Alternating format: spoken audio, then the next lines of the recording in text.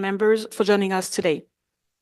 I know we are all eager to get to the budget presentation, but first, my team and I have some important updates to share with you. So let's get started. Next slide, please.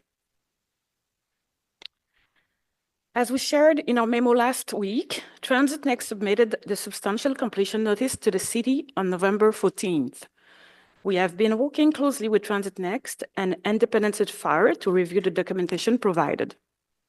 The independent certifier is reviewing Transit Next notice of substantial completion and the city's assessment. This process will not be rushed and is detailed and thorough to ensure everything is checked and finalized. When everything is ready, the independent certifier will issue the certificate of substantial completion. We are very close to being ready to open the system to the public. There are key regulatory reviews and other preparations that we must complete. Once the details are finalized, my team and I will have a technical briefing to provide you with an overview of the work we have done and opening date on lines 2 and 4.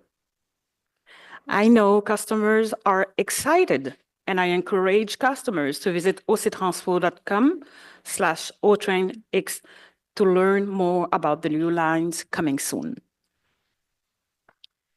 Last month, we launched TRANSPO Talk, a series of customer engagement events that are open to all TRANSPO customers, their families, companions, and support persons.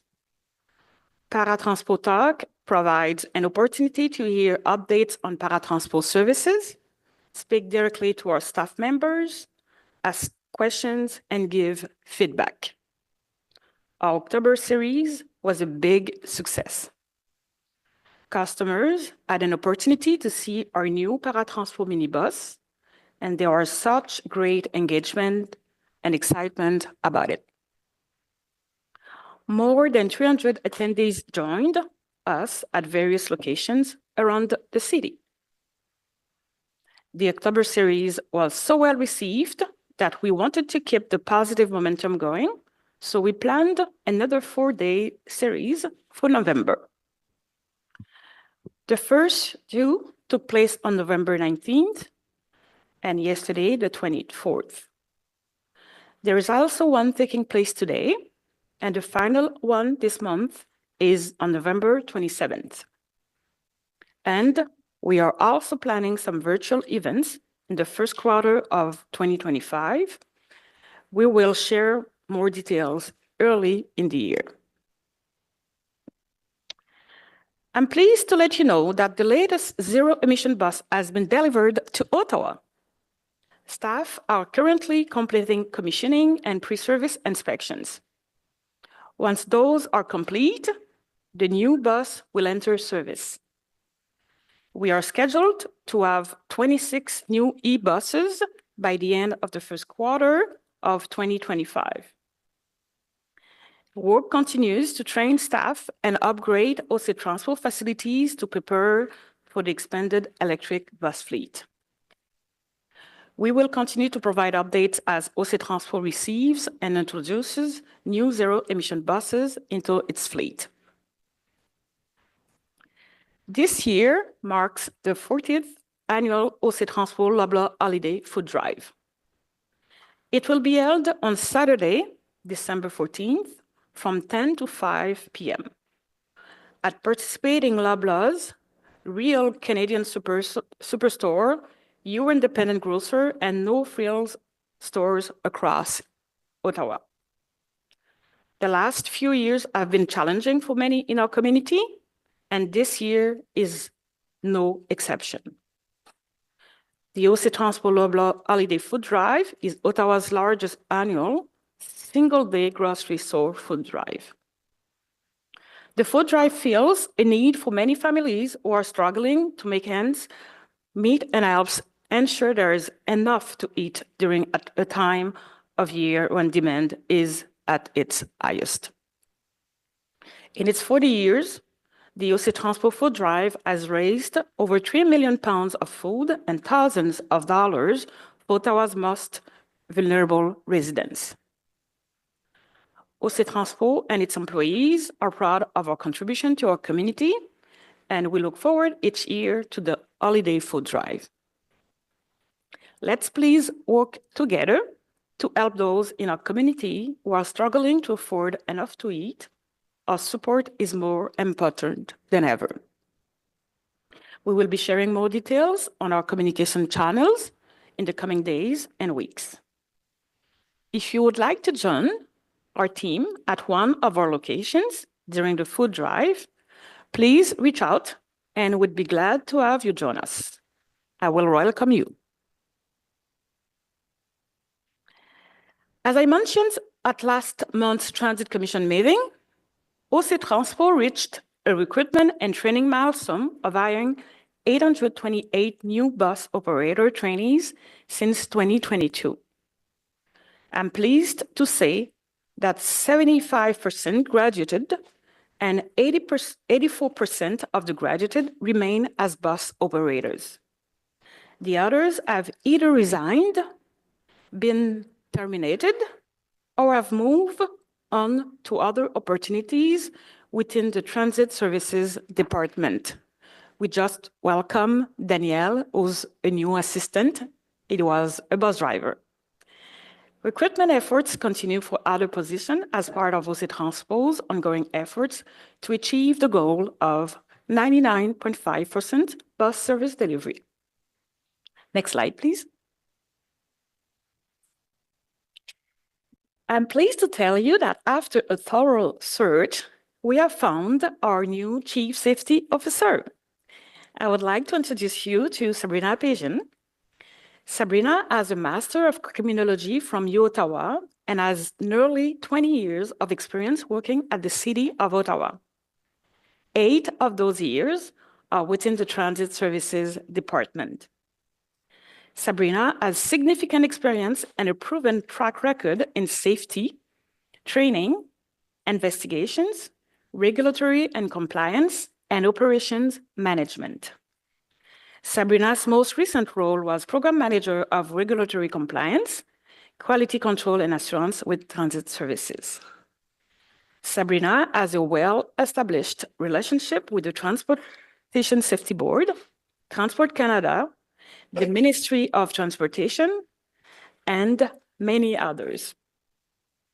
Je tiens à dire aussi que Sabrina est parfaitement bilingue. Sabrina is also perfectly bilingual, and I had the occasion to work with her over the past 3 years, and I was able to see and she's been on my radar since day one. Please join me in welcoming Sabrina to the departmental leadership team.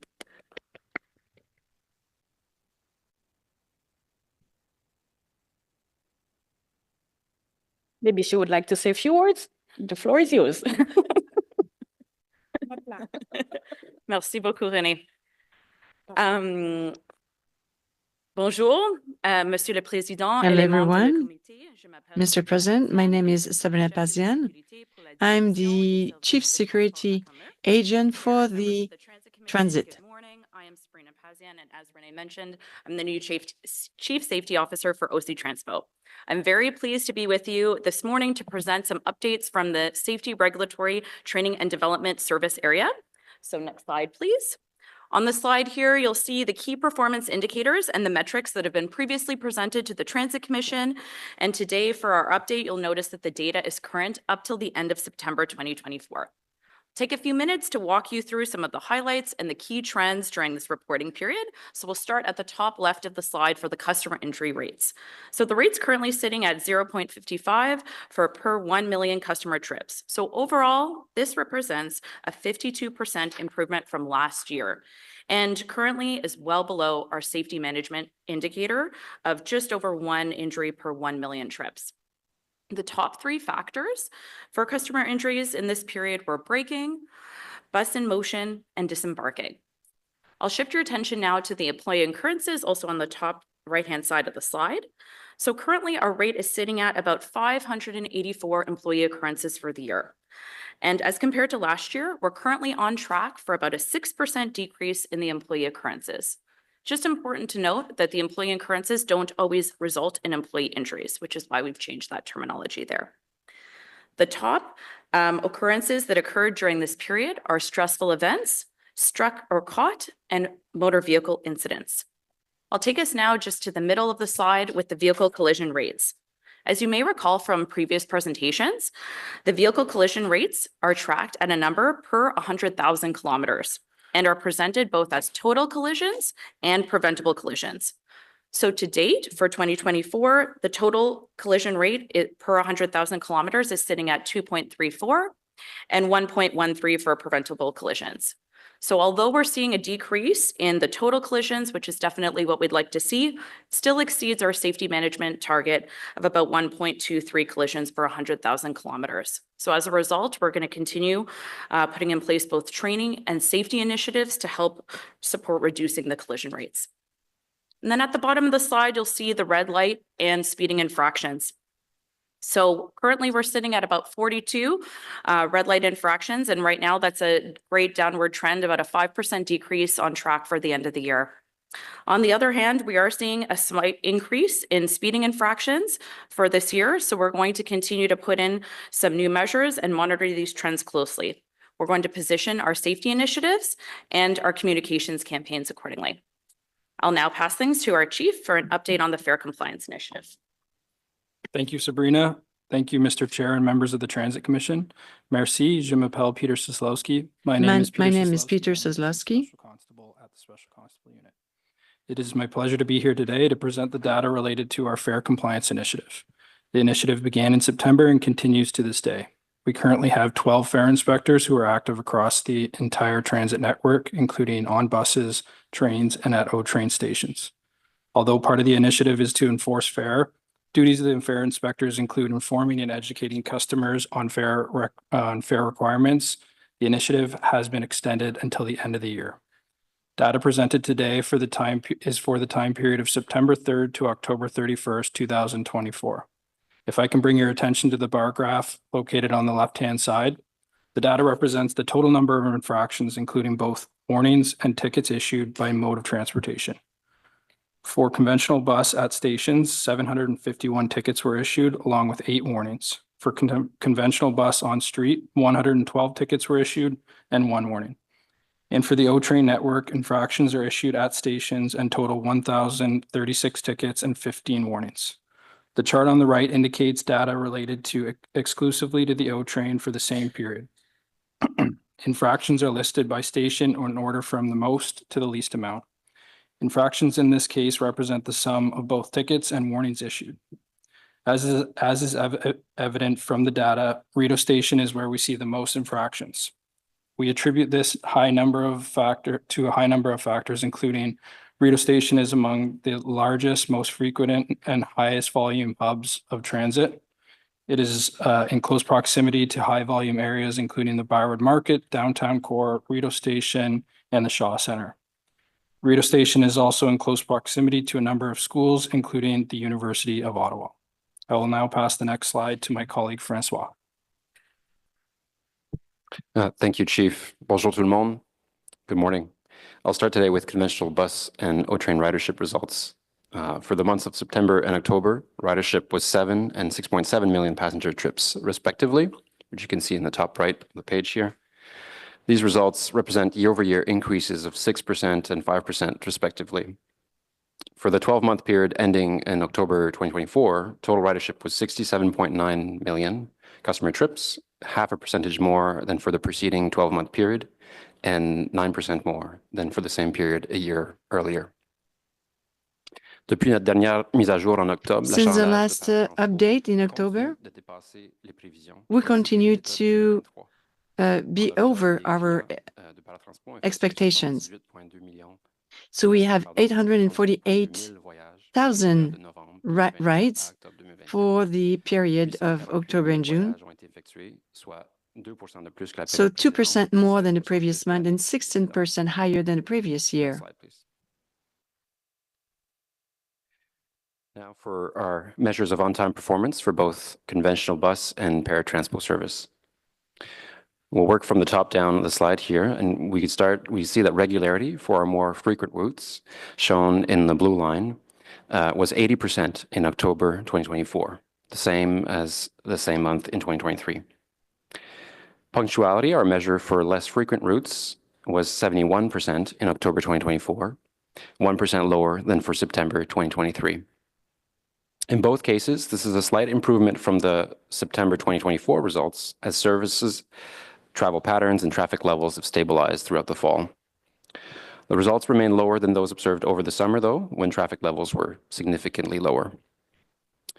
Looking at the left side of the page, we can see that the 12-month average regularity for the period ending in October 2024 was 83%, just 2% lower than our target of 85%, and the same as the previous month.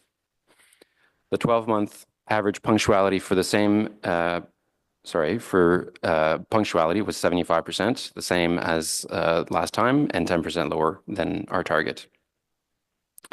Moving on to TRANSPO on-time performance, I'd like to highlight some small changes to the chart that you see on the right. Oh, next slide, please. Oh, previous slide. Previous slide again. Thank you. So some small changes to the chart on the bottom right of the page here. Following a recommendation from the Transit Advisory Working Group, we're now showing on-time performance both for our overall TRANSPO service in the solid orange line, as we have in previous meetings, but also individually for our minibus service and for our taxi service. The minibus service is shown on the dotted black line, and the taxi service punctuality or on-time performance is shown with the dashed black line as well. We can see that generally on-time performance for both modes of TRANSPO service are very close to the overall average and very high, with our in-house minibus service slightly above the overall average typically in most months of the year. In October 2024, 91% of customers were picked up within their 30-minute window, a small decrease compared to the same month in 2023. And for the 12-month rolling average, TRANSPO on-time performance remains at 94%, the same as the last update. Next slide, please. We can see here what we're doing with the service delivery. If we start with O-Train Line 1, for the 12 months average, we were at 99.2%, so 26.6% lower than target, and the same result as the previous month. On October 2024, the service delivery was able to reach 98.9%, about 6% lower than the previous year. For the service delivery of our conventional bus service, in October 2024, 97.4% of service was delivered as planned. This is a slight improvement compared to the same month in 2023, but the lower than usual service delivery is in part due or a result of the challenges of operating many days of rail replacement bus service while Line 1 was closed for maintenance in October, and the results of the aging bus fleet having an impact on bus availability. And while the Line 1 shutdowns have a negative impact, they are also testaments to the investments we're making in the overall reliability of our system. For the 12-month period ending in October 2024, the average service delivery was 98.1%, 1.4% lower than our target, and the same as the previous 12-month period. Next slide, please. Finally, here, we'll provide a few additional details regarding bus service delivery. As I mentioned, 97.4% of our bus service was delivered as planned in October 2024. The charts on the left-hand side of the page here provide a breakdown of the general reasons that the remaining 2.6% of service was not delivered. Starting from the bottom, 1%, we can see that 1% of bus service was not delivered due to on-street service adjustments, things like general traffic delays and the like. That's shown in blue. This includes construction detours and traffic delays, as I said. 0.7% of all service was not delivered due to operator availability. That's shown in orange. And finally, just under 1% of service was not delivered due to bus availability and mechanical breakdowns, which are shown in gray and yellow, respectively. And on the right, finally on the right of the page, we can see that the three routes which had the most undelivered trips in the month of October, and they were in order, Route 6, Route 11, and Route 2. Next slide. I think this concludes our presentation. Thank you very much. Okay, thank you. So we have one delegation registered for this item, and it is John Reddens. So we'll give John a moment just to get to the front. And then we'll go to questions for staff after that.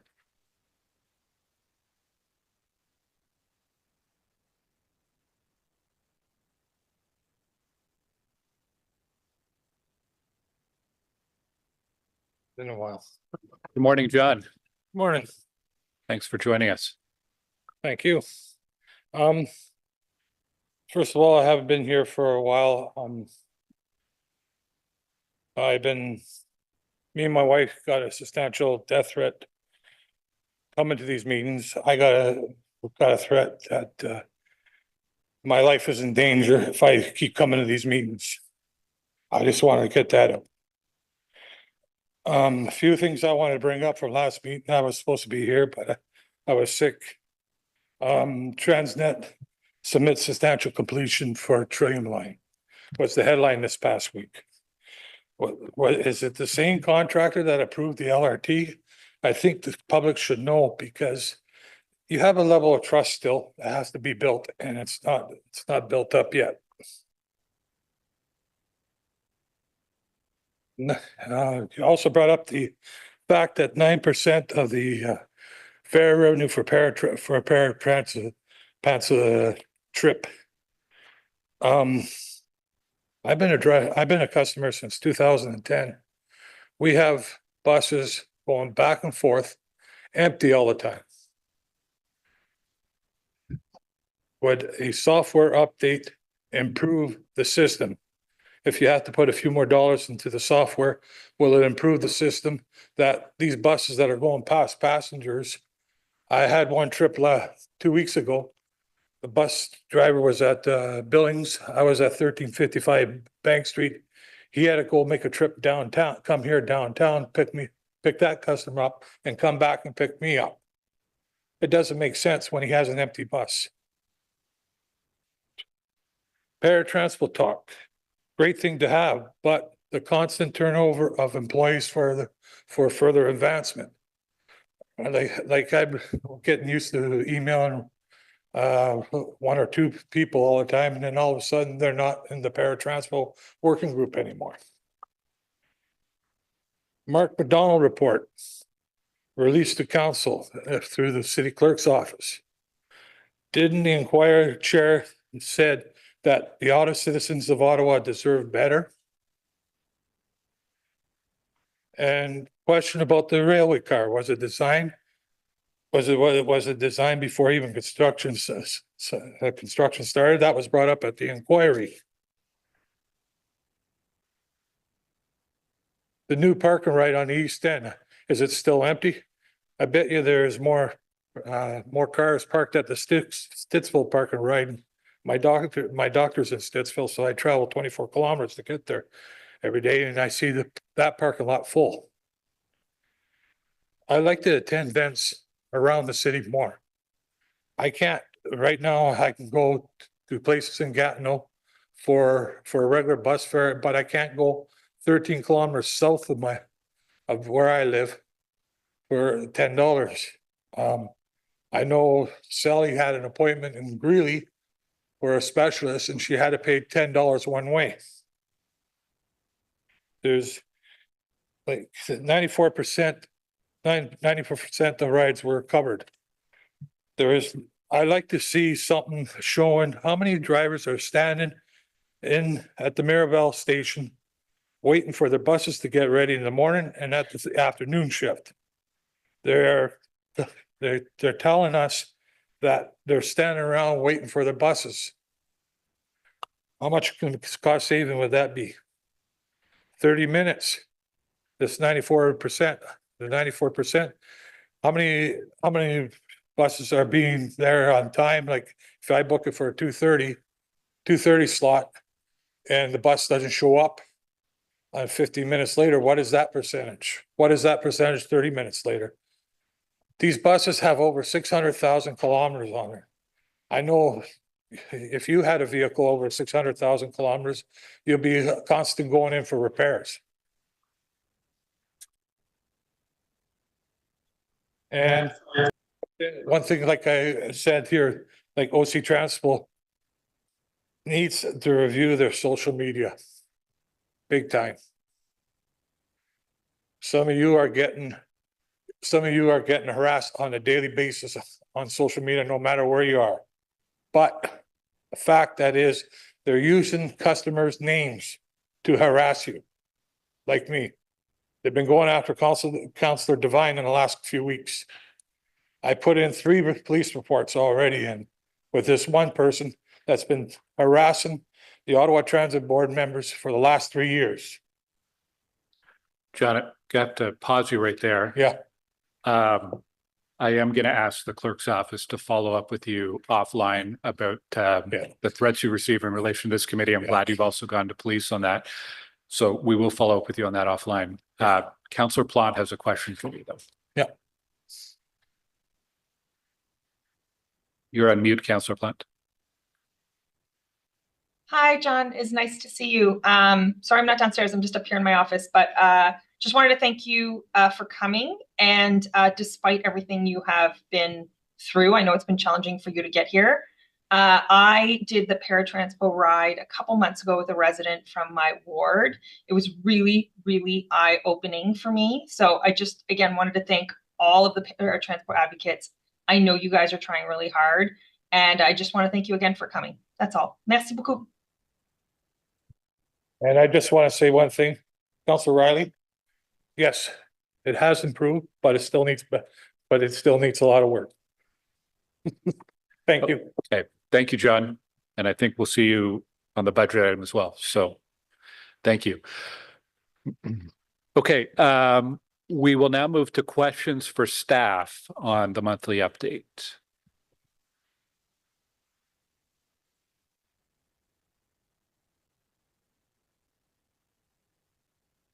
I'm seeing no hands up. Okay, there we go. Councillor Menard, you're up first. Nobody wanted to go first. Chair, thanks for this. Thanks for the update. I guess I'll just start with the number 6. We're seeing that on the list fairly often of buses that are not being delivered on time. What's the reason for the number 6? It's a pretty important route on Bank Street and through several wards. What's the reason that it's not being delivered compared to other routes?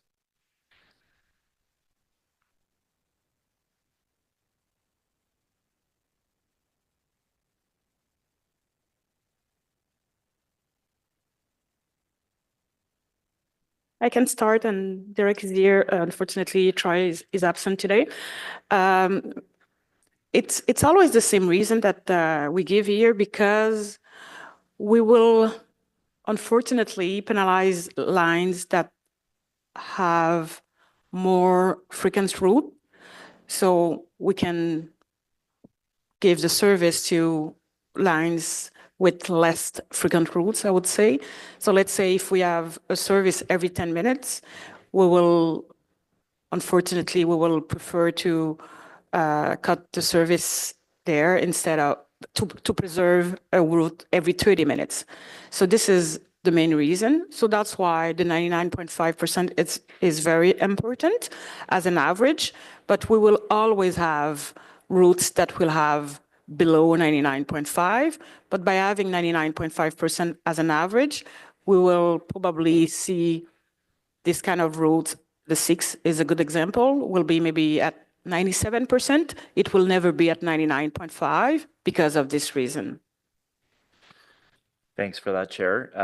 Obviously an important route in the city, highly frequent route or utilized route. Same with the 88. There's a lot of important routes, but definitely want to see those improved where possible. We're consistently not meeting to this point the 99.5% target. I'm wondering, do we have the resources necessary to reach that target? Because we've been talking about it a lot, and I appreciate that we're seeing targets, but do we have the resources on buses, on people, to be able to actually reach that target this term of council? Thank you, Chair. This is a great question because I think it was fall 2023. I presented here our action plan to be able to reach the 99.5%. And we know now we need three things. First, it was a recruitment, check done. We are very happy because it was a long ride, right? After the COVID, we had to decrease a lot the service, and people thought that quickly we could just come back, but it was more difficult. And we know it was recruitment shortage would ride, and the City of Ottawa has succeeded. So we are very happy. The newest bus is another thing because we wanted to review the time allocated to the trips. We wanted to match with the traffic. So last year, again, instead of taking 3 to 5 years to do a revision of the network, we took 1 year. We worked alongside with our employees to make sure that we put sufficient time on the trips. And in April next year, we'll implement the newest bus. Finally, not least, unfortunately, it's the maintenance action plan. We know that we have aging buses.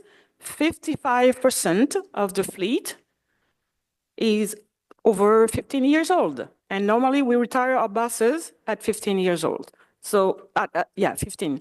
So it's not a secret for anyone. We need to put in place an action plan. We did that in 2023. And unfortunately, we realized that it will be a tough ride. So that's why we have decided, and you will debate the budget in a few minutes.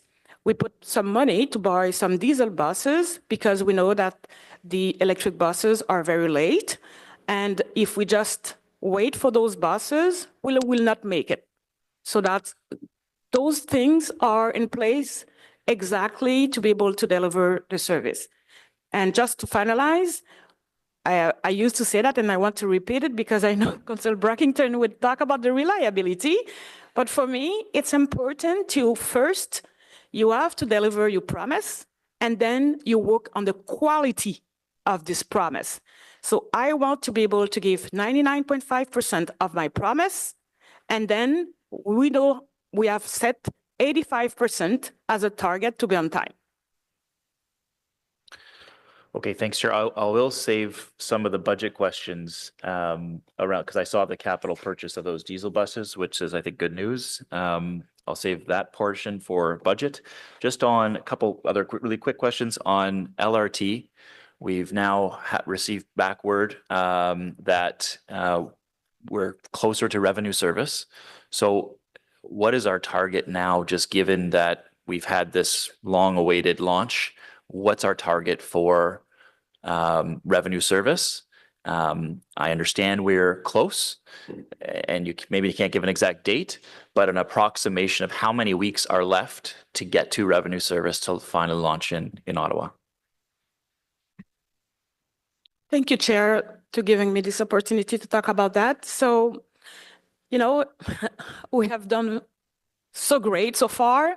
We don't want to rush the administrative part. We are on the middle of the substantial completion. It's very, very important. It's not related to the reliability. It's related to the administration, to the safety. So we want to clean the house before we open the line. It's a question of days that I will communicate with you for the briefing technique. At this time, I will give you a firm date. Please be patient a little bit, just a little bit. So technical briefing in a few days will happen for councillors and the media. Okay, that's helpful. Just my last question, Chair. I received some reports just about fare inspection and some concerns from several residents of students. I guess getting more than their fair share of enforcement officers on the bus. Had a report that 5 enforcement officers on the bus were there, and some really negative experiences going down Smythe and other roads around Hillcrest and into my ward. And I'm just wondering, we used to have, I think, 4 fare inspectors. We have more now. what's the protocol? Are we putting like 3, 4, 5 people on a single bus and pushing on students? Or is this, you know, more spread out throughout the city and not just targeting those? Because I guess they're feeling targeted here. I get letters from students and their parents.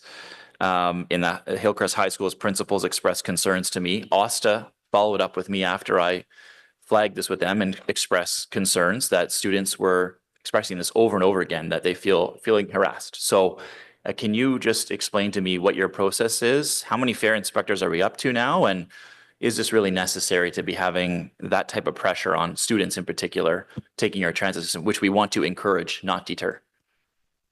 Thank you, Chair, for the question, and Peter will be welcome to help me on that one. So we know that in February, we present here an action to reduce fare evasion. And we spent the summer to train new inspectors. They are not permanent inspectors, but we wanted to make a blitz to just slow down this fare evasion. It was a joke, frankly. People don't pay anymore. The union reported that to me. Bus drivers reported to me. I took the bus and I saw it myself. So we had a blitz in September and we catch a lot of people who don't pay. So I have decided to continue the blitz. First, to let people know that they have to be fair and pay. We will have a very important discussion later. And it's not fair to augment the fares and people don't pay. It's not fair to provide a service, and we know it's an important service. For me, it's an essential service. So people have to pay the part they don't pay. So we must reduce that. So that's why we are doing the blitz, and they are more visible for sure for now because they are more. So maybe Peter can explain what the process is. Please, Peter. Thank you for the question, Chair. So we don't specifically target any group or routes or locations. The only time that we would dedicate our enforcement to a certain area is because we received a complaint or there's been something that has come in that's a concern. So if they are seeing fare inspectors on the bus, it's just by coincidence. The way that our fare inspectors deploy are spread out throughout the city. So a group will focus on bus for the entire week, one will focus on trains for the entire week, and one will focus on stations. So there's no specific targeted routes or groups. It's just how they're deployed each day. Okay, well, thanks, Chair. I'm getting reports of some targeting that's happening and some concerns from young people that they're feeling targeted. And I'll just mention again, when it comes to fare enforcement, we are never making back the amount it costs on special constables, ever. We're spending far more on special constables than we're getting back in fares for people fare evading. And there's a lot of other areas in OC TRANSPO where we should be focusing on to get those savings, and those concerns around fare enforcement, I think, are legitimate and have been confirmed by OSTA. So I'll just encourage that, you know, we don't just keep adding more and more fare inspection when it's costing us more and more to do so, and that we are making sure that we're approaching people in as respectful a way as possible. Thank you, Chair. Okay, Councillor Brockington. We can't forget that there are people who now pay because they know fare inspectors are out there. So that is something we have to factor in as well. My questions are about on-time performance. The GM knows I like to start off with this because the data is flat. We're not making improvements, either on buses that are more frequent than 15 minutes or less than 15 minutes. We've hired hundreds of mechanics and operators. This is part of your three-pronged approach for greater on-time performance. And yet the data is not doing anything. It's completely flat. So where's the plan to get us to your target of 85%? The answers received about the investments in the budget are weak. There is no plan. There's no huge investment to tackle this particular issue. I do believe we can chew gum and walk down both on-time performance and the delivery. So when are we going to see significant improvements on the on-time performance stats? Thank you, Chair, for the question. The traffic is massive. I think, unfortunately, my graph is not even flat anymore because we saw a slight decrease on our on-time performance, which is annoying. But definitely, I think we have seen an increase of the traffic since September. And this is very, very, very important on the target to achieve our on-time performance.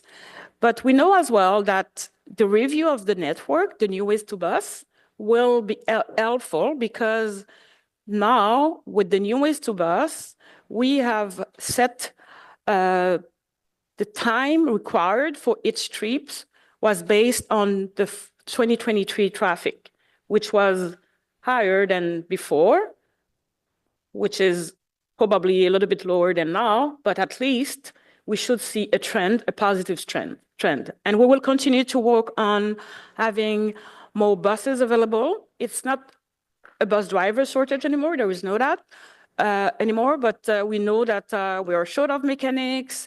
Our buses are old, and we continue to work on that to make sure that we can at least deliver what we promise. So if we have a target, right? You have a target that you want to achieve. And if you know how you want to get to that target, we need to make sure there are resources provided to you to achieve that target. If there aren't, this is the perfect day. We're talking about the budget.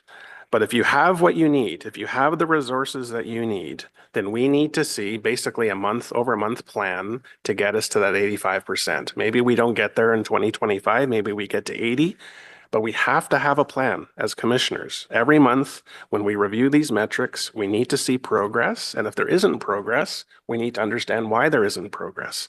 Some things, you're right, we can't control. Traffic is not OC Transpo's making, but there are initiatives to get through that traffic faster. And that might be part of your plan that we have to see. So I will be filing a public inquiry at the end of this meeting, whatever time that is tonight, because we're not making progress in this area and I'm getting increasingly frustrated, and so are the passengers and operators. Can I just ask that the final slide be put up here? It's the bus service delivery slide, please.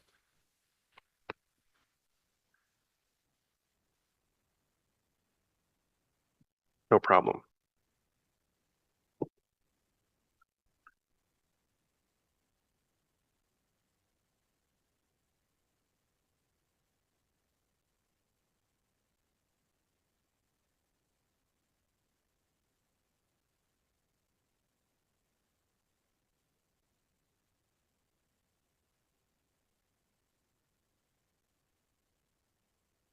It'll be, the title is bus service delivery. There we go. Okay, so maybe it's just me and I'm just being over finicky. I have issues with both of these tables. So the first on the left, it says service not delivered. So that table is talking about all the trips not delivered. So your percentages are all wrong. It's not 0%, it's not 0.4, it's not 0.5. Because if you're talking about, let's just say 3,000 trips, these are the reasons why those trips are not provided. So it might be 10%, 12%, 15%, 18%. I don't know what the numbers are, but if this column are the service not delivered, then the data below that have to align to that. And then on the right, the title is undelivered trips. The theme of that is undelivered trips, and your metric is service delivered. So it's the opposite of what the title is. The focus should be on, if Route 6 is the #1 route that weren't able to deliver its trips, then the focus is on 367, which is undelivered. Anyway, minor in the grand scheme of things, but the data doesn't align with the items here. So I know we have a full agenda today. Councillor, Yeah. I want to give staff just to walk us through, because I think there's different interpretations of that. Thank you, Chair. Starting with the chart on the left, so where you see service not delivered 2.6%, that is the data label for the top sliver, and let's call that graphite, I guess. And that's to show that, you know, the green is all the trips, all the service that was delivered in the month of October, and the sliver in blood is the service that was not delivered. That's 2.6% of our service. that was not delivered. And then, you know, the magnifying glass and the focus is to kind of zoom in on that sliver of service and break down the different reasons why 2.6% of our service was not delivered.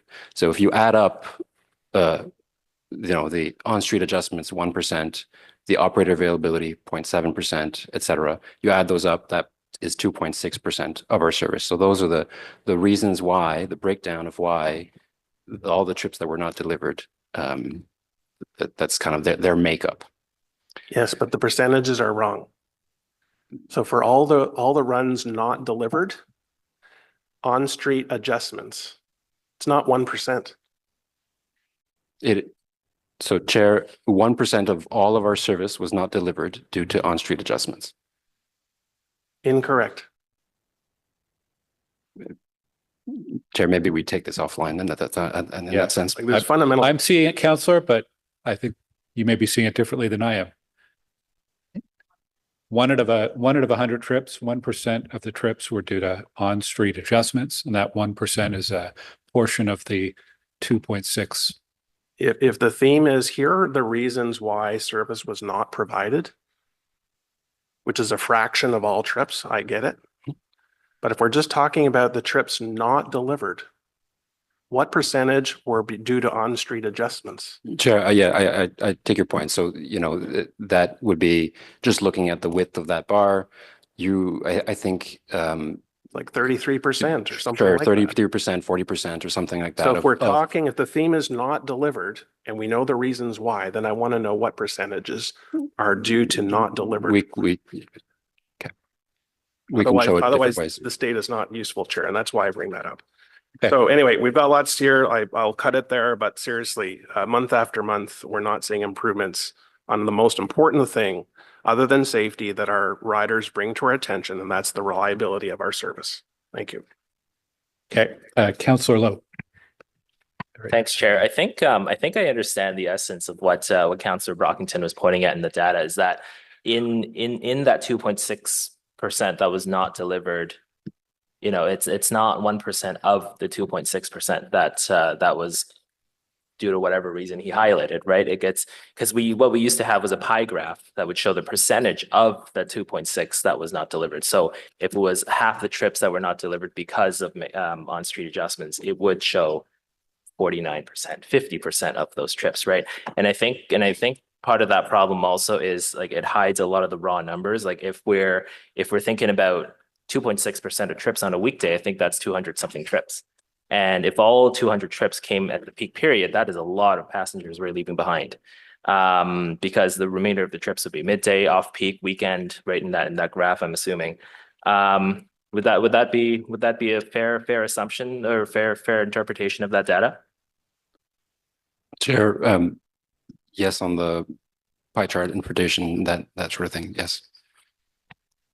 Okay, and in terms of the raw cancellation numbers, like 2.6% on let's say that's, I'm gonna guess that's that's a total number, so it's averaged out a little bit. So on a weekday there are what, 8,500-ish trips, right? So 2.6% canceled is 220 something trips, which, you know, if this was all at peak period or majority at peak period, that is a lot of impact, right? Like our express buses that go into Barrhaven, there's every half an hour.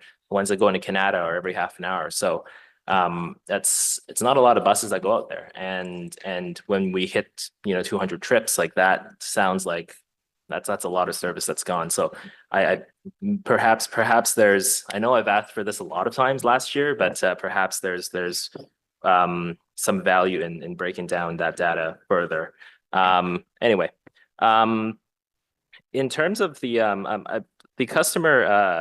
customer injury rate, it's encouraging, right? It's gone down from 2 point something actually to a 0.55, I think you said. Is this sort of is this sort of because like that big commuter base, a lot of that commuter base has sort of come back, and like maybe during 2020, 2021, when those injury rates were higher, there was a higher share of ridership that was less able-bodied? Thank you for the question, Chair. I think that'd be one of the factors, absolutely. But I think just generally, there's been a lot of effort and emphasis put into different campaigns, also in terms of communication and taking time to make sure that customers, especially you're seeing the disembarking and braking, so making sure that they take the time to take either their seat or get off before the bus is moving again. Thanks, and I apologize for that. I couldn't think of anything better, quicker. The collision rate, it's, you know, it is, sure, it is concerning to see it increase, right? Regardless. Is that consistent with, would you happen to know if it's consistent with like the general population collision rate? Like, does the police have any sort of data that we can sort of tie it to? Like, is OC disproportionately getting involved in more collisions or just more collisions happening? Thank you for the question, Chair. I mean, we're definitely seeing a frequency across the city, I think, because of traffic. I don't have that exact data with us. We'd have to work with our partners in fleet safety and can speak offline with François to see if we could find some data of that sort, but I don't have anything that I could share with you today on that specifically. Okay, no worries. You know, I know that the bus schedules haven't really changed in the last little while. I think that's part of why the metrics aren't moving.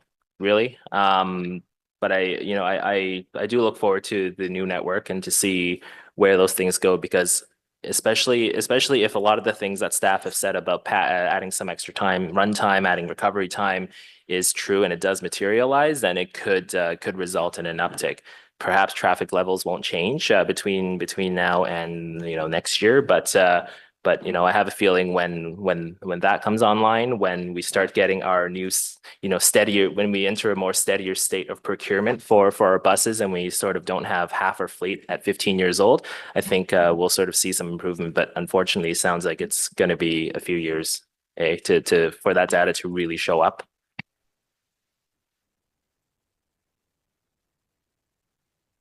Sure, I don't know if it's a question, but I would say we are here to make improvements with what we are, but definitely I think you have identified exactly where we are to focus on, and this is exactly what we're doing. Yeah, I didn't word it as a question, so that's probably why. That's my fault. Okay, thanks. Okay, thanks. Just a quick thought on the charts and bar graphs and pie graphs. We've had this saying in the past few months of commission where a few months ago, we had feedback from members. It was too much information within the monthly decks. So we went back and reviewed, we took some out, and then now we're hearing there's not enough info. We've had this ping pong thing a few times. I'm happy to take any suggestions or requests from committee members, but we're trying to find a balance. It is high level information, trying to find a balance so that we can get this information at monthly committee and it doesn't become hiring another staff member to do it, for example. But we can't keep going back and forth. I think it's not really productive for staff, but happy to take suggestions offline and we'll review with staff to see where we can refine that in future months. Councillor Tierney. Great. Thank you, Mr. Chair. And I want to thank you for the presentation today. First of all, I want to give a little bit of thanks. I think it's great. We've recently seen you guys come out. We had a community event and it was well received to have you guys there, and the owl, of course. People really enjoyed the owl. And explaining the future of transit. I think that's important to highlight some of the positives that are coming in the future. That being said, we also had a great on-platform discussion with our special constables and auto police service, and it was great to interact with the public and have those great discussions. And thank you for getting back to me on the inquiry as well. I think it really highlights the problems we have at some of the terminus stations. Blair, you think, wow, it's out a little further, but we have almost the same rates, or we're second pretty much to Rideau Station for incidents between January and August. So there's quite a few incidents at these terminus stations. We're aware of it. I guess my question is, now with some of the new provincial funding announcements that come around platform security and transit, is this going to help the bottom line, and how soon will new special constables be deployed, specifically now that we actually have the data to show where the incidents are, over 1,000 just between January and August at Blair Station alone? I think we have to have some boots on the ground on those specific locations, and will that funding from the province help? Thanks for the question, Chair, and we'll see that in a few minutes too, during the budget debate.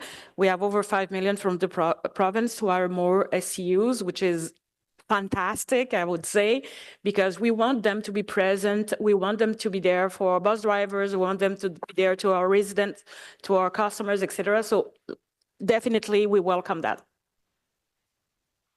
Great. And that's all I have on this item today. Thank you for the great work. Councillor Carr. Thank you very much. I just have a couple quick questions. Councillor Tierney mentioned the outreach that was taking place. I heard from a number of folks, given my responsibilities as council liaison to the Accessibility Advisory Committee, that they were quite pleased with the para talks that have taken place over the past little bit. And I know there was one at Billings yesterday. I just had a quick question. The presentation didn't specifically talk about this, mentioned para a little bit. With respect to improvements to para, I know there was an accessibility plan that was prepared given the responsibilities that you have under the federal legislation for the Accessible Canada Act. But are there any specific updates on any improvements to para TRANSPO, like for same-day booking or anything that can be provided at this time as part of this update? Mr. Chair, as outlined in the OC TRANSPO 5-year roadmap, there are some priorities that we are working on. We will bring conclusions of our work and recommendations as appropriate to the Commission on such matters as same-day booking, overnight service, and advanced booking. Okay, thanks. I did hear quite a bit this week, just in terms of I think probably frustration as there's been other groups, heavily profiled as being vulnerable users, and that sometimes they're not feeling heard about changes that are coming. So I just wanted to mention that. And then just a quick, two other quick questions. One is you mentioned, Renee, Madame Amakar, you mentioned about acquiring diesel buses, which is something that we discussed at the last Transit Commission. There's a company, I think it's MTB Transit Solutions, that does conversions from diesel to electric. Is this something that was looked at all when you were doing your analysis? I think you said we'll come back in January on that piece. Chair, no, I would not recommend that. Okay, so, all right, we can discuss that when it comes back in January. And then with respect to the fare evasion, it is something that I hear a lot about, whether it's from drivers that live in my ward or from people on the bus. I'm wondering if there's any way, this is probably impossible, if there's any way to measure the percentage of people that are paying their fare now as opposed before the fare evasion effort started. I've tried to conjure this up in my head, how that could possibly work, and I come up blank. So anything you could share on that? Thank you for the question, Chair. Yeah, I agree that would be great data for us to collect. I think that it's hard to collect that data because you're trying to determine why somebody was brought to pay for fare. I feel confident that with the fare enforcement that we've done, it's encouraged people to pay for their fare just to avoid that $260 ticket. But I think that data would probably be difficult to collect. I mean, maybe it's something that we can look into, but I don't think it's possible. Okay, thanks. And are efforts primarily concentrated around the stations? Because I certainly have heard from people they're still on local, or are they on local routes as well? Yeah, they're spread out across the entire network. So they're on buses, they're in stations. We'd see a higher volume of infractions at stations because they're just going to see more people while they're there, but they're across the entire network. Okay, thank you very much. Councillor Kavanagh. Thank you, Chair, and thank you for the presentation. And I appreciate that you brought the slides to us ahead of time, and that was great, so we could have a look at them. The route number 11 has had some difficulties, and the irony is that it's affected by construction of Stage 2 LRT. It's massive, and it's all along Richmond Road and the Kitchissippi-Meekan. And how is that being taken into account? I think that's a great reason, one of the big reasons that the delays are happening. It's also a workhorse route for older adults because they take their appointments, they go to shopping, etc. I was successful in getting number 11 to continue to go to Bayshore for that reason. What are we doing in terms of the adjustments? We're going to have another big adjustment coming up next week or this week, actually. And I just want to know how that's being dealt with. Mr. Chair, there's special schedules in place for the construction period on all of the routes that are affected heavily by the O-train construction. And those the schedules are set to cover sort of the worst it's going to be as day to day, week to week, the nature of the construction changes, and as day to day, week to week, the car traffic on those roads fluctuates.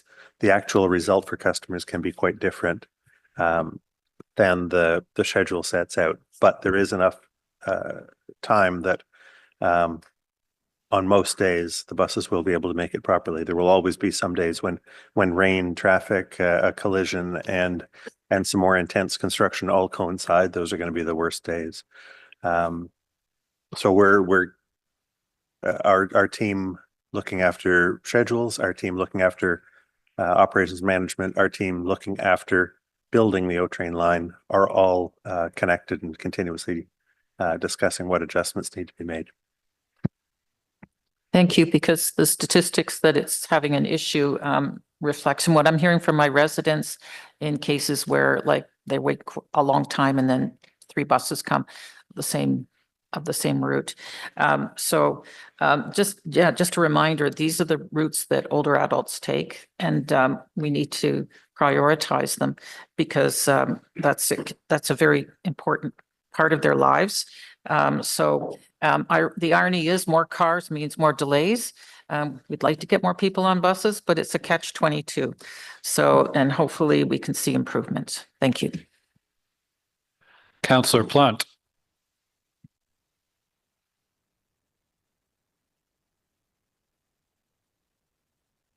Oui, merci beaucoup. Sorry, just pulling up my questions here. All right, donne-moi 2 secondes, excuse-moi. Alors, merci beaucoup. Thank you so much. I just had a question about some of the lines in the budget. I was wondering if you guys could this is all from the budget binder. Councillor Plant, if it's about the budget, we're going to take those in the next item. If it's about Wonderful. the No, that's fine operation then. report, you're all I will good? do that. Thank you so much. Sorry about that. Okay, thank you. Councillor Hill. Thank you, Mr. Chair. I just wanted to follow up on my request from the last Transit Commission with regard to the Mott MacDonald report. Do we have an estimated timeline? I know that you had been indicating that we would have it in time for this commission. We don't have it yet, and I just want to know if you have an identified a timeline where we're going to be able to see that. Thank you, Chair, for the question. We are working with Mott MacDonald, and unfortunately the report is not finalized, but I would say it's a question of days now that should be finished, and we will read it and we'll make it available in the clerk office, as I've already said. Thank you, Mr. Chair. Okay, any other questions on this item? Councillor Leeper. Thank you. Just wondering, with the increase year over year in the number of riders, have you seen any changes noteworthy in the fare mix? Passes versus singles?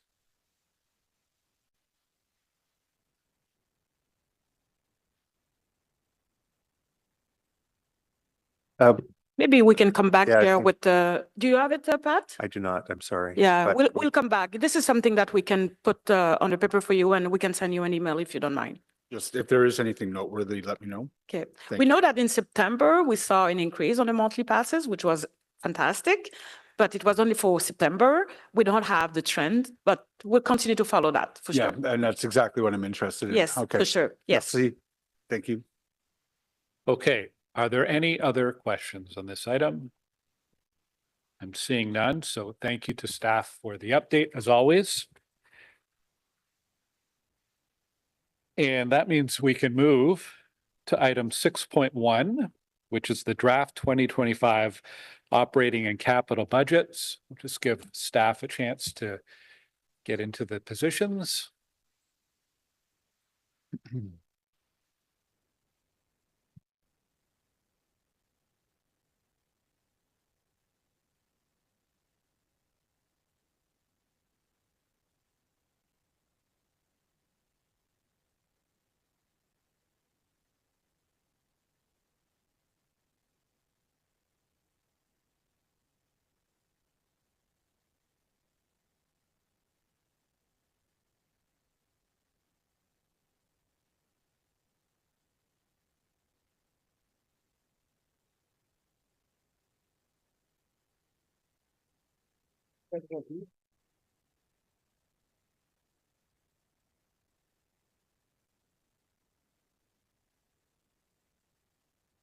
Okay, so we are on item 6.1. This is our 2025 draft operating and capital budgets.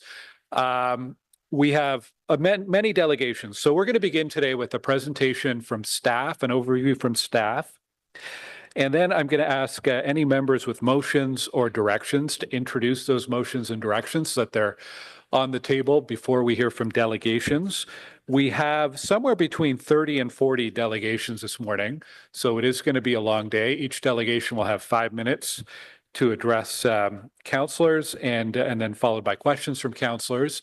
We may take a bit of a break midday if we need to take a pause to refresh. And then after all the delegations, we'll go to discussion and debate on all the motions in the budget itself, okay? Before staff begin the presentation, I just want to take a couple minutes to give a background on the long-range financial plan working group in the context of this year's budget. I think, as you all know, throughout the year, we've met regularly to take a deep dive into all aspects of the transit budget. Councillor Tierney, Councillor Leeper, myself, Mayor Sutcliffe, and city staff. Thank you to staff for your time and expertise. Some of that work has informed this year's draft budget, but we are by no means finished. We are still exploring new revenue streams beyond fares and property taxes, not to mention trying to understand changing ridership patterns, new technology, and much more. So the transit budget this year has been challenging and will continue to be challenging in the next few years as well. We did spend a lot of time in this group reviewing fares, fare categories and discounts, and how other Canadian transit agencies offer discounts and categories. That's informed some of the proposed changes in this year's draft budget. One thing that was really important to our working group was to avoid any increases to the deeply discounted Equipass for low-income customers and to the Community Pass available to ODSP recipients. Those are proposed to be frozen for 2025. The other piece of data that I've always found fascinating is for all fares and trips combined, the average fare paid in 2024 is around $2.15 per trip. Compare that to the regular adult fare of $3.80. More and more people are using our discounted fare categories, and that's not a bad thing, but it's a big shift in our ridership and revenue that's got to inform how we approach our long-range financial plan. We know that the proposed 8% transit levy increase and 5% fare increase will affect both homeowners and transit riders, and it's not a decision any of us take lightly. We've tried to structure these changes to be fair and aligned with what other cities offer while keeping increases as manageable as possible. For example, the adult fare increase is about 20 cents per ride. The proposed UPass adjustment would work out to about $3 per month and is still nearly 60% compared to the regular adult monthly pass. And finally, the mayor asked me to share that he continues to have regular and constructive discussions with the other levels of government about the funding gap for transit. The gap is too large to address on our own as a city, and their support is going to be crucial in 2025 and especially in future years to ensure not only that we can deliver a sustainable transit service, but that we can actually keep expanding and improving our service to serve Ottawa's growing population. And I'll echo the mayor to ask for your understanding and support as we navigate and work through these challenges together. in this year's budget and in the long-range financial plan update next year. And with that, I'll pass it over to staff for the budget presentation. Cyril. Thank you, Chair, and good morning, members of the Commission. So before I get started, I'm joined today with my colleagues Derek, Renee, and Pat. Some of the things you're going to hear today is probably a little bit repetitive of what the Chair just said, but it's important to remind ourselves of where we are. So the work that you see before you today, the work is not done. We're continuing to work, we're continuing to review, and we'll be back in 2025 with an updated long-range financial plan. This path to what I label as transit financial stability or sustainability is not a one and done. It's a multi-year approach, and that's what we're going to continue to work forward as you see subsequent budgets come forward in the long-range financial plan in 2025. Next slide, please.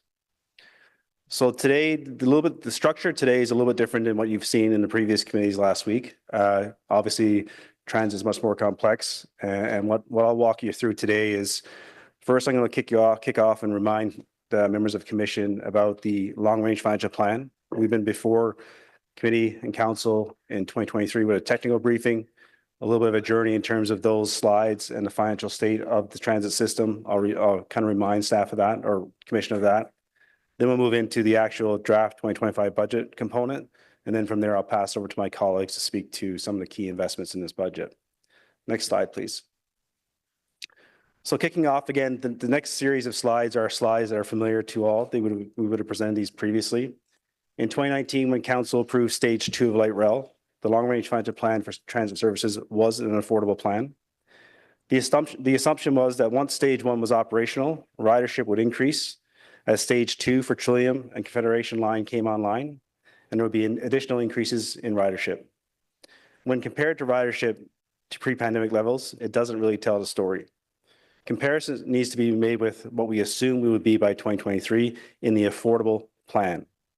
The 2019 affordable model assumed 112 million rides by 2023, not the pre-pandemic ridership of 98 million in 2023, and we achieved just over 64 million, which is 57% of what was assumed affordable in the 2019 plan. This one lever alone has an average annual impact of 140 million annually, or $100 million in 2023 dollars. The 2019 model also assumed a fare increase of 2.5% and a tax increase of 3%. Fare freezes have significant impacts on the overall affordability. As a reminder, there was a fare freeze in 2020 and another fare freeze in 2023. Overall, those two impacts had over a $430 million impact for the remaining affordability model. So those two subsequent years of fare freezes resulted in a $430 million removal of revenue when we look at the affordability model out to 2048. In 2023, we provided a technical briefing with several financial levers that could help solve and put us on a path of transit financial sustainability. And that's when Council approved the motion to establish the Transit Long-Range Financial Plan Working Group. And again, that work has began, and that work will be ongoing as we proceed through the RFP update coming in 2025 and the subsequent budgets. Next slide, please. This table is a reminder again, we showed this at the technical briefing. It outlined the overall funding gap for transit when we look at the plan out to 2048. At that time, the projected funding gap was 6.6 billion over the next 25 years. Now that has since increased to 8.9 billion to 2048, which translates to roughly $350 million annual impact. Approximately 200 million of that is operating pressure, and the remaining is the capital pressure. The main reasons for the gap and the increase in the gap is that we had assumed the permanent transit fund would be ongoing permanent funding, which could be used for both operating and capital. We now have a better information and know that this is intended for capital projects only. Similar to past funding based on cost-sharing models, which we had already included in the affordability model for our growth projects like the bus rapid transit. So this amount was essentially already accounted for in our estimates and was not net new funding, but it does help confirm sources of funding that will be coming available for projects like bus rapid transit. All the other line items in the table detail the key changes in the transit services financing that changed since 2019 to make it unaffordable. From a loss of fare revenue to higher than anticipated cost of operating rail to cost escalation, impacting the ability to deliver many of the projects identified in the 2013 TMP, which is now also being updated with a revised affordability lens. Next slide, please. Another significant impact on affordability has been the funding for light rail construction and a disproportionate share of the cost that is borne by the City of Ottawa. Ottawa was one of the first light rail projects to be approved in Ontario and received 2/3 funding from senior levels of government on the initial estimated costs. Again, 2/3 on the initial estimated costs. Once the final costs were born, the city significantly had more than 1/3 of share, while light rail projects have been implemented since then across the Ontario network, specifically in the GTA, which are 100% funded by the province. Stage 1 and 2 combined, initially estimated at about 5.2 billion. Senior levels of government confirmed the 1/3 just on the initial costs. So again, the 1/3 funding from our senior levels of government was based on a 5.2 estimate. The final price is over $7 billion, and the city has to cover not only its own third share, but also the increase, which is significant. That's an additional $3.5 billion that the city needs to bear. The city is funding over 50% of the light rail project, and the province and the feds funding is now reduced to approximately 25%. Next slide, please. As previously mentioned, shortly after a technical briefing in 2023, Council approved the motion to establish the Transit Long Range Financial Plan Working Group to assess each of the financial levers proposed by staff, and other levers were added as part of the motion. The working group was established in November 23. It's comprised of the mayor, committee chairs of Transit, Transportation Committee, collaborating with key subject matter experts in 3 departments: finance, corporate services, transit services, and planning and development and building services. The first meeting was held in January, and subsequently we met a number of times every 2 to 4 weeks since that time frame. Staff brought a fulsome analysis of some of the key levers and then affordability scenarios or options that are discussed for each of these to address in part of the analysis. Many of these options discussed by the working group have been captured in the draft 2025 budget. Many other levers are still being reviewed, analyzed, and even other levers added as new ideas come to the table. Next slide, please. So this slide here, again, is a reminder of the transit services financial results for the past 10 years and a projection over the next 5 years. This is pre-draft 2025 budget. In the past, as you can see, transit has been very close to being on budget or break even. In 2020, when it became clear the cost of operating rail for stage 1 was higher than initially estimated, and as a result of the pandemic issues and impacts, several efficiencies were implemented, including route changes. Safe restart funding was provided by the province and federal government to make us whole. Over the years, we have been able to adjust the budget to meet requirements, but we have now reached a point where small corrections are no longer feasible.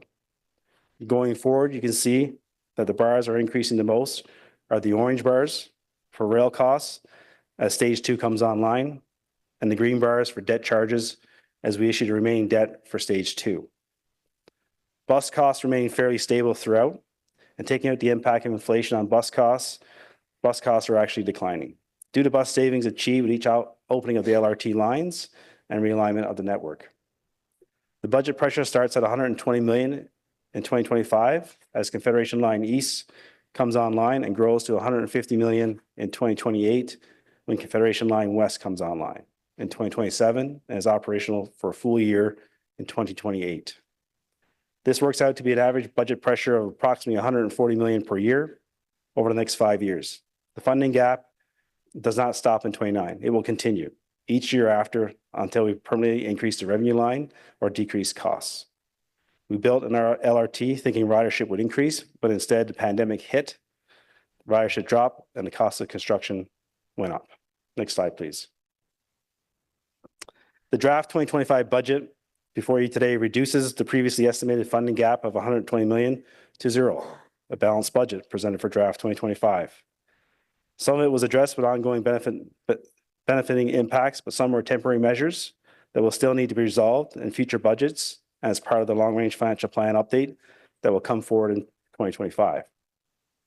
This is a stepped and staggered approach to solve the average $140 million gap, but we cannot afford to step back. In 2025, these impacts will be resolving an overall affordability issues. Some of the permanent measures in 2025, like the fare and tax increases, helped to reduce the projected gap in 2026 from 131 million to 112 million. Again, the work is not done. The work continues. The draft 2025 budget is a step towards financial sustainability, with much of the work ongoing and much more work to be done through the upcoming LRP update and future annual budgets. In order to solve the overall affordability issues, we need to make budget decisions that will have lasting change, and that's what the draft 2025 budget provides. Next slide, please. You recall when we tabled the draft budget, I presented this slide. This shows that the overall gross operating budget for transit is increasing by 88 million in 2025, bringing it to the largest gross budget that we've had at 856 million. There are significant increase in investments into the transit budget. It's 11.4% increase. There are significant investments to increase funding towards maintenance and service reliability and bus reliability, investments in para-transit, and over $500 million worth of investments in the capital program. Next slide, please. Overall, again, as I previously mentioned, the gross operating budget of 856 million. We see a total capital budget of just over 500 million. And these are the items that kind of allocate to the climate change lens. This slide would be familiar, as it's a consistent slide that we show in all budget committees. Of keynote here, over 51 projects do have a significant impact to climate change. The largest one being the increased investments in the zero emission bus program. This budget allocates $306 million towards that program. Other key highlights of the capital program is a $75 million investment for bus replacements and another $12.5 million investment for bus refurbishment. Next slide, please. This slide breaks down the actual funding of the $501 million capital program, funded through debt, reserves, and development charges for those projects that are eligible for DC funding. I will now pass over to my colleague Renee to go to the next slide. Next slide, please. Thank you very much, Cyril. I want to acknowledge your leadership on this budget, and I'm very pleased to work alongside you and with this challenging budget, I would say. Peut-être avant de continuer, j'aimerais ça prendre une before we can you please put your headset because I'm going to be speaking in English. I know that today will be a very long day because we're talking about budget. But we have to remember that public transit is at the core of a city, is the richness of a city, and it's also a mean of transport for those who are working, going to school, and for entertainment. Ottawa is in a very unique situation, but the financing of public transport issues came way before the pandemic, and unfortunately, the gap increased. And because of pandemic, we were hit, especially in North America. Unfortunately, in North America, working at home is an option for many public servants. But this has an impact for us. It had an impact, a negative impact on public transport. I hope that even though it will be difficult for many of us, transit user will have to pay more, resident will have to pay more, and councillors, you know how hard it is. We took many difficult decisions to support us so we can actually deliver the service, a service that you will be proud of. We will keep on working on service delivery, on reliability, and with my experience, I must say that it's always the same debate. Nothing new for me. It's just another dynamic, another city. I hope that in the budget 2025, you will see that we did a lot for our users. I know it's really easy to see a glass half full instead of half empty, but I'm very positive. We always have to look at a glass half full because we will never be able to fill it up all the way to the brim. There will always be people unhappy with what we're proposing. So let's tackle the budget right now. And I hope you will be able to see that even though we're facing difficulties, things are moving at OC TRANSPO. The 2025 transit budget fits within our The term of 2025 comfort transit budget making our city more connected with reliable, safe, and accessible mobility options, and a city that is green and resilient. Next slide, please. The transit budget is aligned with OC TRANSPO's 5-year roadmap foundation. Strategic initiatives planned for 2025 are tied to the 5 pillars that make up our roadmap: our people, our customers, our service, our assets, and our finances. Next slide, please. Over the past 2 years, OC TRANSPO has made tremendous progress in the areas of service reliability, system investments, and customer service. We launched the on-demand transit trial, hired 828 new bus operators trainees, reduced absenteeism, and are improving reliability with our bus maintenance action plan.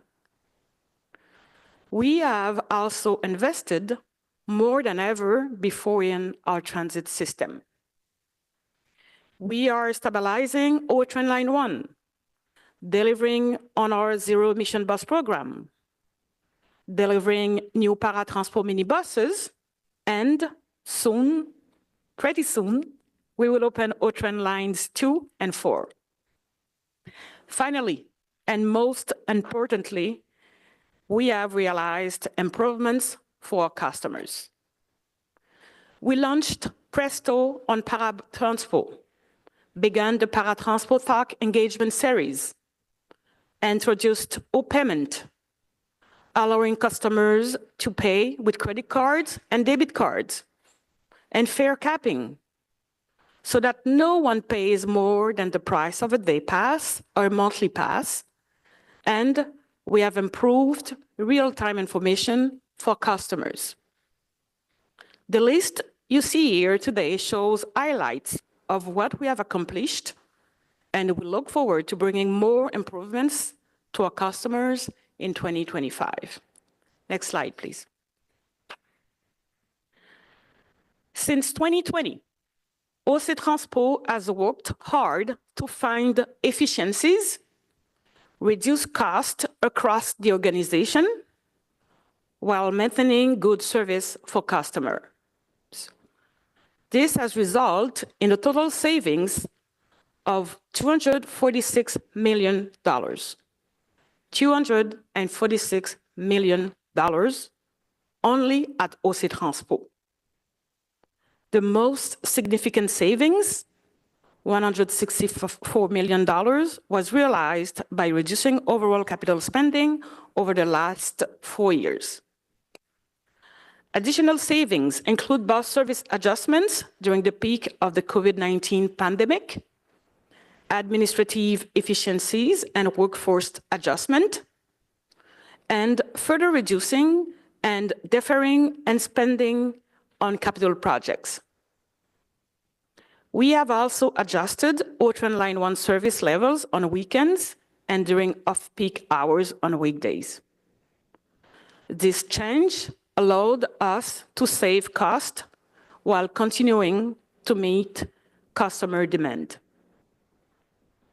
I would like to point out that the savings over the last 5 years are the equivalent of raising transit fares by 125%. Next slide, please. OC TRANSPO will see an increase of $92.9 million in operating costs next year. Like all industries, we are seeing higher costs due to inflation and contractual obligations. Other additional costs include debt servicing and contributions to the reserve. I would like to emphasize that we are investing $19.7 million to improving reliability, including investments in bus maintenance and rail operator resources. We are also investing in increased paratransport service and opening the O-Train Line 1 extension to Trim Station. Next slide, please. The $92.9 million in additional operating costs in 2025 will be balanced with $92.9 million in additional revenue.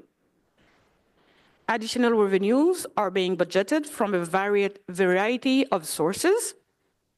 This includes an 8% increase to the transit levy, a 5% increase to most fares, and changes to discounted fares for seniors, youth, and children. We also expect additional revenue from increased ridership and fare compliance.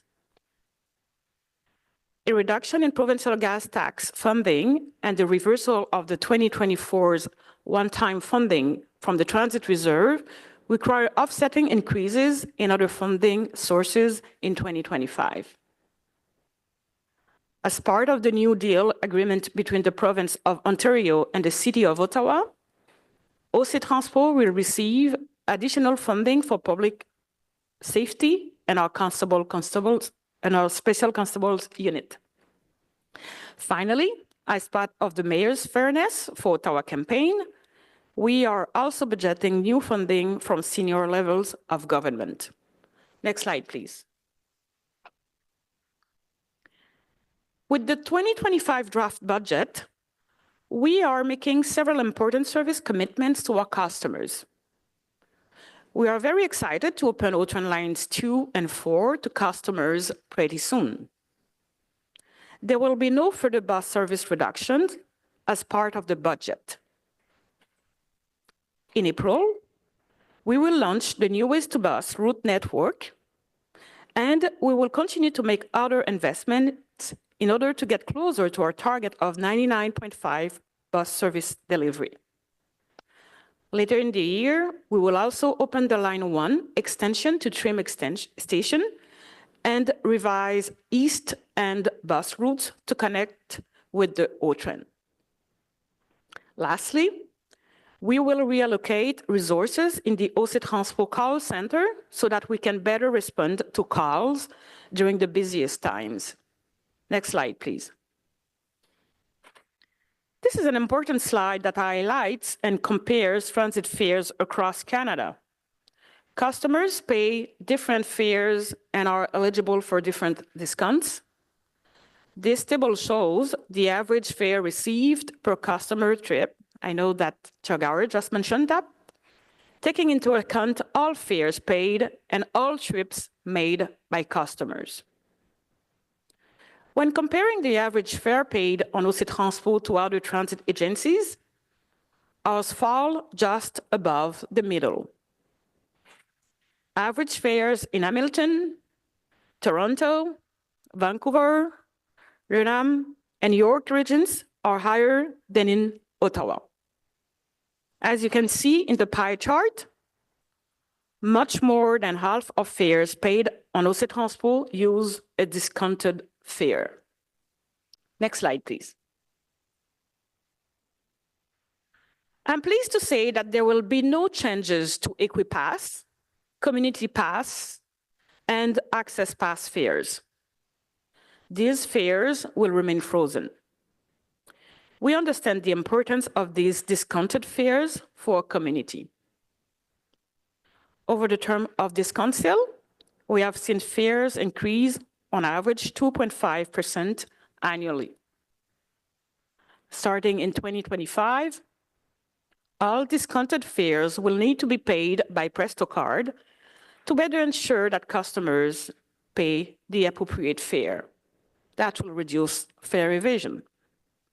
We will also continue to enforce fare compliance and ensure that customers are paying their fare to support our transit system. Next slide, please. The draft budget proposes several changes to the fare structure.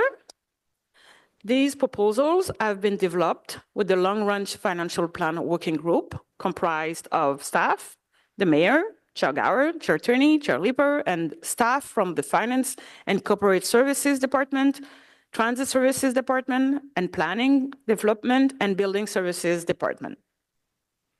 Starting in 2025, most fares are proposed to increase by 5%.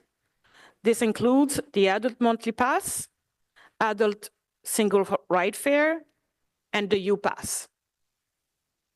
This budget proposes that discounts for seniors be adjusted to be 20% of the adult fare.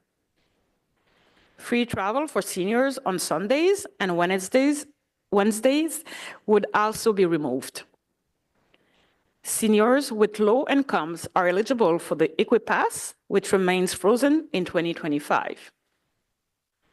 Discounts for preteens aged 11 and 12 will be adjusted. Free travel will be replaced by a new discounted fare of $2 per ride. Children ages 10 and under will continue to ride for free.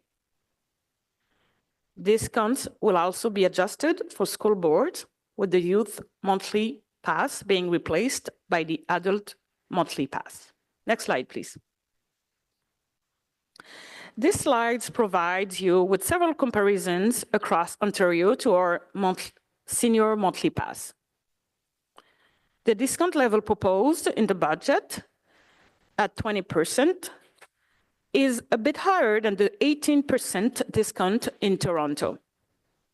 Next slide, please.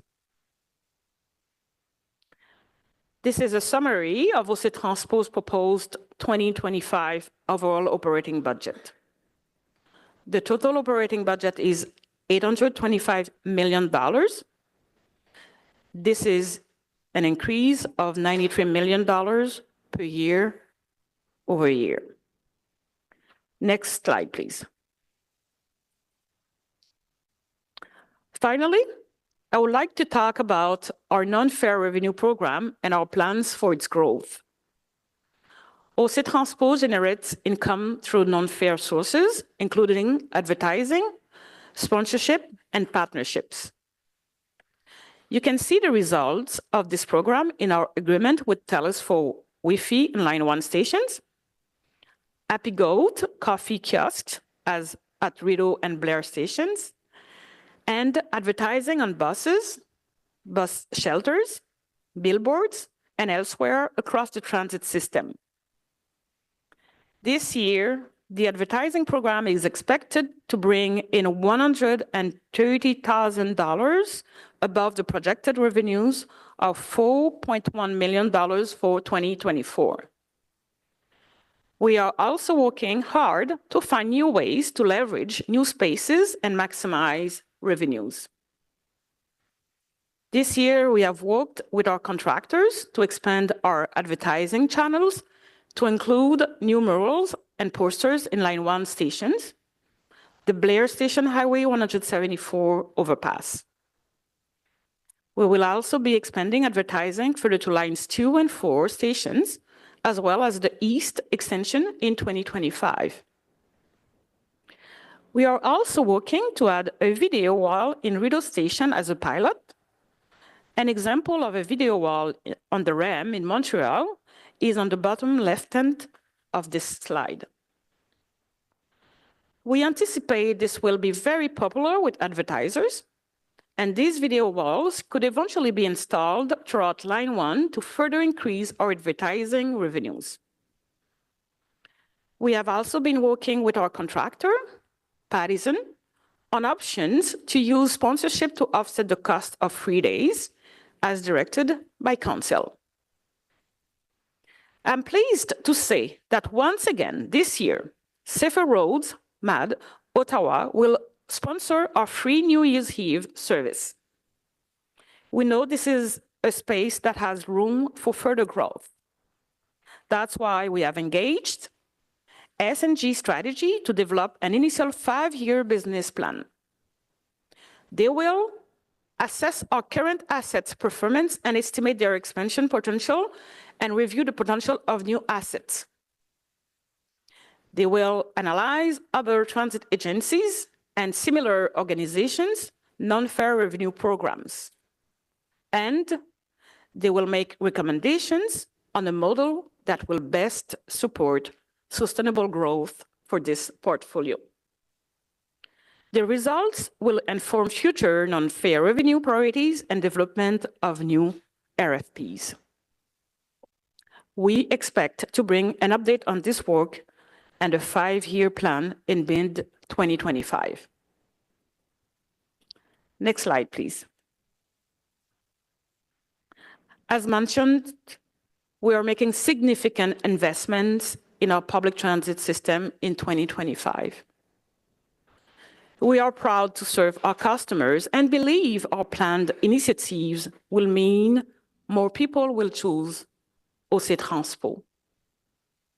In 2025, we will continue to work towards our 5-year roadmap's goal of 99.5% bus service delivery.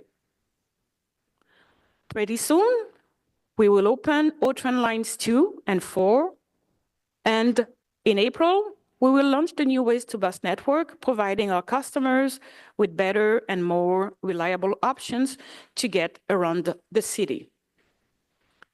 We will add zero-emission buses to our fleet and increase our paratransport service to handle increasing ridership. We will also extend Line 1 to Trim Station and revise east end bus routes to connect with O-Train stations, connecting our city more than ever before. To finish, we are committed to providing an efficient transit service and are proud to be the choice for customers to travel our city. Thank you very much for your attention. Merci, Renee. Thank you. We will come back to questions for staff after all our delegations. What I'd like to do now is to introduce any motions that are ready to go so that our delegations are aware of what's potentially on the table as we go through. The first is a budget roadmap. Vice Chair Curry, I will not ask you to read that budget roadmap now. We will save that till the end of the meeting. But you do have a technical amendment to the budget book. All right, thank you, Chair. Be it resolved that the Transit Commission budget book, English full version, is amended at page 47 to replace the narrative text in account 911730, Operations Support Vehicles Growth 2025, with the following correct narrative text. This project will fund the purchase of 2 growth vehicles for Stage 2 for operational requirements and 2 additional supervisor vehicles for the expanded system.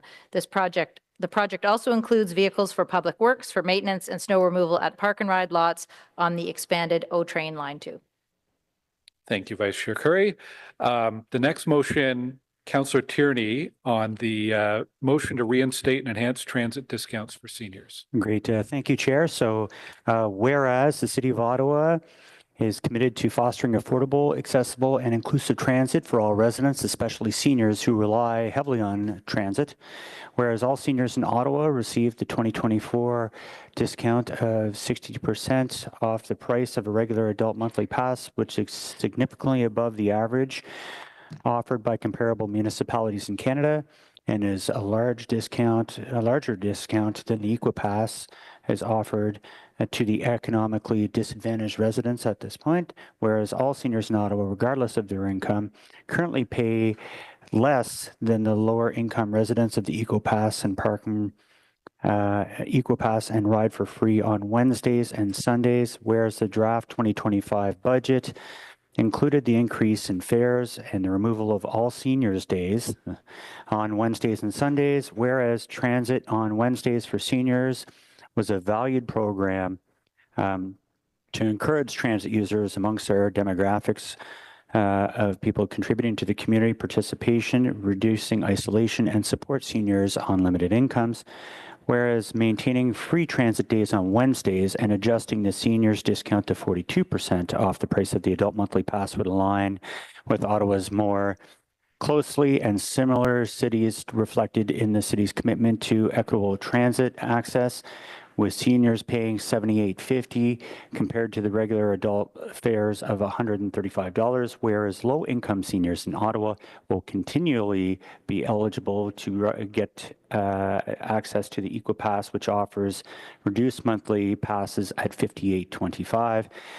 and a single ride fare of $1.75, providing significant savings for who that qualify, whereas the 2025 budget reflects significant investment in transit and affordability for seniors can be accommodated within the city's broader efforts to address the economic challenges while investing in critical services. Whereas the estimated annual cost of reinstating the free transit for seniors on Wednesdays is approximately $290,000 and increasing the seniors fare discount to 42% is projected to cost an additional $530,000 annual. Therefore, be it resolved that Transit Commission recommend to City Council, 1, maintaining the free transit for seniors program on the conventional buses and trains on Wednesdays to enhance the affordability and promote transit usage among seniors. 2, adjust the seniors fare rate to 42% of the price of an adult monthly pass at the cost of $78.50 compared to $135, effective January 1st, 2025. To provide additional financial relief for seniors. 3, direct staff to fund the budget pressures through the offsetting reduction of the $820,000 to the draft 2025 contributions to the Transit Capital Reserve, budgeted at $63.5 million. And for direct staff to enhance the outreach and supply support efforts to ensure the low-income seniors are aware and can easily access the Equal Pass program. And Mr. Chair, if I can just add a couple of quick words about the amount of work this group has done, and we've wrestled with this, and I think we're all very clear that when we heard about getting rid of the Wednesdays specifically, we were all saying, wow, that's not game on. We're very happy and worked hard. So, this would see the reinstatement, if you're doing the math, of 5. Actually, it's every Wednesday free, but then in January, April, July, and October, and December, it would actually be 5 Wednesdays for free that you would be seeing versus the 4. And on top of that, I think we've learned a lot about transit credits. And I want to thank the COA, the Council on Aging, to really highlighting, and I strongly advise and thank the Ford governments as well for increasing what rates that they can apply for when you file your taxes with the Ontario Seniors Public Transit Credit, which would see if you use your Presto card and file at time of tax, $141 coming back, which would now see that $78.50 decrease to $66.75 if you're doing the math. And again, don't miss out. You can still file for the year that's just gone by. So again, I look forward to the debate and discussions. It hasn't been easy, but obviously seniors are a priority around this table. Thank you, Mr. Chair. Okay, Councillor Menard has a motion on negotiated increases to UPass agreements for post-secondary. Thank you very much, Chair. There's 2 UPass motions. One is the post-secondary existing and one is for under 18. This one is on the existing post-secondary UPass agreements, whereas the UPass agreements between the city and 4 post-secondary institutions, Algonquin College, Carleton, St. Paul University, and the University of Ottawa, have proven successful for more than a decade, providing students with a means of navigating our city and OC TRANSPO with a steady and sizable revenue stream. And whereas in recent years, revenue from the UPass has accounted for 19 to 27% of OC TRANSPO revenues annually, and whereas encouraging transit use provides financial and environmental benefits to the city, and whereas Ottawa's UPass price is among the highest, if not the absolute highest, UPass price in Canada. And whereas the city has an agreement with each of the 4 institutions to limit annual price increases to 2.5%, and whereas any increase beyond 2.5% would require agreement between the city and each of the schools, and whereas maintaining the integrity of the UPass program is vital for OC TRANSPO and the city's transportation system, whereas extending a UPass, nope, that's the next one. Sorry about that. Just got to scroll down. Whereas school tuition and budgets for the 2025 winter term are already set and consultation did not occur on the proposed changes to longstanding UPass agreements. Therefore, be it resolved that Transit Commission recommend that council approve that staff be directed to enter into negotiations and consultations with the 4 affected post-secondary institutions, administration, and students prior to the 2025 fall academic term to achieve the budgeted revenue targets as approved by council on December 11th, 2024, and that staff report back to Transit Commission with results stemming from those negotiations and consultations by the end of Q2 2025. And be it further resolved that staff be authorized to include any other post-secondary institutions in these negotiations, should those institutions be interested in joining the UPass program. I'll just really brief on this, Chair. This would maintain the existing agreements with the schools because they have not agreed to any increases, and would give time for OC Transpo administration, students to get together, consult on this, and talk about what makes sense in the future. So that's the basics of that motion. I'll go to Okay. the next one. We'll come back to that one in a moment. We're just going to go in the order for simplicity Okay. that I have them here. Okay. For me. Councillor Brockington, on behalf of Councillor Bradley, seniors discount and free day. Councillor Bradley, do you want to read that for us? Yeah, thank you very much, Chair. And going along with the theme of fairness for Ottawa, I've dubbed this motion Fairness for Seniors, who, in my opinion, and that of the public, have been most unfairly impacted by these budget recommendations.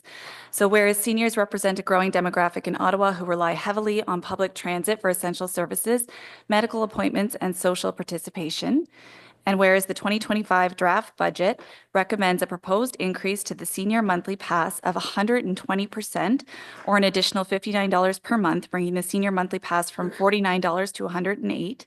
And whereas the proposed increase to senior transit fares in the 2025 draft budget represents a significant financial burden for seniors, many who live on a fixed income.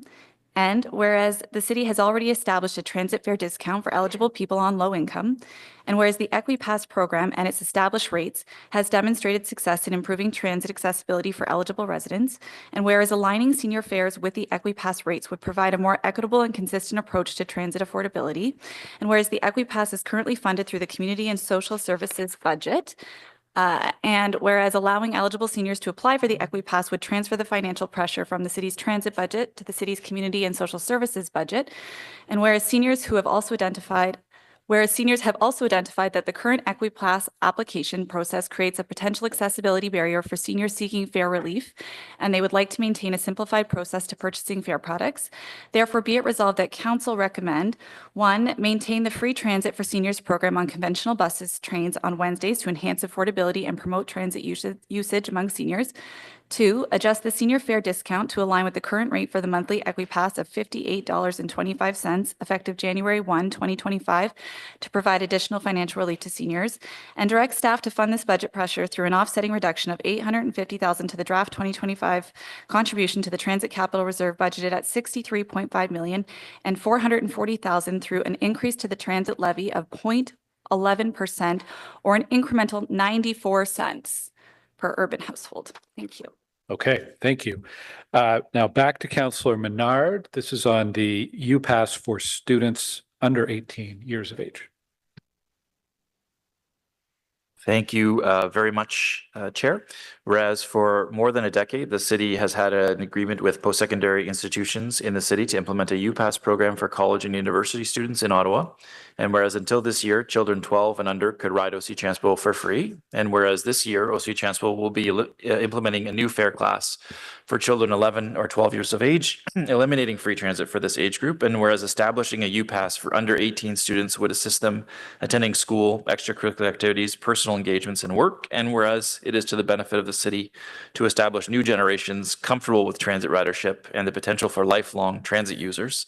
And whereas some economies of scale exist and duplication of transportation that could bring new affordable benefits to residents of Ottawa and the province. And whereas it is the responsibility of the Ministry of Education and local school boards to provide and pay for transportation for students who require busing to attend school.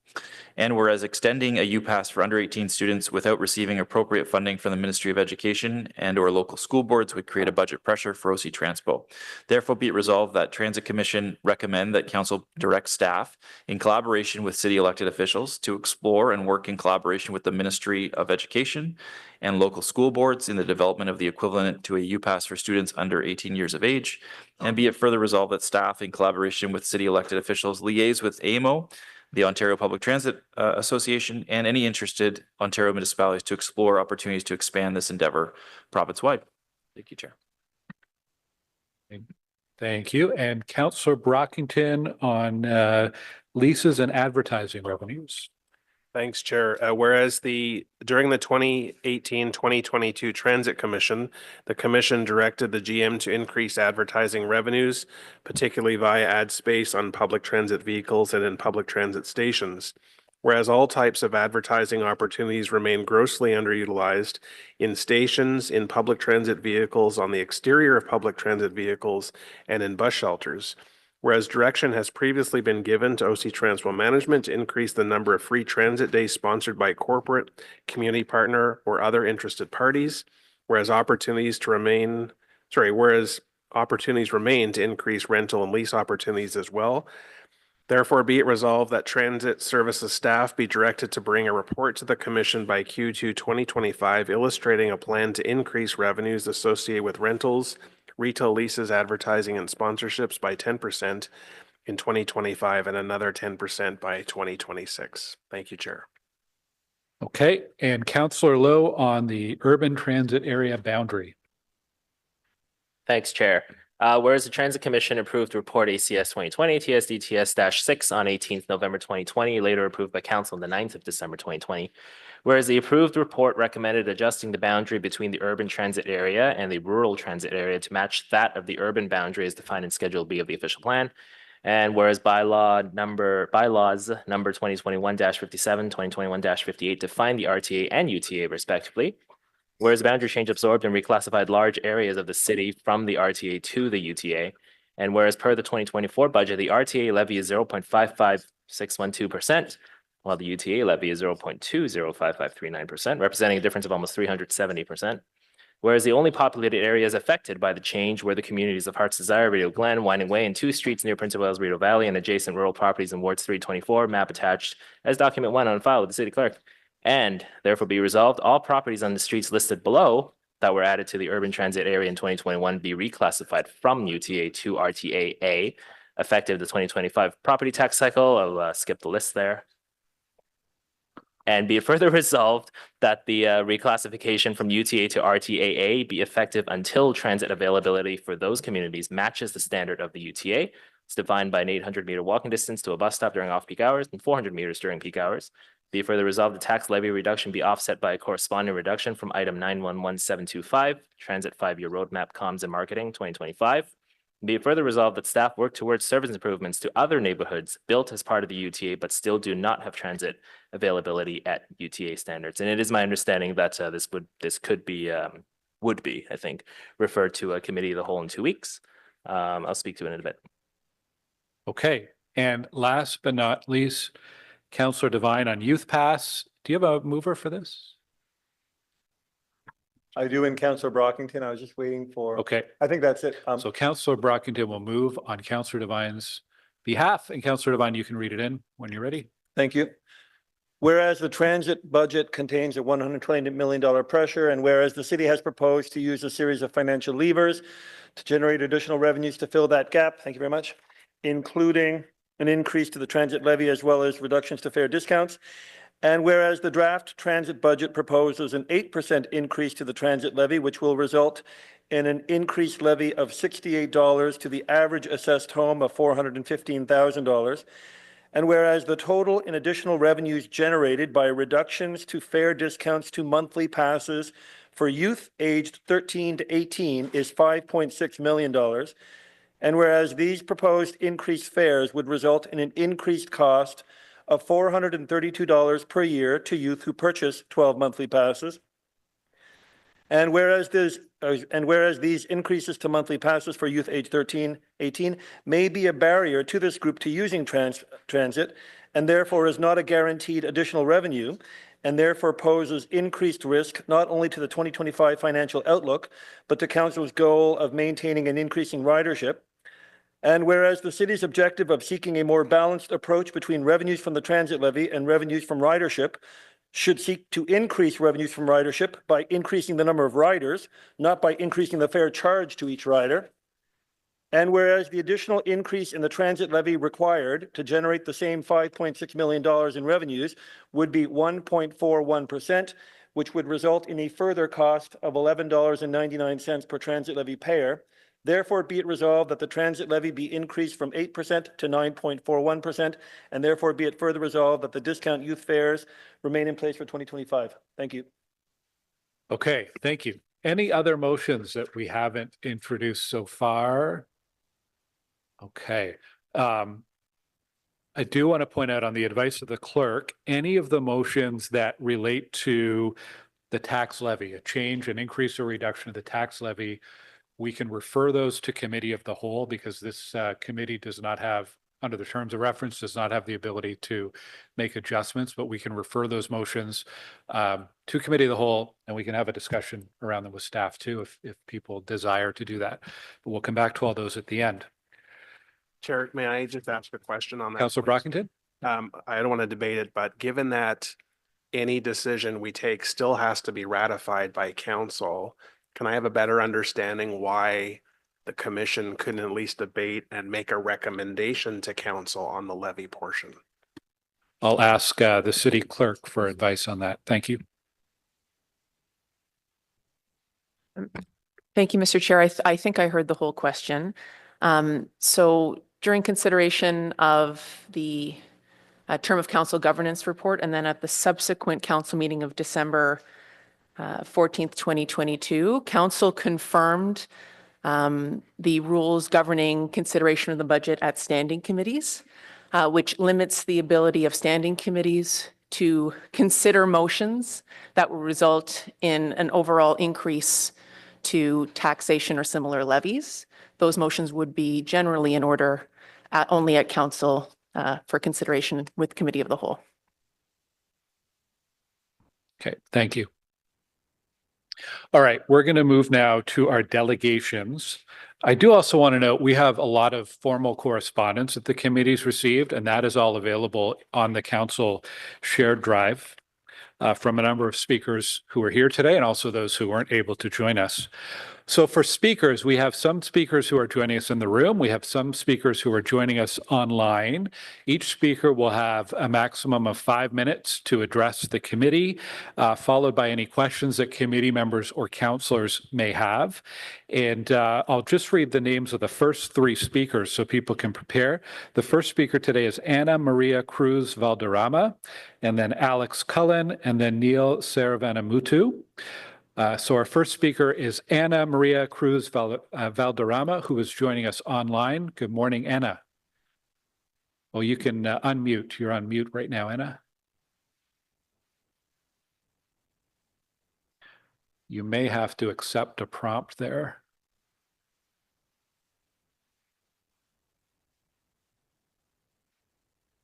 You're still muted, Ana.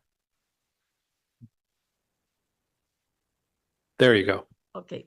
Good morning to all. I will begin my remarks by acknowledging that I am speaking to you from the unceded land of the Algonquin and Ishave people. I am mindful of my responsibility to keep learning about Canada's colonial past and present, and especially to understand how colonialism has suppressed the development of the Indigenous people. Thank you, Chair, for the opportunity to provide input with respect to the proposed transit fare increase for seniors in the 2025 budget. It is impossible to dismiss the severe socioeconomic consequences in seniors' well-being and quality of life. The majority of seniors live on fixed income. This increase will force them to make choices between getting the bus pass and or reducing their food budget. Clients in food banks will increase. Schools, hospital, palliative care institution, community center, just to name a few, will be severely impacted by senior reduced or canceled volunteer time. The progress and standing work done by no-profit organizations and community leaders in reducing senior social isolation will be seriously compromised. The greatest concern on the unjust proposed fare increase for seniors will cause an unpredictable, expensive rise of seniors' social isolation with severe implications on their mental and physical health. Anxiety and depression will increase, leading them into consuming anxiolytics and antidepressants. There will be a boost in the alarming mental health crisis we are going through. In the summer 23, the World Health Organization said that senior social isolation and loneliness could soon become a global pandemic. On December 5th, 23, Global News in the report, The Reality of Loneliness and Why It is Getting Worse, pointed out as Canada grapples with a rapidly aging demographic, experts are sounding the alarm in the increasing mental and physical health impacts of loneliness and social isolation, particularly among older people who make up a growing proportion of the population.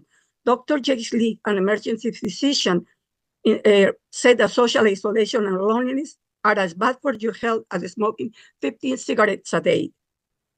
Dr. Samir Singh, director of the geriatrics at the Sinai Health and University Health Northwark in Toronto, stated that we think about heart disease and we think about cancers are real significant health issues in our older population, but social isolation and loneliness can be as deadly for older people. In March 2024, at the national webinar hosted at the Canadian Coalition on Senior Mental Health, Dr. Singha reminded participants about the importance of dealing with the increasing rate of social isolation and loneliness among seniors. For this geriatrician, Canada is at the verge of social isolation tsunami. Just 10 days ago, on November 15, the International Federation of Aging Weekly Global Cafe hosted Dr. David Cohn, professor of the Department of Psychiatry at the University of Toronto, a staff psychiatrist at the Baycrest and co-chair of the Canadian Coalition for Senior Mental Health, led an international conversation on social isolation and loneliness among older people. The United Nations Promotion in the Decade of Healthy Aging considers improving infrastructure such as transportation a vital contribution to social isolation and loneliness. With the unwise fare increase, are you willing to put the well-being and quality of life of seniors at risk? Or are you willing to avert an increase of senior social isolation or loneliness? Are you willing to impose a burden on the public purse by decreasing the alarming mental health crisis we are living? Rest assured, with the proposed vast increase rather than the decrease, will still put a heavy burden on the seniors to bear. Thank you very much, Mr. Chair.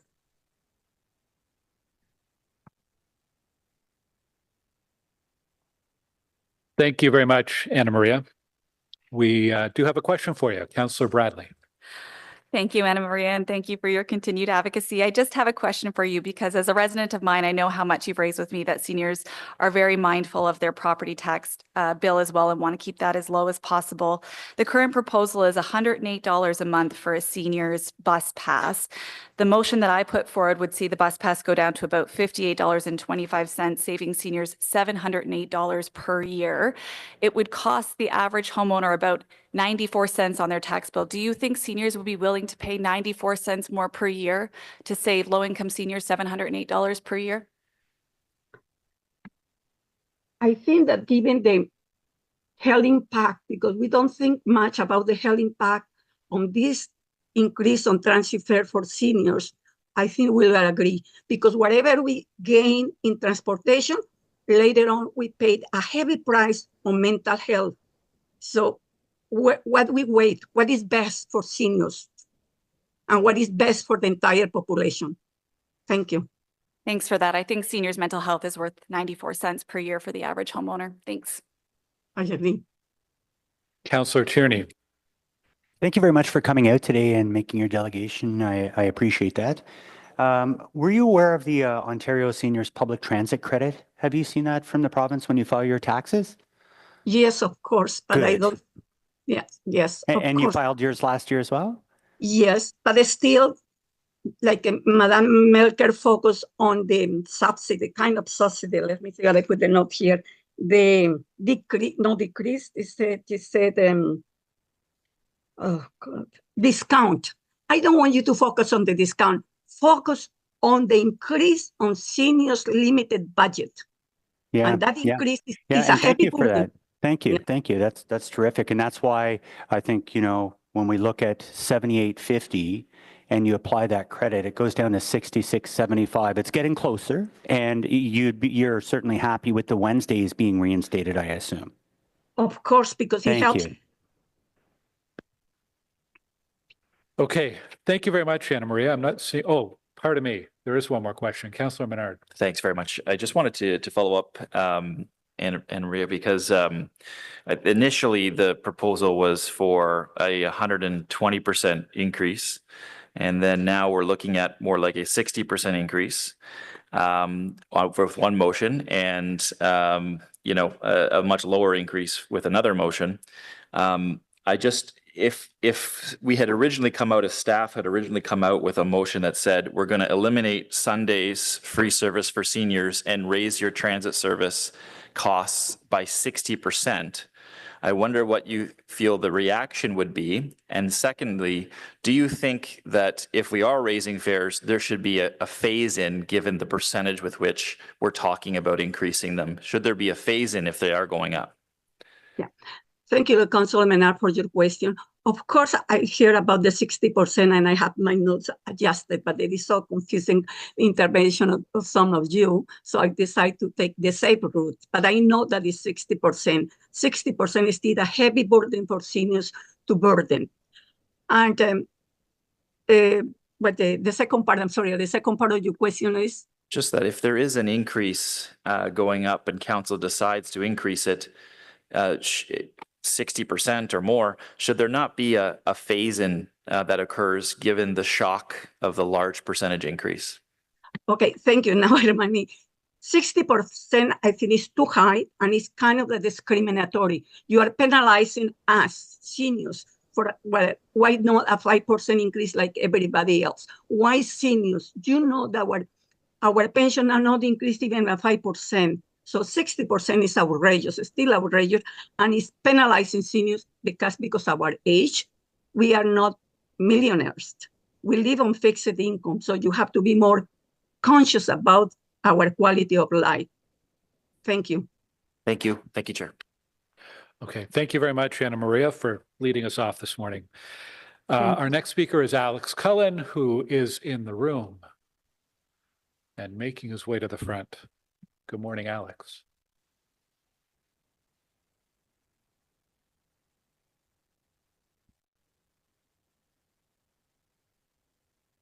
One of my committee members reminded me to remind you, Alex, you have 5 minutes. I wonder where that came from. Thank you, Mr. Chairman. Thank you, members of Transit Commission. As you know, I'm a former chair of the City of Ottawa Transit Commission. I am very familiar with the budget challenges facing OC TRANSPO. And I'm here today to tell you to reject the proposed fare increases in the 2025 budget and take the money from the transit levy. As you know, the City of Ottawa's official plan and transportation master plan promotes increasing public transit usage, along with walking and cycling, to reduce the pressure to accommodate vehicle use as the city grows. This only makes sense. Roads are expensive to build, widen, and maintain. Public transit is both economical and better for the environment. However, raising transit fares is counterproductive in promoting public transit, as it hampers at best and reduces at worst transit ridership. Transit ridership in Ottawa peaked in 2011 at 103.5 million. In the years leading up to that, which I participated in, that included introducing the U-Pass, the community bus pass, putting in the commuter rail line from Bayview out to South Keys, and extending the transitway. 103.5 million rides. However, despite both population growth and employment growth in Ottawa since then, transit ridership declined to 97.4 million before the pandemic. Why? Because each year, Council increased transit fares at a rate faster than inflation, and it had an impact. Raising fares and losing riders reduces OC Transpo's revenues, contributing to an already serious revenue problem for OC Transpo. The September 23 report, Transit Long Range Financial Update, expected ridership to reach 112 million rides in 2023. The actual result was 64 million. Last year, a number of budget presentations warned that raising fares and cutting service would lead to revenue shortfalls for OC Transpo. This is what happened. It is counterproductive to raise fares again, lose riders as a result, and face another revenue shortfall again. I support the draft budget's proposed increase in the transit levy, as raising this levy to maintain transit service loses no riders. Making an adjustment to the transit levy to accommodate revenue otherwise generated by the proposed higher fares would, again, lose no riders. On the matter of senior fare bus passes. So I'm a senior, I'm 73. I'm not a big user of the system. As a matter of fact, of the 179,000 seniors that live in this town, 16% of the population, only about 4% use the system. Why? Well, that 4% need the system. That's why they take that's why they buy the bus pass. So the proposal to raise bus fares by 120%. Why are seniors being chosen to fix Council's OC Transpo transit deficit? It is unfair. The proposal by Council Attorney to reduce that to 60%, 5 times what other people will be facing in terms of a fare increase, is not acceptable either. The part in Council Attorney's motion that will move people, seniors receiving GIS, Guaranteed Income Supplement. You get that if you earn less than $22,000 a year. Imagine living in this town, less than $22,000 a year. Yet we have people on GIS, and he would give them an 18% fare increase by moving them from $49, because they're covered under the Seniors Pass, to $58, which is the Equipass. Thanks a lot. What I'm telling you is that your best way forward to deal with declining ridership, and again, you have a ridership forecast, which with these fare increases, you're not going to make. You're in a situation where you need to restore faith and trust in our transit system, and you don't do it by raising fares and deterring ridership. Your route is the transit levy, and that's the way to go. Thank you, Alex. Just under 4.5 minutes.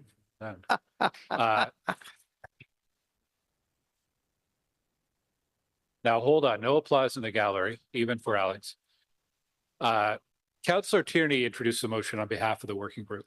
I think it's worth pointing out. It's Councillor Tierney on behalf of the mayor and Councillor Leeper and myself. But there's a few questions. Councillor Leeper is up first. Thank you. And thank you for the presentation, Alex.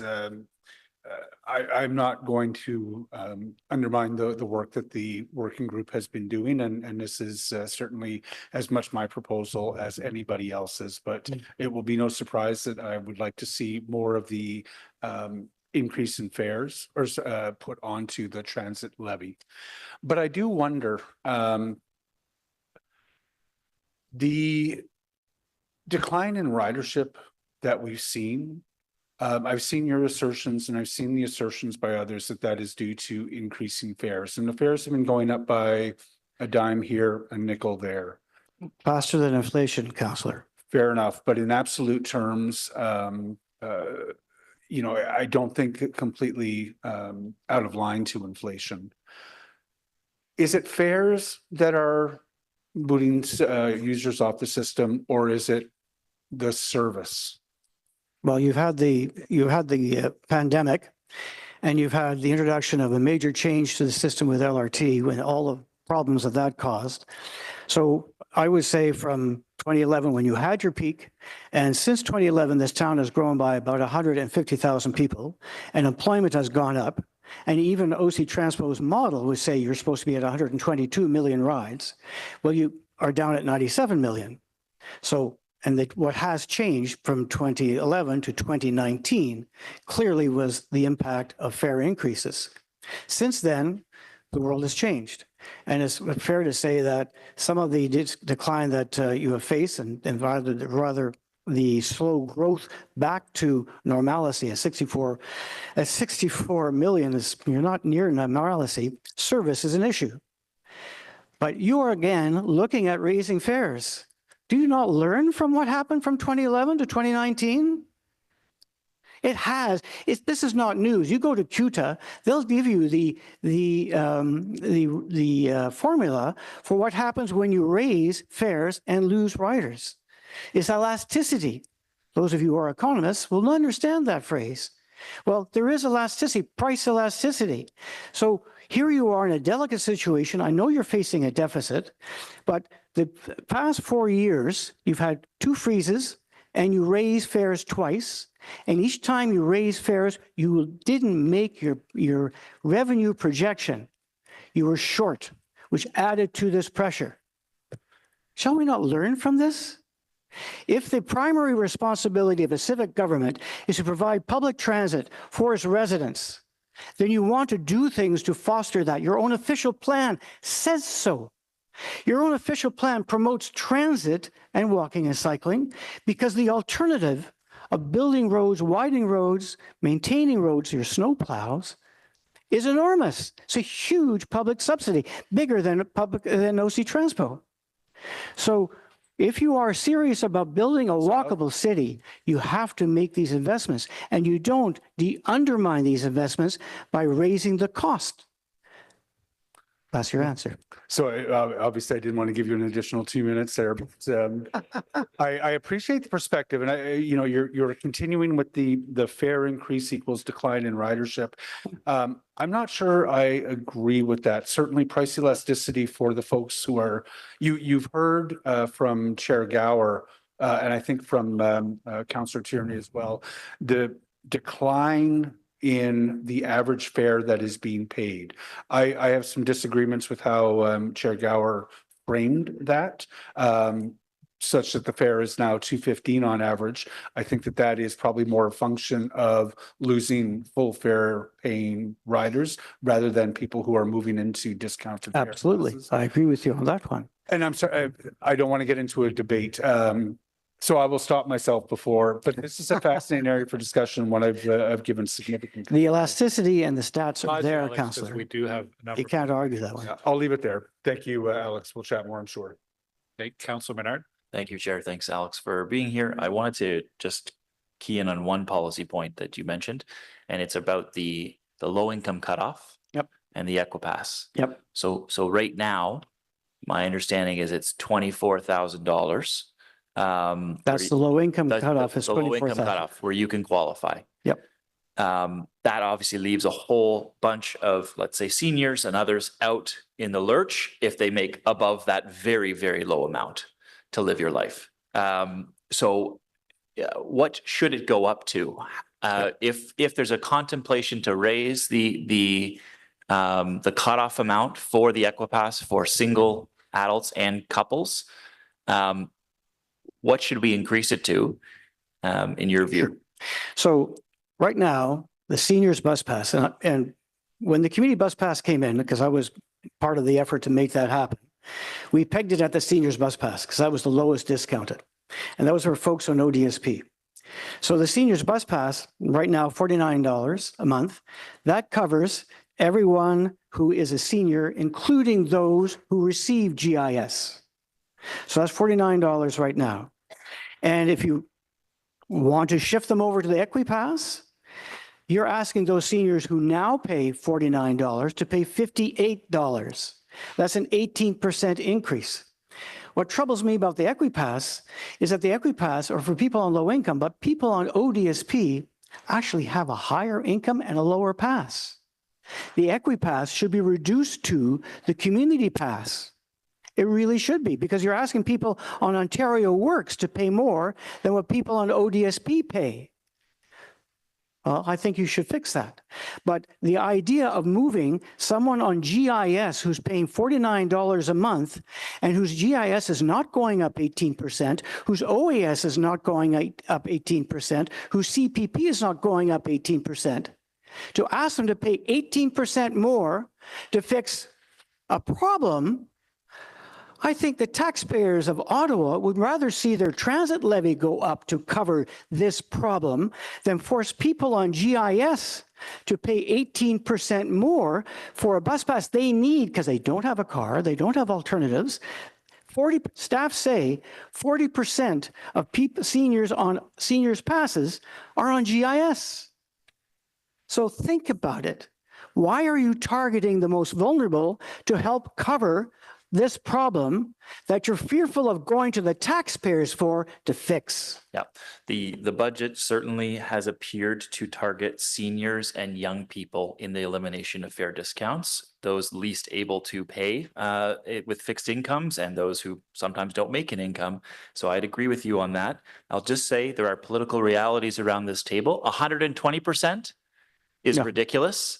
60% increase is ridiculous. That's correct. An 18% increase sounds like a lot, but given the political realities around this table, I think that's perhaps the best you can get out of this thing, given where we've been.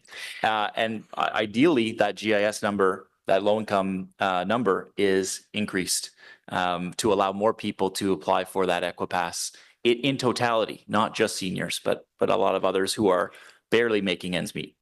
And on the point that Councillor Tierney raised about the Alex, I'll tax pause you. credit, We didn't have a, the tax credit. question Thanks, Chair. specifically.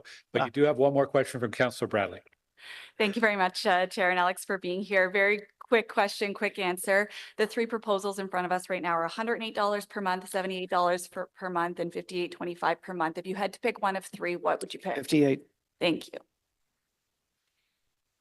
Thank you, Alex. Thank you. Our next speaker is Neil Saravanamuthu, who's also here with us today. And after Neil, we will have Sophia Chaudhry Schlichting and Nick Grover. Good morning, Neil. Good morning. Thanks very much.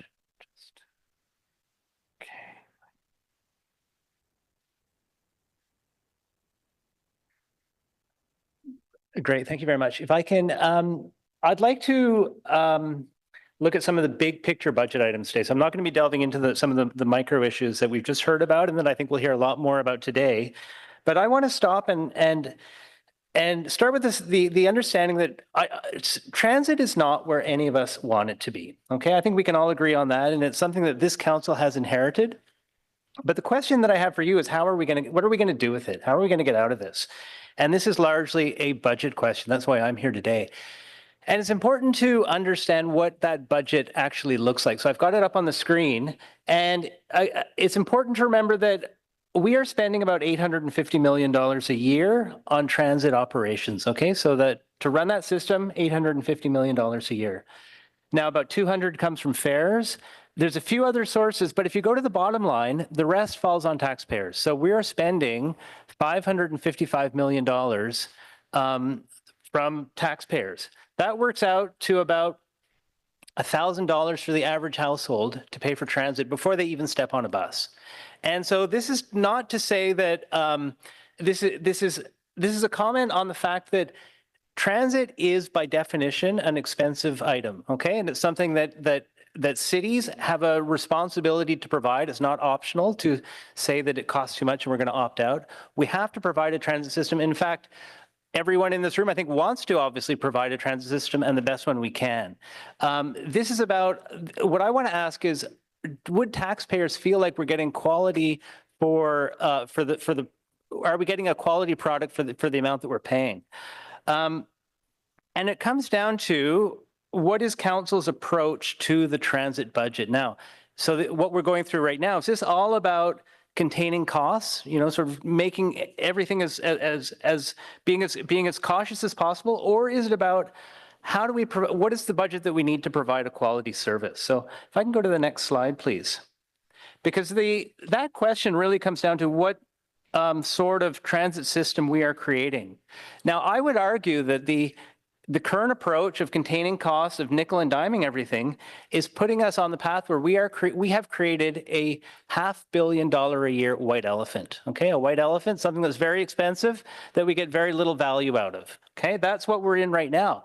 I would like to know what would it take to turn OC TRANSPO into a good choice for getting around to Ottawa? And that's three questions. So what would it take? What would that actually look like? what would it cost? So we're spending $850 now. Like, would that mean $950? Would it mean $1050? This is a discussion we've just never had that we should have. And then the final question is, how do we pay for it? And so this is where, if you can turn to the final slide, please. We have, Chair, you mentioned the working group that's been looking at this issue over the last year. This is the list of items that the group was tasked with exploring. There's 3 that I've underlined in red that seem to have been addressed so far. There's a whole bunch of others that haven't, and you've been at this for years. So my question is, why aren't we looking at some of the options that other cities are using to raise revenue? So for instance, there's an example, Montreal are implementing a municipal vehicle registration fee that will raise $125 million per year. Toronto is looking at a private parking levy that is expected to raise $150 million a year. New York is about to implement a cordon charge, which will raise billions of dollars for public transit every year. Vancouver has implemented, just in the last couple of years, a property development wing to sell off property rights around transit stations. Why aren't we doing that? So these are all options that I wish had been considered for this budget. I'm pleased to hear that you will be continuing this work. But we've had lots of time to think about this and why we're not learning from the best experiences of others already. It's unfortunate that we have focused in on a couple of very narrow options around fares that where we're leaving some quite big opportunities on the table. So I just want to end with that question that I started with. Like, what is our priority for the transit budget? Is it about containing costs? Or is it about what does it take to provide a quality service? And if it is about containing costs, then we are essentially stuck with a $500 million a year white elephant. And that's not going to change. This is not how we go about fixing transit. Thank you. Okay, thank you, Neil. Councillor Menard. Yeah, thanks, Chair. Just quickly, thanks, Neil, for this. And the questions you posed, I think, are relevant. I guess I was surprised at some of the process because we've got some policy decisions being made in front of us, some pretty clear policy choices around fares in a budget, rather than going back to the long-range financial plan, which is where this group was initially started and where the debate and discussion of council should be occurring about exactly the ideas you're talking about. So I guess just my question to you is, should this have not been part of a discussion amongst councillors through the long-range financial plan, inclusive of the options that you've talked about, rather than coming to a head in this budget exercise when there are pretty massive changes to plug a hole? Yeah, well, I mean, look, just let's look at 2 examples. Increasing seniors' fares, we're talking about $820,000 we would generate through this 60% increase. Okay, less than $1 million, versus what Toronto's looking at of $150 million for a private parking levy. So it's we could be having the point's well taken that if we had put these options on the table much earlier, we can avoid a lot of these other concerns that are going to hit and hurt people in a very real way. But it comes back to consultation and process. And, I would have loved to have had this discussion much earlier in the year. I would have loved it to have been something that you and the public could have actually spoken about and hashed out some of these issues well in advance of the budget process. Councillor Leeper. Thanks. And again, I'm going to try to resist the urge to debate and discuss because it is a Q&A. The working group has been looking at a lot of these, and I share your frustration that some of them aren't on the table today. Some of them, a vehicle registration fee, our best understanding is that that would require provincial changes. And I'm not sure that this premier is going to give this city the ability to start charging when people register their vehicles, given the opposite direction in which this government has gone. But some of them, like a parking levy, a special area levy, or a transit proximate, those are still very much on the table. And I wish they were on the table for this budget, but City Hall moves slow. I will say, as residents have these sort of ideas, don't hold off for a formal consultation, send them through. As these ideas come to the table, I know I'm frequently bringing them up at that table. So thank you very much for pointing to all of them, and none of them are dead in the water yet. Great. More work to come, and yes, more discussion with all sorts of stakeholders and people in the public. So thank you, Neil, for raising these. Our next speaker is Sophia Chaudhry Schlichting.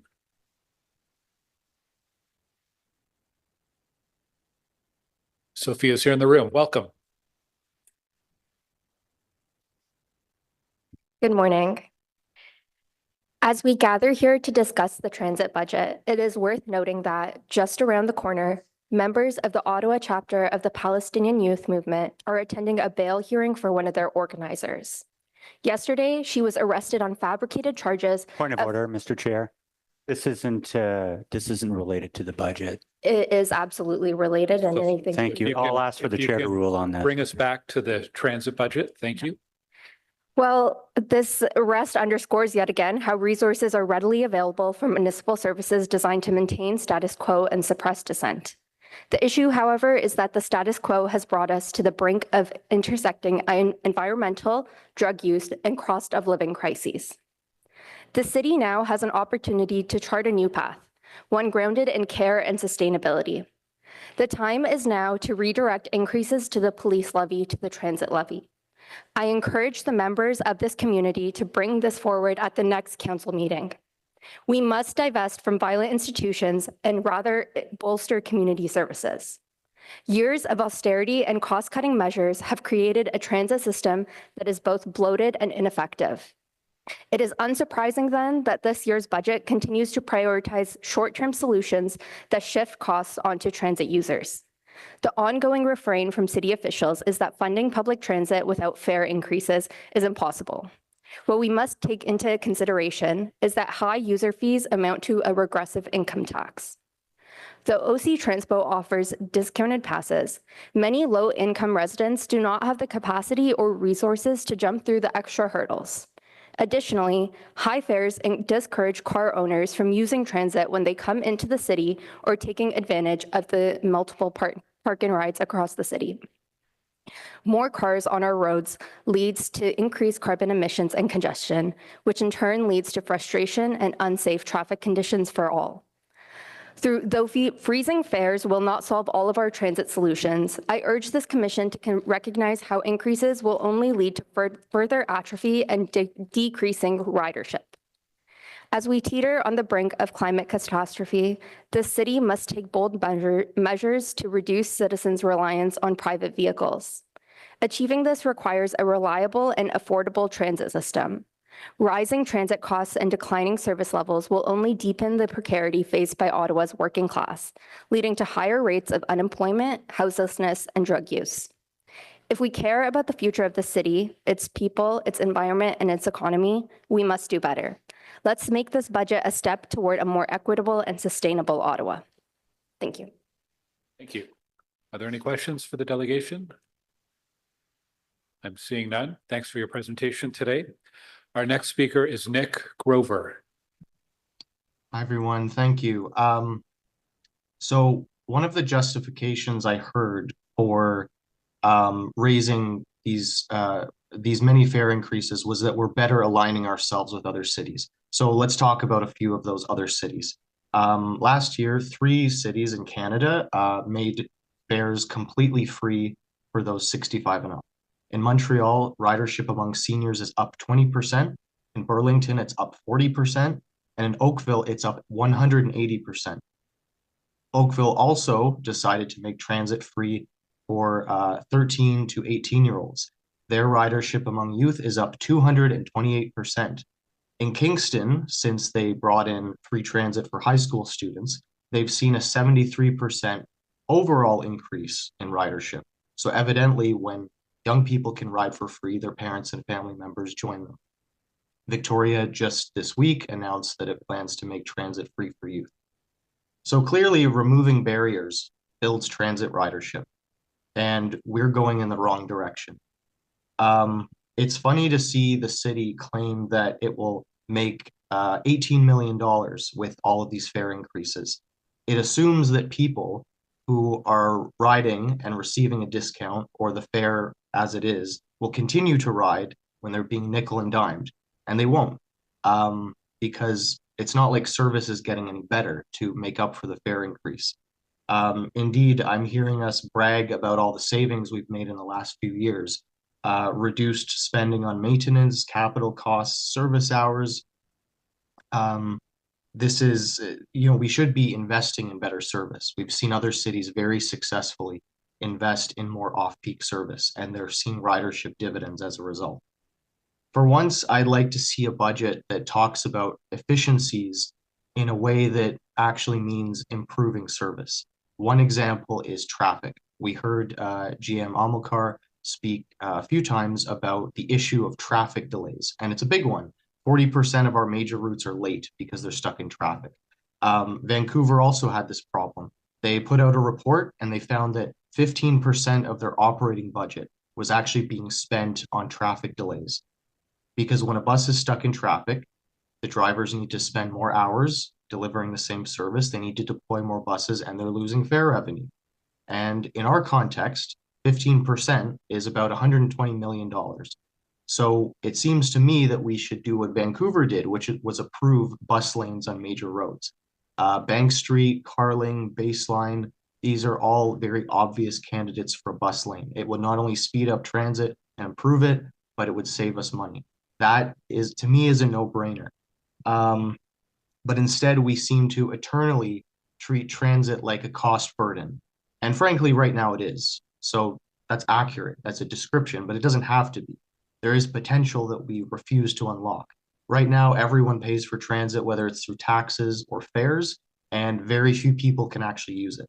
If we fund it appropriately, if we actually invest in the service, we can unlock the potential and people can actually use it. And if we did that, we would see a lot of cost savings if we stop using such a narrow definition of cost savings, which is, okay, what can we cut from this budget?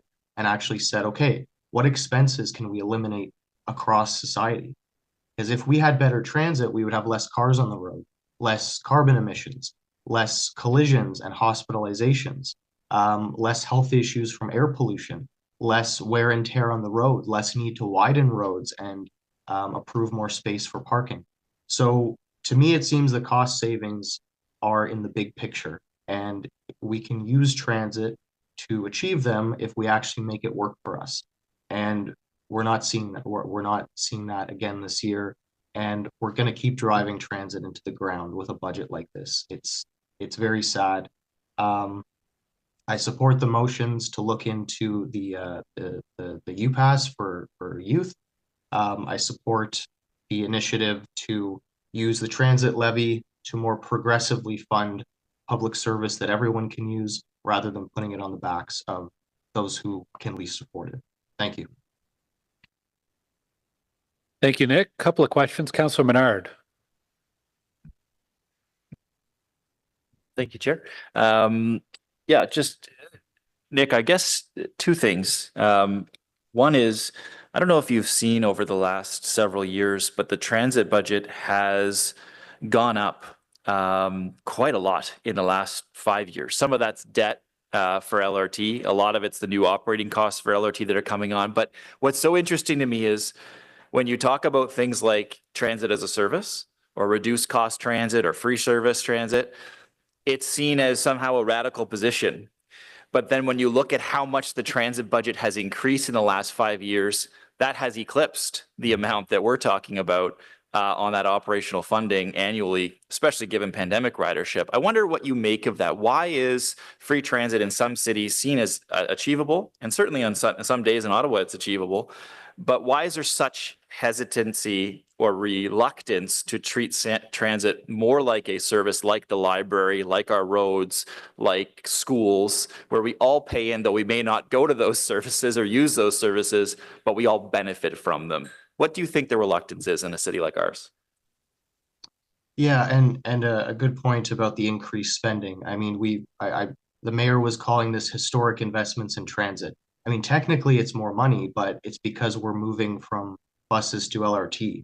LRT is expensive, but the bus service is being reduced in service hours. So we're not seeing a net improvement in transit. We're seeing a net worsening of transit because we have one very particular part that's expensive. Doesn't mean that the whole system is getting the money it deserves. But to your question, yeah, why do we see it differently? I mean, I think we have some structural issues in Ottawa. I think, you know, every city in Canada has engaged in urban sprawl, but Ottawa very substantially. We've seen a 50% increase in the urban boundary in the last 20 years, and that's costly. This is all land that we are, it's costing us more than we're getting back in tax revenue. And other cities, they haven't done it to this problematic of a scale. So we do have a funding issue, and it's coming from the way we develop and the way we plan. And I mean, there's also, I mean, there's a political issue too. I don't think these cities I identified are more flushed with cash than we are, but they simply understand that, okay, well, if we make this small investment, we will see dividends a few years from now. And they did. So it's long-term thinking in the big picture and the small picture, I think. Thank you for that. Thanks, Chair. Councillor Devine. Thank you, Chair. Nick, I just want to thank you for your ongoing and your very effective advocacy. And I appreciate you raised the issue of creating the creation of dedicated bus lanes in Ottawa. And I appreciate that you reference the significant investment in bus lanes in Vancouver, where what they are finding is that these investments will pay off manyfold over, both in terms of economic development through increased productivity and any other number of ways. And I just want to reassure you that there have been conversations I know that my office has been having with OC TRANSPO on the issue of increasing bus lanes. And they have reassured me that whereas creating bus lanes, actual lanes to ripping up pavement and putting up new lanes, while that's a very costly endeavor, we all know that OC TRANSPO is certainly interested and willing to pursue bus lanes simply by paint and signage. And through these kinds of improvements, whether it be on baseline or carling, we can have a very cost-effective way of building that increased ridership that will then lead towards a more significant investment in the future. So thank you for advocating for that. And I'm certainly going to continue pushing for it. I'm happy to. Thank you, Councillor Devine. And thank you, Nick, for joining us today. Seeing no more questions. Our next speaker is Sarah Donnelly. I'll just give us our next three. Sarah Donnelly, Robert McBride, and Jacob Franklin. And I think Sarah Donnelly is online. Good morning, Sarah. Good morning. I will start off by apologizing for my tone throughout the rest of my delegation, but I need you to understand how saddened, disappointed, and concerned I am at this proposed budget. I will start off by saying that I wish I wasn't here. I wish I didn't have to be here. It's a busy time of the year for me as a university student, and I would rather that I wasn't spending a good chunk of my day waiting to delegate for this transit budget for 2025. I'm sure that out of the 38 delegates, I'm not the only one here who has better things to be doing, but I am here. I'm here because I think this is important regardless of whether I believe me being here will have any effect on the outcome, because frankly, I don't. But I am here and I hope I'm wrong. I understand that we need to find the money from someplace to fund our public transit system. I understand that. I agree that the province should step up and provide more for our city to the same degree that it does others. And we need money to run the service, but making transit riders pay for the service they have no choice but to rely on, reducing service to save money instead of, say, increasing property taxes to fund this, exploring some other options that have been proposed here today, or taking money from road widening, which we know will only put more cars on the road, will push people away from this service. You're pushing people away from this service. And as often as you talk about trying to bring people back to public transit after the pandemic, reduction in service and the proposed 5% increase for fares will never bring people back to your service like you want it to. This budget seeks to raise the transit fare by 5%, which will make it one of the highest in the country for what decreasing reliability and service. The seniors' proposed increase, combined with the cancellation of the free fares program for 11 to 12-year-olds, and the discounted rate for teens, is directly targeting with those with lower incomes. some of whom have no choice but to be relying on their parents or their pensions, who may already be struggling. Overall, the increase in fares across the board is punishing those who are already struggling economically or have no other option. And with the proposed fare increase and the reduction of service that has already been affecting people, this is going to continue to push people away from public transit if they have no other option, whether it is your goal or not. Does it really matter if you're striving to increase reliability if you can't get people back on the bus? I will not talk about the matter of the proposed increases to the university U passes because I know there are representatives from my student union and the Carleton student union here. But I will mention at this point, I am not taking the bus as much as I was to get to class because it is unreliable for me to get to class on time. Even last year, I could leave my house half an hour before class and get there on time while taking public transit. But now I get to Parliament or Rideau and 15 minutes before my class during the middle of the day during the week, and I have to wait 10 minutes for the train, sometimes more, and I end up being late for class. So I don't rely on it anymore. I don't take it. You've pushed me away from the transit system, whether you wanted to or not. I sit in class and 10 minutes after class has started, there's a swarm of students who walk in at the same time because they all just got off the train because of reduced service. I'm disappointed in this council. I'm disappointed in the proposed budget. I am sad and angry and confused as to how this continued punishment of our citizens keeps going year after year. I'm losing faith in this public service that I so much appreciate. I love public transit, but I am losing faith in this public service that is supposed to serve the people. And yet we continue to be punished for having to rely on it. We are punished for not having any other option, and we are punished for being low income, and we are punished for having no other option. Thank you very much. Thank you, Sarah. Are there any questions for the delegation? I don't think so. Okay, thanks for your presentation, Sarah, and we will move on to Robert McBride. I think Robert's here in the room, yes.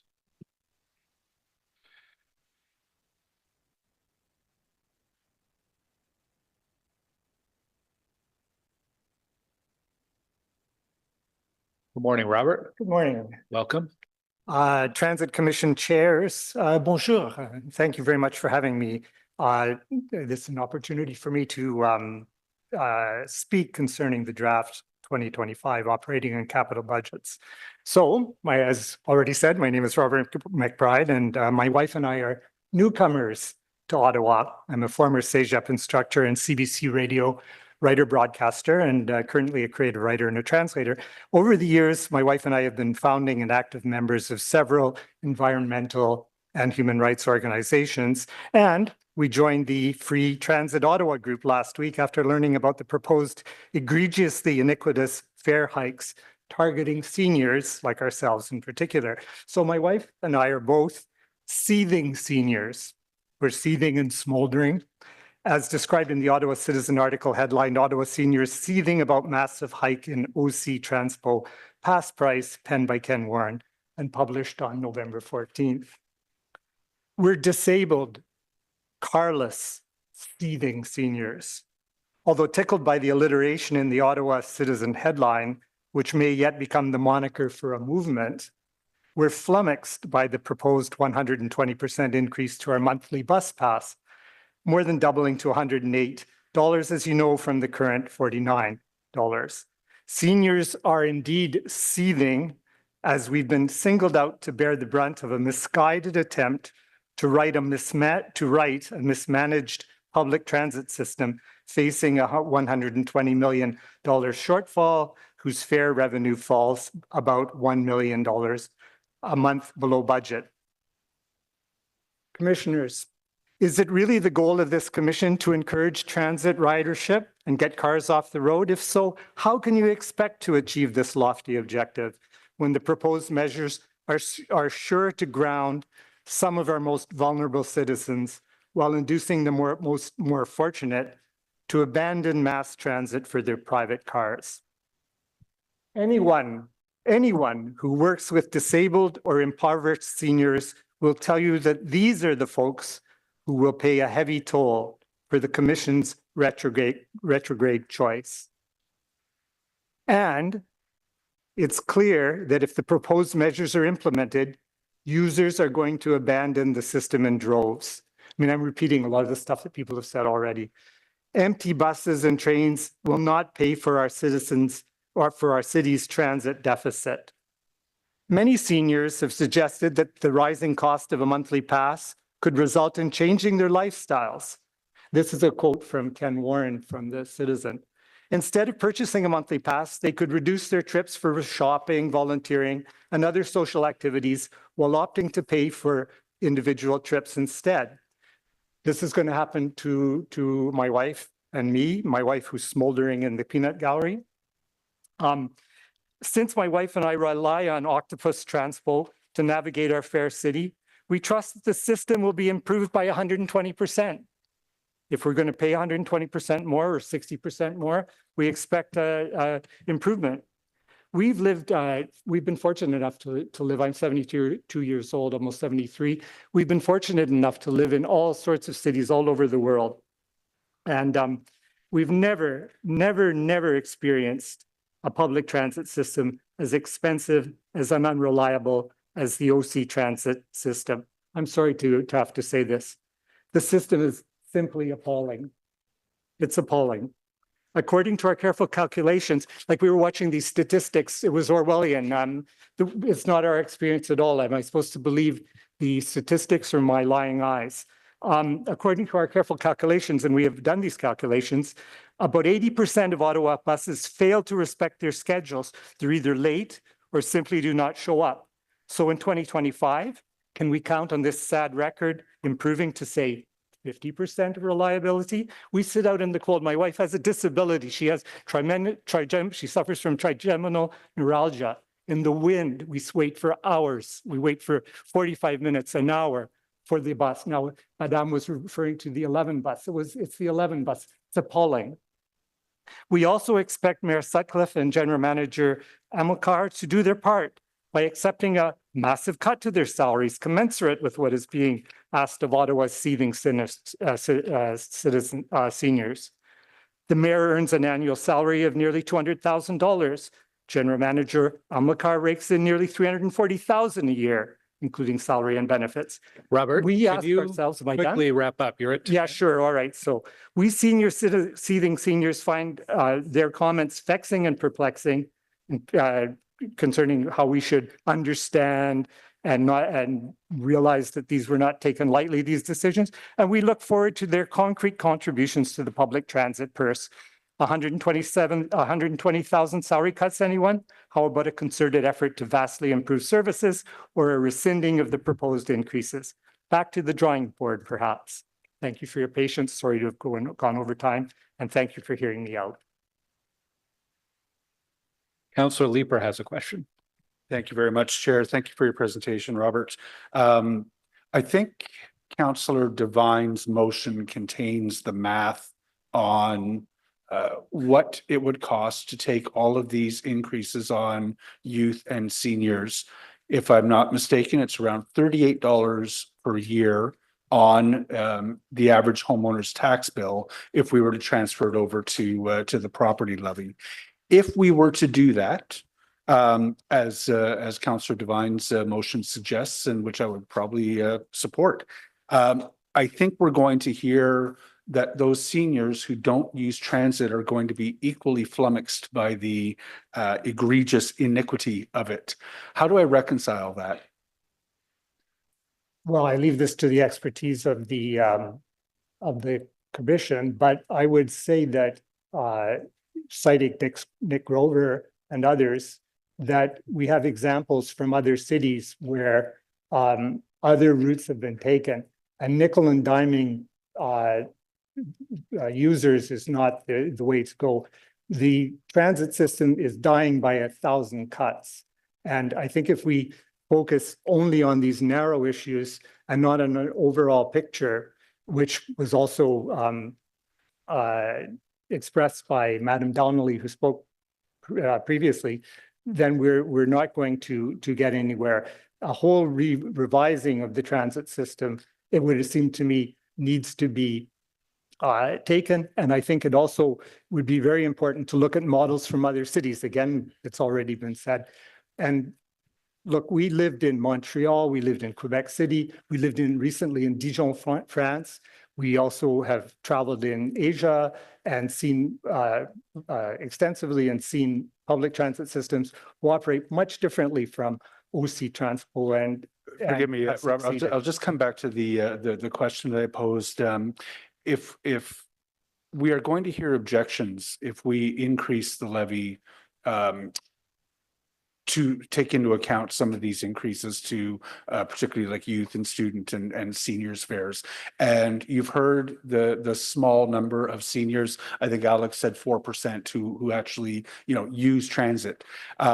So those users who don't, or those residents who don't use transit, are not necessarily going to be thrilled if we impose an additional, $38 a year on their property tax. How would you answer them? Well, $38 is not very much, sir. And I think also it would be incumbent upon the commission to use its powers of persuasion, of advertising, of explaining as well that everyone benefits when people take public transit, including non-users, because it reduces the congestion on routes and so on. And there are many more arguments besides. I refer you to FTO's information, their site, where people explicate many, many ways that savings can be made, and people could be persuaded. $38 isn't very much compared to what seniors who are on fixed income are going to be asked to pay, even with a 60% increase, let alone 120%. I think you're right that the answer that we give back has to be that everyone benefits when transit is. Yes, and that's super important. And if you don't put out that information, people don't understand that. Thank you, Robert. Appreciate it. Okay, Councillor Bradley. Thank you very much, Chair, and thank you for your delegation today. I think you've done a great job of articulating your experience and concerns, which I've heard from many seniors in my community as well. And I'm happy to amend the name of my motion to Seething Seniors Seeking Fairness, if that works. We're seething. Just Or smoldering. to reiterate the question I had asked one of our previous delegations, none of the options on the table are ideal. And I think that, if there is a motion, as Councillor Leeper had mentioned earlier, to transfer all of the fare increases to the levy, it's likely something I would support as well. Right now, the three options on the table are $108 a month, $78 a month, and $58.25 a month. If you had to pick one of those today, which would it be? Well, it would be obviously the $58.25, Thank you so much. Leave it there. Thank you. That'll make us smolder less and see the less. Okay, and But it's still, the fact that you're only giving me those options is not completely fair either. Councillor Kavanagh. Thank you very much for your delegation, and I appreciate hearing your experience with the number 11. It's a nightmare.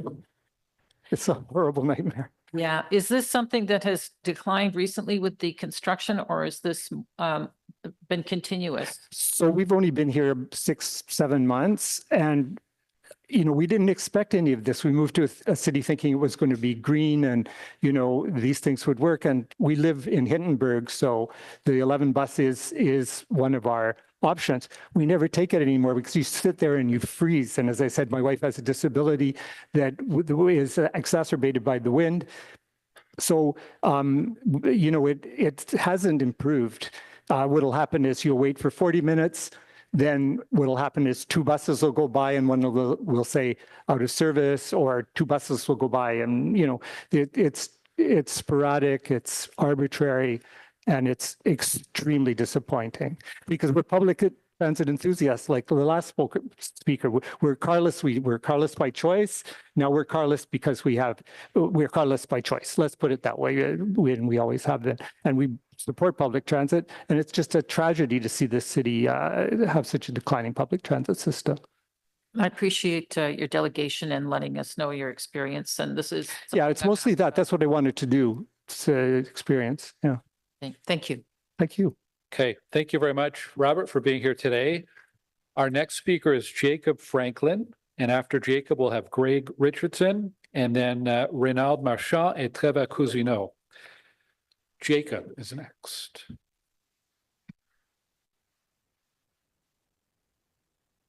think Jacob may not be online and is not in the room. So we'll move to our next speaker, Greg Richardson, who I think I saw in the room earlier. Yes.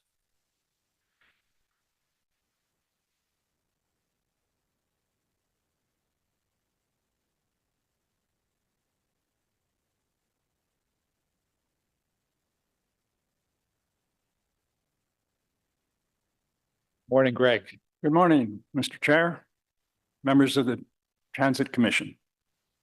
I represent the Canada Seniors Council. It's a not-for-profit organization representing seniors in the Canada area that has been helping seniors since 1996. Our purpose in being here today is to register our dismay and strong opposition to the proposed monumental and unreasonable increases in senior fares. For example, on a monthly pass, the possible increases talked about range from $30 a month additional up to $59 a month for a senior. Where exactly do the policymakers involved think that money can come from when seniors are on a tightly controlled pension? They already live hand to mouth.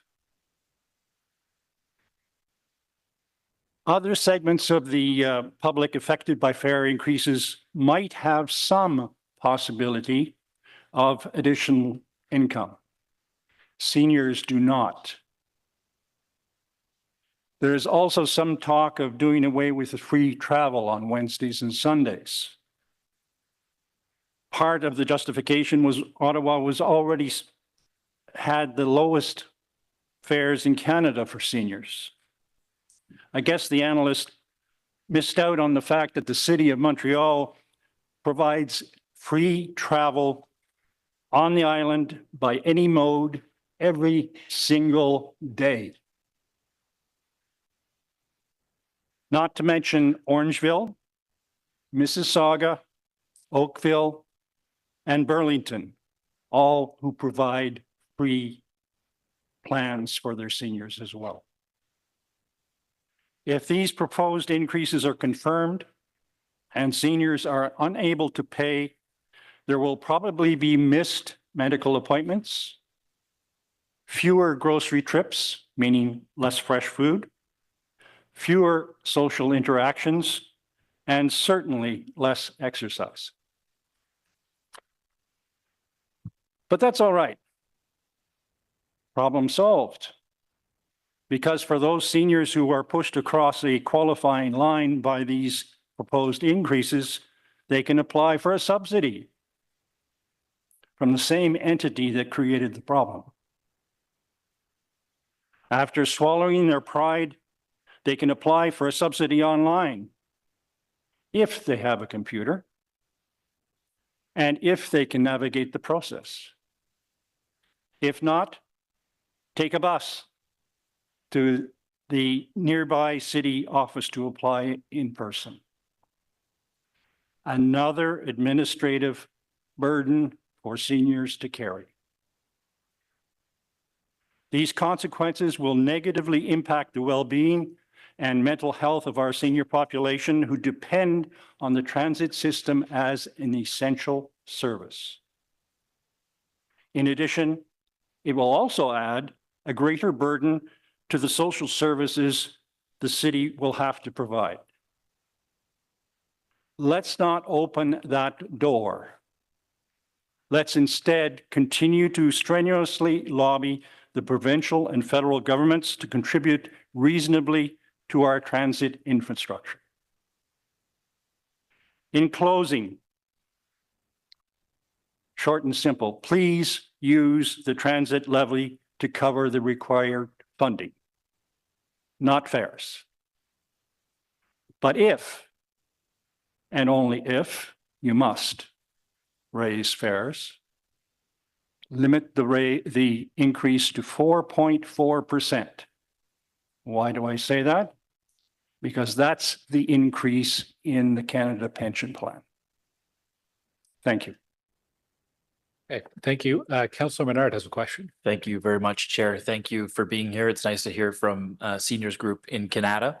And I wanted to key in on one point that you made, and that was that how many people will choose not to take those trips or buy that bus pass any longer because of the significant outrageous raise in seniors' fares. I have seen very little data on that. I don't know if any transit commissioner has. I don't think so. How many people, and I'm getting emails saying, I'm not going to take it anymore because you're raising it by 120% or even 60%. I'm not taking it. I'm not buying that pass. So I wonder, to your point, how many seniors will no longer choose to even buy a pass? Have those calculations been done by city staff? And sometimes what we get back, and I'll ask you the question, sometimes what we get back is, well, enough of them will still buy it at a higher rate that our revenue will be higher even though we're losing some ridership. We get that all the time. The revenue is still higher, but we'll sacrifice losing some ridership as a result of the changes. Is that a good way, in your view, to operate? No. And what's the effect for seniors on a fixed income that are above that very low income amount? For that Equipass, it's $24,000 right now for a single senior. Couples is, I think, 32, somewhere around there. So I think most seniors using this, and I'll hear you anecdotally, are probably above that very, very, very low amount. Would you say you'd agree with that? I would agree. Okay. Thank you, Chair. Councillor Bradley. Thank you, Chair, and thank you for your delegation. I want to thank you for pointing out the challenges with the Equipass application process, and that introduces a new barrier for seniors. You have to show proof of income, and it's an annual process. So that's another challenge, which is why I don't think it's fair to push our seniors to an Equipass. But the most important point that I wanted to say today is that transit is not a social service. It is an essential service, and we need to fund it as such, and we shouldn't be pushing people who can't afford it to go to a community pass or to an Equipass funded by social services. It should be funded by transit. It is an essential service. Thank you for raising those points. Thank you. Okay, and Councillor Troster. Thank you.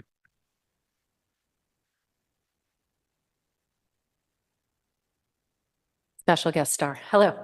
Thank you so much for being here. I just wanted to ask you a question because when we get into this discussion of fares versus levy, and I'll be straight up, I'm often the one arguing for higher taxes or a higher levy, and there's a lot of pushback on council. We have some strong disagreements, but I'm often told that the folks who would suffer the most from if we raised the levy citywide to cover the entire deficit would be seniors who own their homes, who are on a fixed income, who couldn't afford a tax increase. So what I'm interested in hearing from you is what would be your preference? Because it's always been my contention that higher user fees are ultimately more harmful than slightly higher taxes. You are a Canada senior who's coming here to say, put it all on the levy. I'm wondering if you could contextualize that for us. Why do you think that is a more fair option than a combination of raising fares and raising the levy? Again, it boils down to the impact. $38 in a year as opposed to $360 in a year for a senior. So what would you say to seniors who are homeowners who say, I don't take transit and I don't want to see my property taxes go up significantly more with a higher levy? That's always the refrain whenever the taxes go up, and no matter what the service is. But the service has to be funded, and the best way to fund an essential service is by levy across all segments. Okay, thank you very much. And I'll just state for the record, my strong preference. I would like to see this covered entirely by the levy. I don't think that there is consensus around the table to do that. And I also applaud Councillor Bradley for trying to bring forward what I think is a more reasonable proposal in between. But thank you, and thank you to all the seniors who have come here today. Right, thank you. Councillor Devine. Just a quick question. So I understand we're having that debate between whether to foist this cost on transit riders or onto property taxpayers.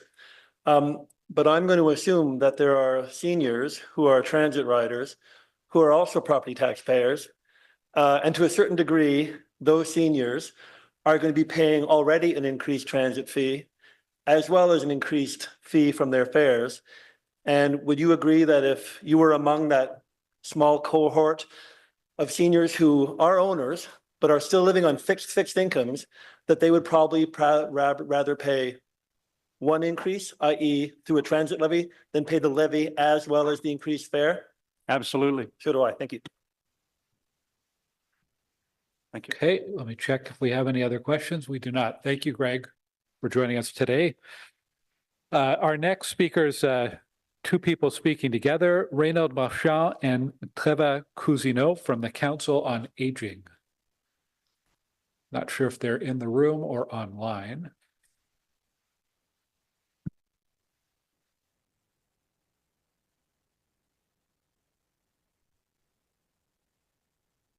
Hello, I'm here.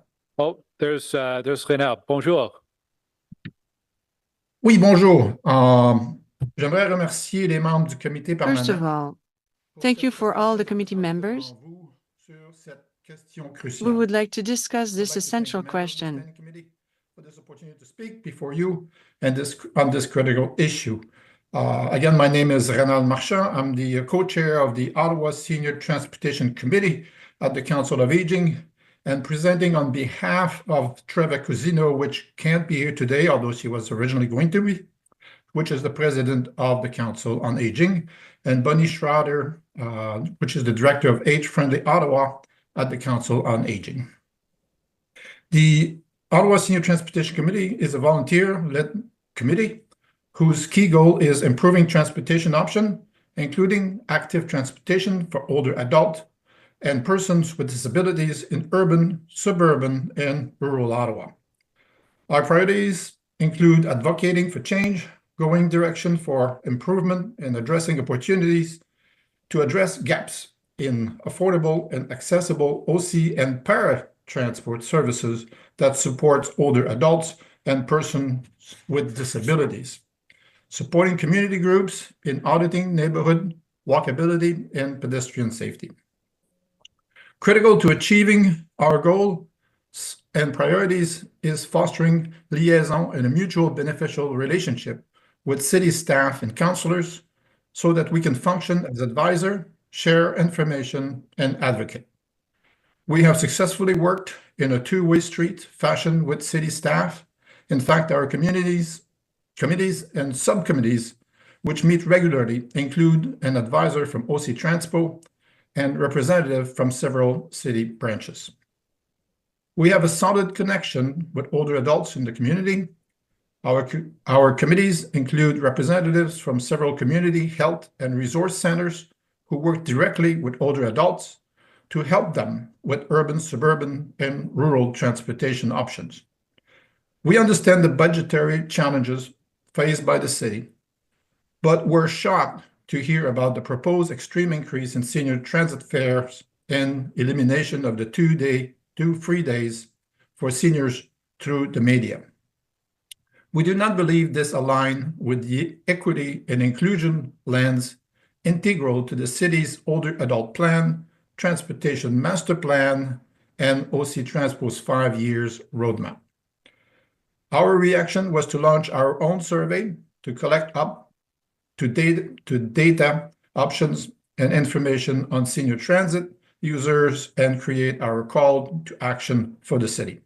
Time was tight. Our survey ran from November 14 to the 21st.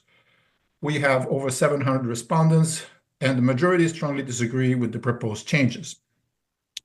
The top 4 impacts cited by the respondents were strain on my budget, reduced number of outing for social purposes, reduced number of outing for errands such as grocery, drug stores, shopping, reduced number of outing for physical activities.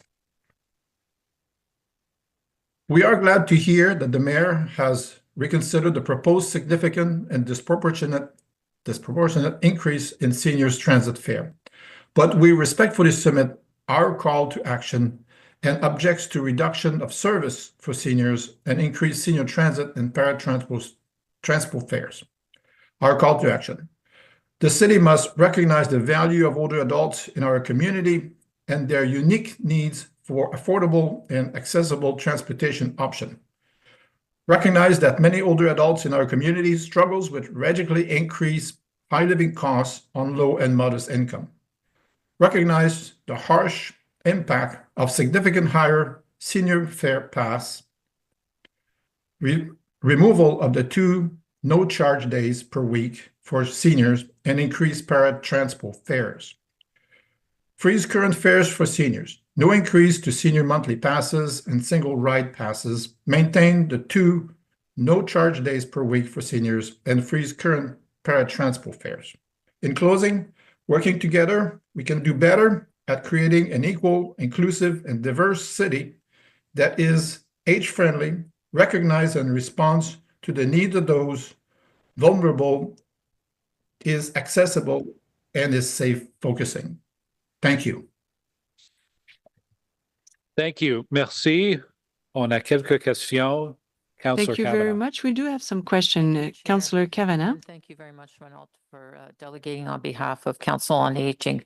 I recognize the great work they're doing on behalf of older adults across the city. That's quite the survey that you undertook to have 700 respondents. There are different proposals and none of them are perfect, but you'll probably hear from Jessica Radley. I'll let her ask that question. But one of the aspects that I noticed in the Equipass is that it's a lower rate for single fares. And I also noticed that the numbers of older adults who use single fares is much higher than the pass. And I just wanted to get your feedback on that because currently the older adult single fare is $2.90, and I'm not counting the free days, of course. And there is a proposal to keep Wednesday, but it versus $1.75 with the Equipass, which I recognize means that you have to apply and you have to be low income senior as in one version of the one motion. In another, it would be for all. So I just wanted your feedback on the single fares. Well, thank you for the questions. Certainly, when it comes to seniors, I'm one of them. I do use the OC TRANSPO. I think that there's 2 prongs. We want a service that works and is reliable. There's no question about that. But I think that our group and the seniors were taken back by the percentage of increase versus others. So I think that they want OC TRANSPO, they want the city to be fair to them and not increase them disproportionately to what they're doing with the adult fares in regular. But it is important to remember that there is 2 things. If the service is too expensive, they won't use it. If the service is bad, they won't use it, no matter how cheap it is. It could be free. If it's no good, I'm not taking it. So I think it's important to strike that balance, which is very, very difficult out there to do.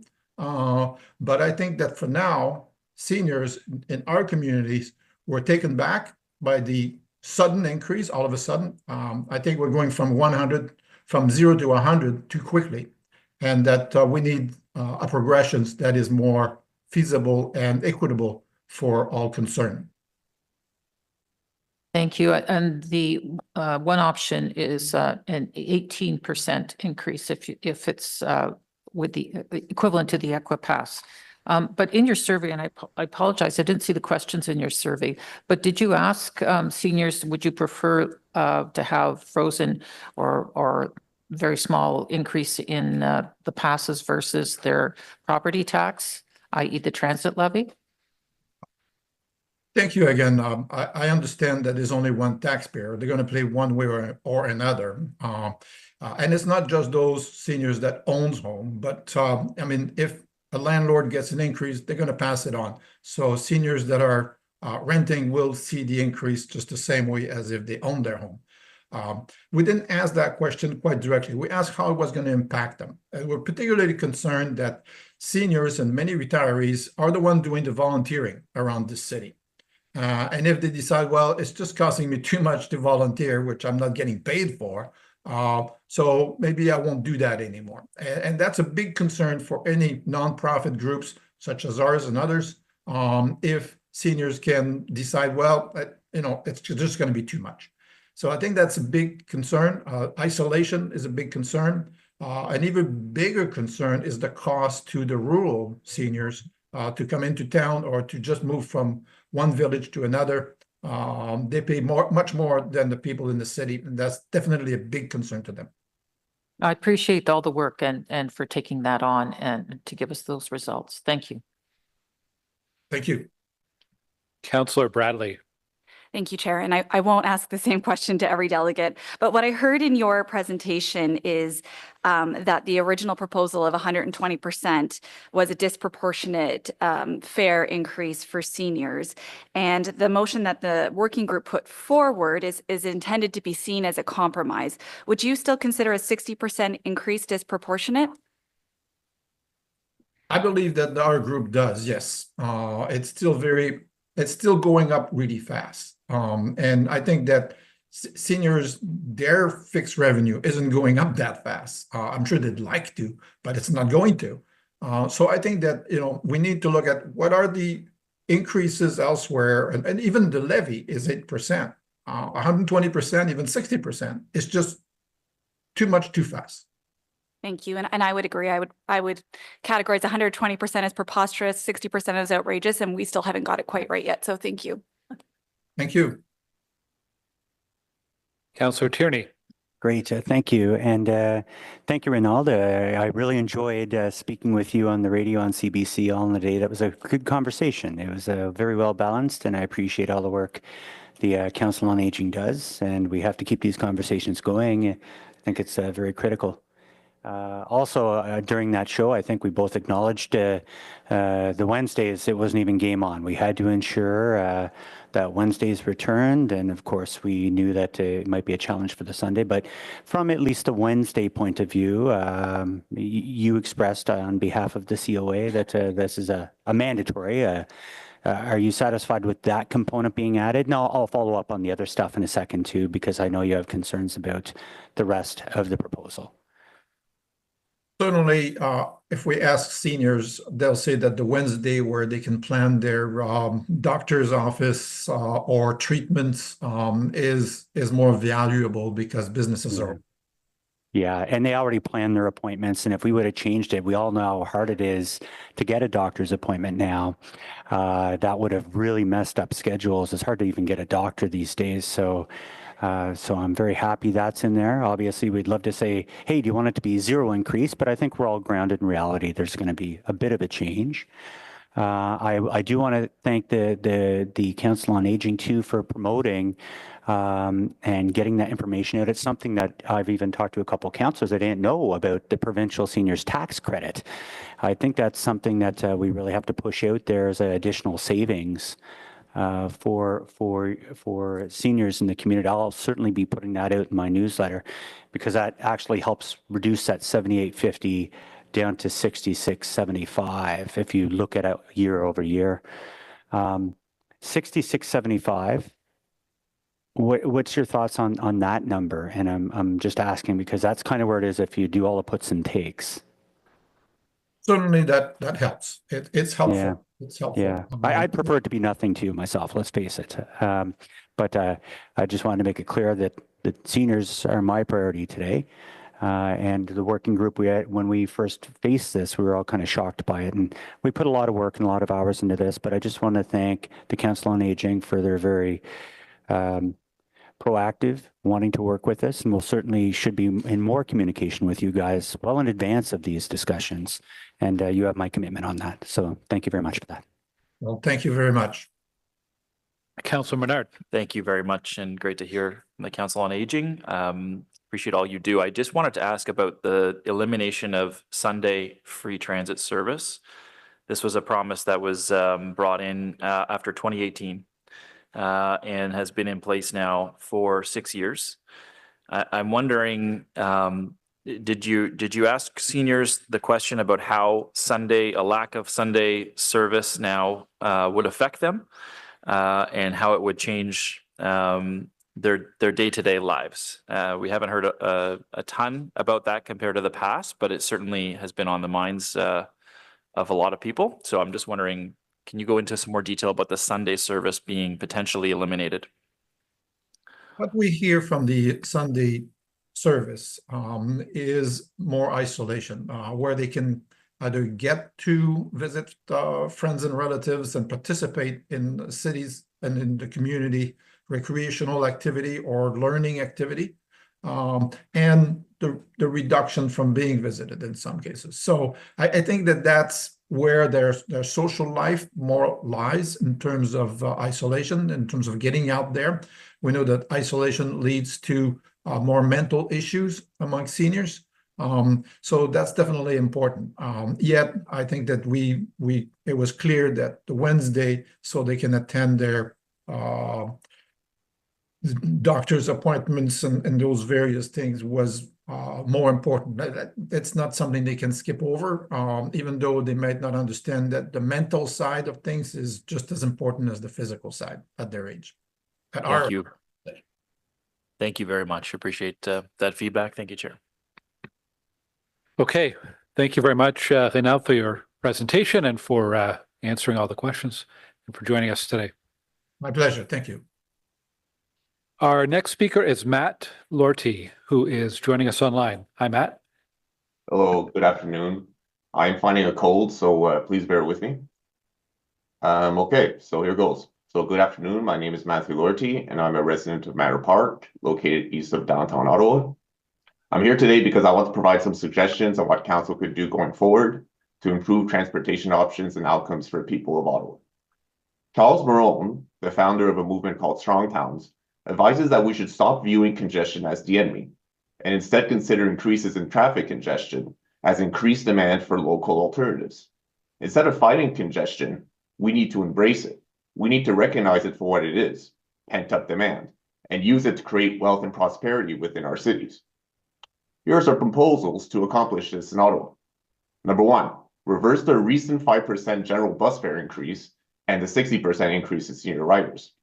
The current costs are already hard to swallow for a lot of people, and these increases will only cause more potential riders to consider taking the bus and train as a last resort. Number two, freeze fare increases for the foreseeable future. Relying more and more on user fees to fund public transit just places more of a burden on low to middle income people that cannot drive or afford a vehicle. Number three, increase the vacant unit tax. Number four, implement congestion pricing like the City of New York is in the process of doing to fund its public transit system. Other examples of cities that have already been using congestion pricing for years are Singapore, Stockholm, Milan, and London, all to great success despite strong initial opposition. For those unaware, it's a small fee that drivers would need to pay to access certain areas of the city during certain times, like during rush hour, for example, in an effort to offset the social cost of driving. Number five, cancel road widening projects. While widening roads might improve congestion temporarily, studies have well established that when roads are widened, people take notice and will themselves drive on those roads, resulting in our roads just inevitably getting clogged again. This is also known as induced congestion. Roads should only be widened if they are to only accommodate alternative modes of transportation, like bike lanes or priority lanes for buses on major roads. Number six, ensure that property taxes always increases always match inflation going forward, and go further by implementing a progressive property tax, which raises the tax rate on higher value homes, similar to how our income taxes already work. Number seven, scrap parking minimums, which are requirements that dictate the number of off-street parking spaces that new developments must provide. However, for the private parking lots that already exist all over our city, we can implement a commercial parking levy to get more use out of those spaces. I participated in an environmental study hosted by the city last week to look at making the Saint-Laurent/Coventry region more pleasant for walking and cycling. And I asked the question then, why Saint-Laurent Station is not offering a park and ride? The answer was that it was private property. I just find it a shame that this parking lot, like so many others, has its benefits privatized, but the opportunity costs for this taken space are socialized. Number eight, reduce the police budget and instead allocate more funding to community services, which address the root causes of social issues instead of merely reacting to them. And finally, number nine, cancel the renovation of Lansdowne Stadium, which will cost taxpayers $500 million, which could be spent on more urgent items like public transit, which can immediately improve the daily lives of Ottawa citizens. To close, whether or not an Ottawa citizen chooses to use transit, the average household is already paying 1,000 tax dollars a year just to have it around. Instead of collectively feeling burned by public transit, like a white elephant, like Neil mentioned, we can start to embrace it by exploring other ways to better fund it, so that we can then make it a public asset that we can all be proud of. Thank you. Thank you very much, Matt. Any questions for the delegation? I'm seeing none. Thanks for joining us, Matt, and for your comments today. Our next speaker is Lisa McLeod, joining us online. Hi, Lisa, welcome. Hi there. Thank you. Can you hear me? Great. We can hear you. Thank you. So my name is Lisa McLeod, and I'm a transit rider. And as one of the city's 340,000 or so transit users, it's hard for me to understand how I'm supposed to see these proposed fare hikes and the recent cuts to bus and train service as anything but an attack on poor and working people in our city. Raising adult bus fare to $4 might not sound like much if taking the bus is something that you just don't think would ever be a problem for you, which makes it all too clear that councillors who plan to support these transit cuts aren't transit users. Because it seems like maybe you don't understand that these fare hikes and service cuts will impact people's lives every single day. The bus and train service reductions, increased fares, the hike in the student pass and seniors bus pass cost, and forcing 11 and 12-year-old children to pay to take the bus. Let me tell you what that will feel like for transit users. It feels like giving up on precious time with your spouse and family every day because you have to leave the house half an hour or more earlier in case the bus you need to take to work doesn't show up. It feels like worrying about your loved ones who are waiting at the bus stop alone after dark because the bus only comes every 30 minutes or more instead of every 15 minutes. It feels like the cost of having to take the whole day off of work whenever you have a doctor appointment because the bus and train schedule isn't reliable enough to be sure you'll arrive back at work on time. It feels like you will never have time to get all of your errands done because the bus routes change and now you have to take 2 or 3 buses to reach your local services, or because you can no longer afford the cost of paying twice, once at the beginning and again when you go to return home. It feels like giving up on time spent visiting friends and people you love because you can't quite afford the bus fare to go meet them. It's the heavy feeling of knowing that elders will be forced into the hardship of giving up on social and cultural activities, forced to recede from the public space and becoming more isolated and lonely. It's the fear you feel for young people, wondering if they will be harassed or kicked off the bus for not having full fare, instead of always being assured of a safe way to get home, no matter what. I'm a working age adult and I'm lucky, one of the lucky ones. I can generally pay the cost of a monthly pass, but I can't afford to move just to live walking distance from work, and I don't drive. So giving up on public transit is not an option for me, which is why I'm so mad that this mayor and city council feel like they're giving up on public transit. People in Ottawa deserve better than what this budget is proposing for public transit. In the midst of this affordability crisis, I urge you to make the better decision. Reject these fare hikes and meet what the moment demands. Give working people and their families and loved ones the transit service, frequency, affordability, and mobility that they deserve, and that will enhance life in our city for the better. Thank you.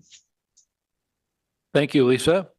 I'm not seeing any questions from the committee, so thank you for joining us today and for your comments. Our next speaker is Lauren Seward-Monday, followed by Cassie Smith and Sam Hirsch. And Lauren's here in the room today.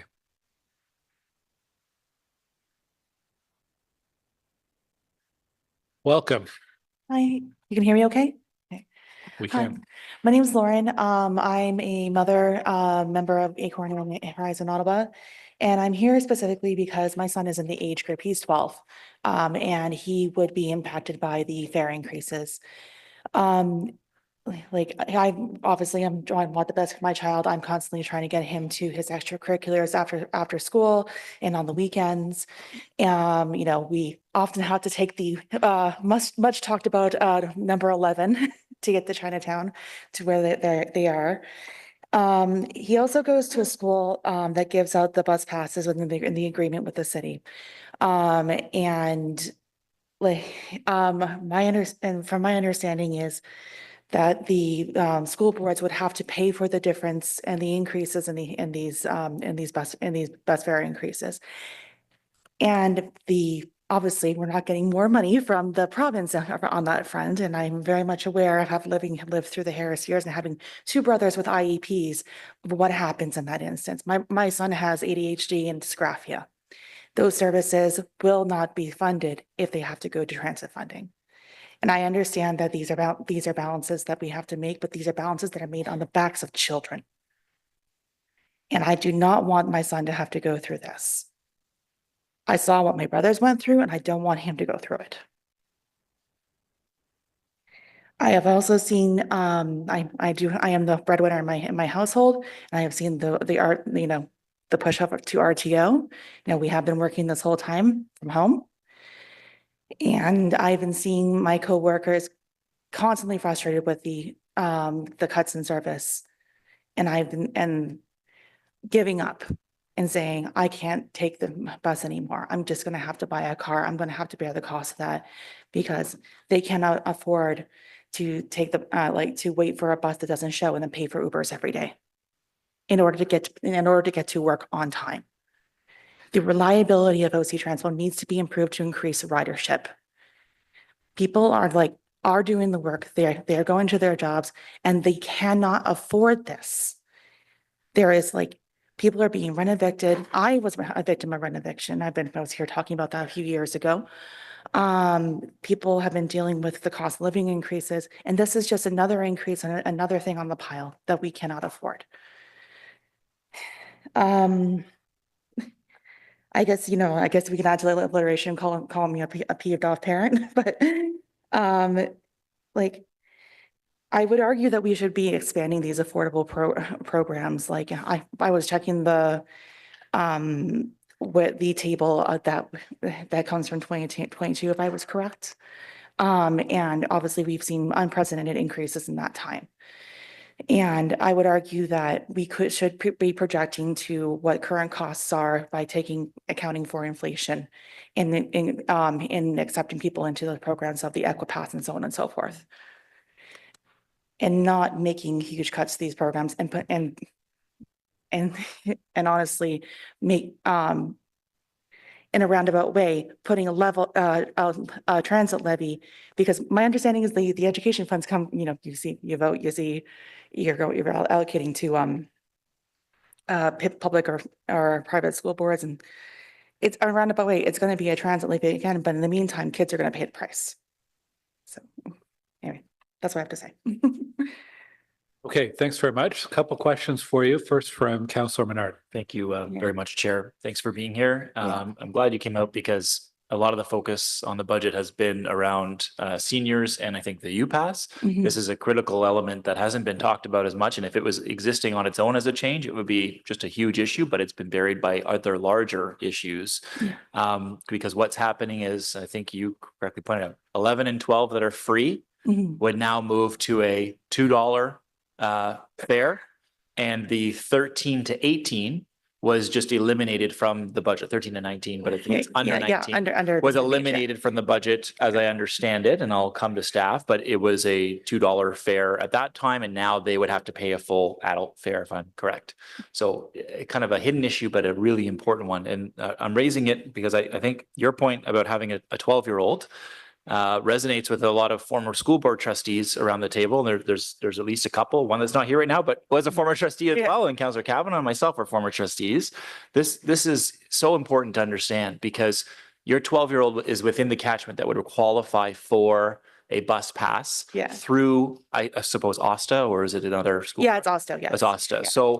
So a question that I'll have for staff is, are those people that are currently qualifying, must the province fund them? Or could Osta make changes to boundary requirements or other changes that would then see them not automatically get a pass as they do now based on the increase we're putting in? I'm going to have that question for staff when you're done.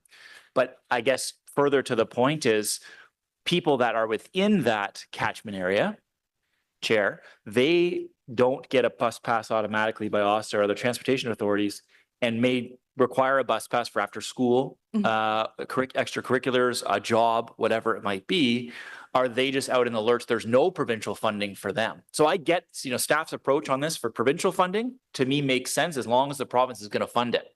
Yeah. And I don't know if there's a guarantee there I want to hear, but the people that do not have a provincial guarantee, that are within those catchment areas, the walkability, the number of kilometers, depending on how old you are, they're just absorbing this huge increase without any hope of the province funding it. Yeah. And we haven't talked about it. So I guess, how does, I see the budget as being balanced transit-wise on the backs of seniors and youth, targeting seniors and youth. How does it make you feel when you see these types of fares come up that are targeting the 11 and 12-year-olds? Councillor Brockton brought those motions for us previously, Council, and they were a small amount of money. Yeah. Actually, at that time, they were not huge amounts, very small to make it free for 11 and 12. It's the 13 to 18 that I think is really the big ticket item here. So I guess your views on that, all that. Yeah, well, I guess eventually he will become 13 and 18 and so on and so forth. And one thing we are looking at in terms of furthering his education is, which school is he going to go to that's going to be meeting his support needs, and how is he going to get there? And that is something we're going to be thinking about in terms of transportation costs. Are we going to continue using the Osteo program? Is there going to be yellow bus services? Are we in catchments for those yellow bus services? So on and so forth. And we obviously they are having retention problems as well in terms of finding drivers. So it's very likely we may be relying on the OC Transpo. Yeah. Yeah, they're already really under the gun right now, under a microscope by the province as well, and have been underserving many communities, as we know, through that board already. So that's another piece of my concern too. Anyway, thank you, Chair. Councillor Troster.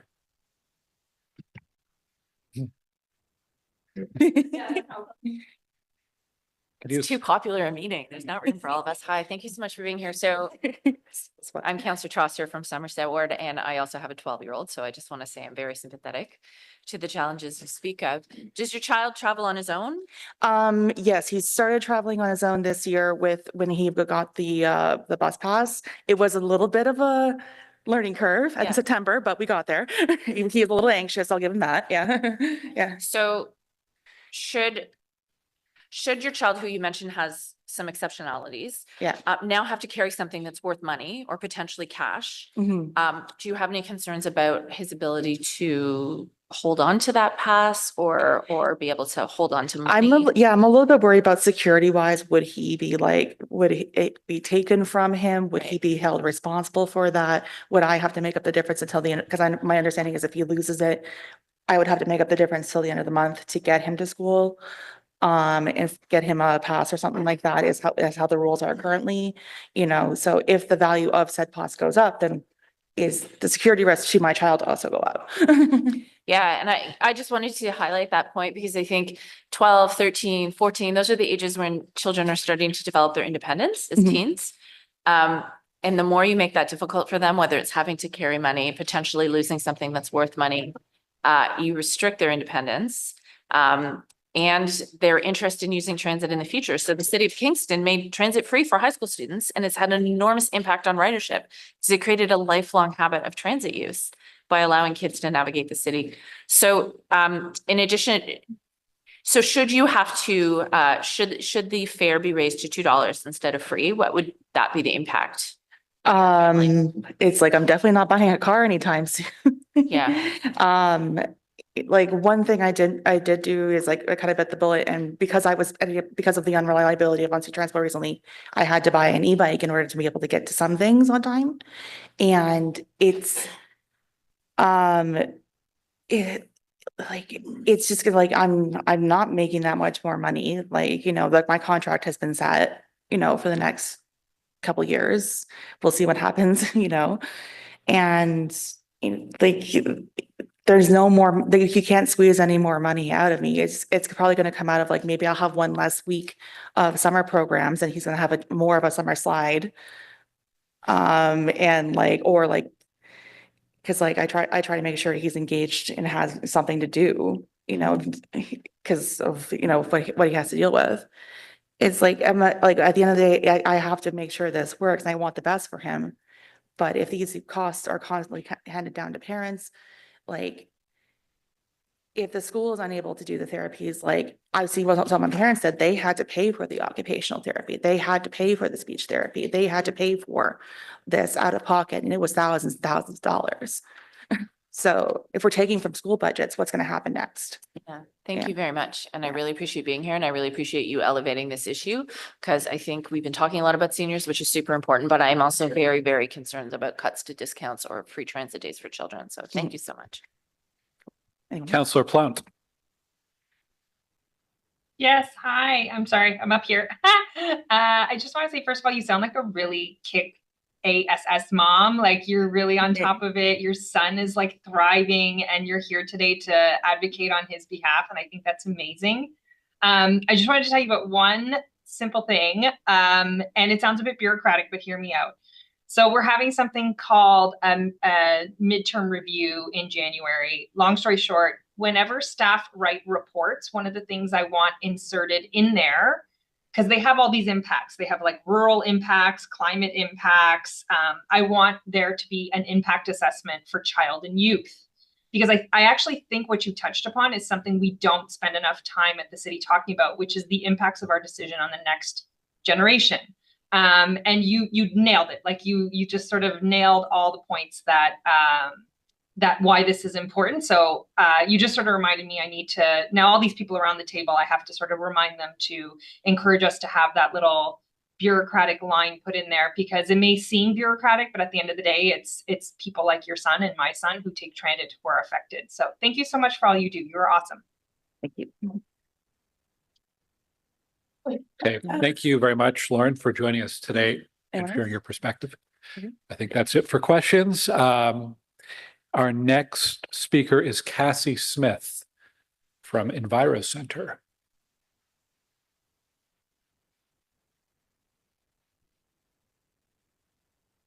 Welcome. Hello, thank you. Thank you for the opportunity to speak with you today.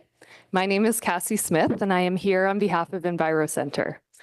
At Enviro Center, our vision is that a sustainable net zero future is achieved in Ottawa and beyond. We work to support practical climate action to dramatically reduce climate emissions in our community, including in the area of transportation. Ottawa's Climate Change Master Plan identifies that almost half of Ottawa's community greenhouse gas emissions come from transportation. The city has lofty targets to reduce our overall GHG impact by 43% by next year. We can't come close to hitting that goal without a clear focus on transportation. Of particular relevance to the discussion here today is that it will require significant changes to the way people get around. Transportation mode shift to reduce personal vehicle use is vital. Based on energy evolution and the city's official plan, transit needs to make up at least 20 to 30% of trips in the city by 2046. The latest Origin Destination Survey data shows we are sitting at about 8.5%. That's an enormous shift to make in a very short amount of time. So we at Enviro Center have been looking at public transportation models throughout North America. What are the practical solutions? How can Ottawans imagine a different future? Who can we listen to and learn from? And what is the forward-thinking vision to support better public transportation in our community? One idea that kept coming up is supporting the next generation of transit riders. When young people have the opportunity, the skills, and the encouragement to take transit, it embeds this transportation choice into their lifestyles. As a result, they may become more likely to use transit for years to come. Offering reduced fares for youth presents a window of opportunity to build habits and skills that will cost our city less over the long run and make it a safer, less polluted, and less congested place to live. Communities throughout BC, Calgary, Toronto, Halifax, St. John's, and more have free transit for children 0 to 12. In our neighboring community of Gatineau, children under 12 travel free, and high school students have a special pass that allows them free use over the summer and all evenings, weekends, and school breaks. Of particular note, as we've heard a few times today, is the example of Kingston, where young people up to age 14 benefit from free transit, and all high school students ride free during the school year. As a result, youth ridership increased from less than 30,000 to 600,000 trips annually by the second year of the program. Today's budget proposal to eliminate free and discounted youth fares feels like a step backward for Ottawa. These costs will build a significant barrier for families with children and young people who are currently using transit, and may in fact discourage long-term transit ridership goals. There is no question that the city feels the pressure to cut costs, but cutting costs needs to be balanced with a long-term plan to grow ridership and support a thriving, effective, and inclusive transit system. Increasing fares for young people who want to rely on transit and want to lower GHG emissions is not the path forward. We need alternatives to build ridership back. Instead of relying on a small number of riders paying high fares, we should aim to see more riders taking more trips to generate more revenue. We can and must find other solutions. Transit revenue does not have to come solely from fares and property taxes. There are other methods that cities have turned to for funding youth passes. The City of Victoria, BC, funds free transit for youth by instituting paid parking on Sundays. In Gatineau, they are able to generate funds for transit through vehicle registration fees. In Kingston, the school board and the city shared costs to provide free transit to all high school students. We are happy to share links and more information with anyone who may be interested in learning more about these examples. EnviroCenter and local residents want to see a city where people have good quality, sustainable options to get around. This means recognizing and addressing the challenges transit is facing and changing what is not working. You can start by nurturing the next generation of transit riders. We encourage you to revisit today's proposal to eliminate youth discounts and instead explore other ways to increase ridership and revenue. Thank you. Thank you. Councillor Menard. Thank you very much, Chair. Cassie, that was a powerful presentation. Thank you. The examples you provided, and I think the keying in on our own plans would tell us to do the opposite. Our TMP that's in development, our congestion, our discussion of the official plan and more transit ridership located near transit hubs. You know, the reduction of greenhouse gas emissions and more people on transit, all of those things are in our plans right now. And it seems that we will, at the very same time we have those there, will be losing riders, choosing to take something else because the cost is going up and up and up, and in some cases exponentially here. So I guess I also want to thank you too for the partnership that EnviroCenter has continually offered the city through multiple programs. You do fantastic work. I guess the question for me is, you know, I've got a motion now on the table that would look at collaboration with the school boards, with the province. You know, and as a former trustee, I know intimately the system through OSTA and others that would look at an option for a UPass for under 18. It would task staff and elected officials to go out and take a look at this, given the changes that we're seeing in our draft budget right now. Understanding there can be collaboration to fund this at a very low cost for such benefit for the city. I guess to that point, it feels like we need some wins in this city, that we're constantly getting degraded with policies that are coming forward instead of uplifting people and feeling confidence about the future of our city, where we can take this city, and backed by policies that give our public service some more room to breathe, our city and people that take transit, uplifting potential future, and those in our city that, you know, may not take transit, but want to see some proactive approaches to where we headed the city, and it feels like we're constantly just in detraction mode. So what would it mean, I think, to in your view, to pass a motion that would say, let's look at something that could add to our city, like a U-Pass for under 18, and not put this on the backs of our youth to pay these increased fees. Great to hear from you about that. I was happy to see that motion put forward. I think it's a really good strategy to look into. In doing the research for this delegation, I was looking at what some of the other school boards across Ontario are doing, inspired by the work that has been done in Kingston. So in London, one of the municipalities in the region of Waterloo, they're investigating what it would look like to fund public transit for all high school students. I think there's a real appetite for getting more youth on transit. And I think that if Ottawa could be a leader in doing that, that would really restore some people's faith in our transit system. Councillor Brockington. Thank you, Chair, and thank you for your presentation. Has the Enviro Center considered approaching the federal and provincial governments about sustained funding for the operational side of public transit? I am trying to encourage as many local groups as possible to consider this type of outreach and pressure. If we don't have new sustained funding for the operational side, we're going to be back here year after year. But I don't want to presume, or has Enviro Center done anything in this regard? And if not, would you consider this as a possible future initiative? Yes, so I can't speak to what we have done officially, although I do know that we participated in the Transit for Tomorrow workshop or event that was held by Environmental Defense. So we're supportive of that, and we've included that messaging in our public communication about transit as well, saying that we do recognize that there is a great need for more support from other levels of government. Okay, thanks very much. Oh, Councillor Leeper. Sorry, no, raise hand on Zoom. Cassie, thanks for a great presentation. Always a pleasure to hear from you. We have I think a too low transit using populace in Ottawa.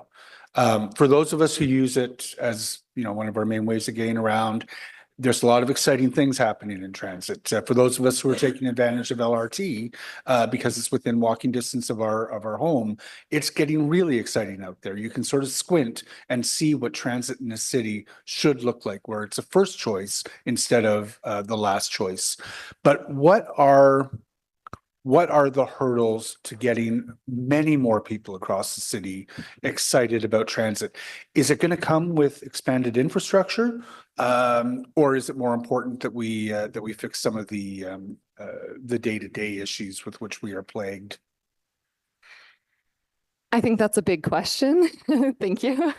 I've read a lot about this idea of there being windows of opportunity. So when a new piece of infrastructure comes online, like line 2 or line 4, that's a time where people reconsider the way that they get around. It may make their commute a lot shorter. It may make other destinations available. They could go to a different store than they would have before. So taking advantage of those opportunities and saying something like, we're having a one-day free transit, take your pick. Come try it out, get on the train, see what it's really like. I think those are really interesting opportunities. I think once people try it and see that it can be a lot easier for them to get around, you can read the paper, you can scroll your phone or do whatever you want to do. You're not stuck behind the driver's seat.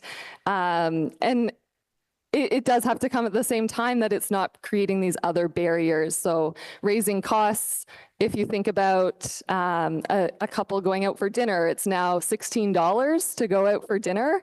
I'm probably going to drive, because why would I spend all of that money for the inconvenience of taking transit? So I think that both of those things need to happen in parallel to really make the change in how people see it. Thanks, Cassie. Councillor Tierney. Great. Thank you for coming out today. It was great. We just did an announcement recently about some geothermal stuff collectively together, and very happy about that in my neighborhood. When it comes to introduction of transit quote unquote free. What's your thoughts around, and I think we're not doing a good enough job on it, and the loaded tickets when it comes to things like Blues Fest? Let's face it, that's a pretty youthful event overall. Maybe not Nostalgia Fest, but Youth Fest for sure. What's your experience with youth and your thoughts around getting people not to drive down to those events and to use light rail? And do you have the same excitement I do about Stage 2 light rail in the East End when it opens up and people can get on and not be spewing GHGs to get downtown on whether it's a bus or a car, and using light rail? Yeah, I think that line 2 opening in the east would be very similar to, line 1 opening in the east would be similar to line 2 and line 4, where it does provide that window of opportunity. Similar events could be seen in that same way. It's a way to try things out, but I wouldn't want that to be at the cost of service every day for the people that really need it. Oh, absolutely. Yeah. I'm just saying, when it comes to major events like that in the city, what's your thoughts about, obviously there is a bit of an increased cost that gets built in by the event organizer, obviously, because they have to load the ticket, but it also saves us that congestion. Are you in favor of those kind of initiatives that we've been taking? Yeah. Thank you. Okay. Thank you, Cassie. Our next speaker is Sam Hirsch. Then we have Ana Clara Miranda Ramirez and Arthur Estrella da Silva from CUSA, and Sally Thomas after that. Sam is with us today. Hi, Sam. Hi. Can you hear me? So hello, I'm here today to speak to this budget document and speak to a number of different issues. But the overall theme I want to address here is that this reeks of a complete lack of any meaningful consultation. There are an abundance of examples here. One quite obvious example that others have gone into great detail over now and over the past 2 weeks is the monthly seniors pass. I think it would be obvious to most people that 120% increase in fares, now potentially 60% increase or less, would not be palatable to anyone. And I think this council or the working group would have known that had they reached out to people or had there been an actual preemptive budget process. Another obvious example, which has already been discussed and was a subject of a letter from several councillors and a motion here today, is the rise in UPass fares. And I'm glad to see some representatives of student unions here today who will speak to that in greater detail. It seems like this particular issue, when it comes to the agreement, was completely avoidable. How did the mayor and his staff and the working group not at least check, if this was possible? It seems like if the mayor's office or OC TRANSPO simply took students, if they took students seriously enough to reach out, they could have perhaps found some sort of compromise. As the budget stands currently, however, it is a complete affront to not only student leadership, but also university administrations, some who are now threatening to end the UPass system entirely. The UPass was a huge win that has existed for a decade and a half through 2 mayors, and a disruption to this important agreement would be a huge loss to people across the city and a stain to this council and this mayor's legacy. A third blaring issue is getting rid of free youth passes, which were for 11 and 12-year-olds, which were embarrassingly only available for 1 year. I've heard from several teachers and even trustees on this issue who say that it would have a disproportionate impact on low-income youth. They say it has been a game changer for students, especially when it comes to field trips. Teachers have been able to ensure that everyone is able to attend as a result of the free pass, but the working group would have known that had they taken the time to consult with school boards, students, and teachers. Past that, as others have already mentioned, it also creates a culture of transit users from a young age, something we are missing out on and something that other cities across North America are already moving towards. These measures were supposedly put into place because we're trying to fill the hole that exists. That was created, by the way, as a result of a decade of poor policy and financial management. But how much do these cuts really bring in? $6.9 million from the base fare increase, only $5.6 million from eliminating youth passes, $2 million from reducing senior discounts and axing free days, and $3.7 million from eliminating free transit for 11 and 12-year-olds.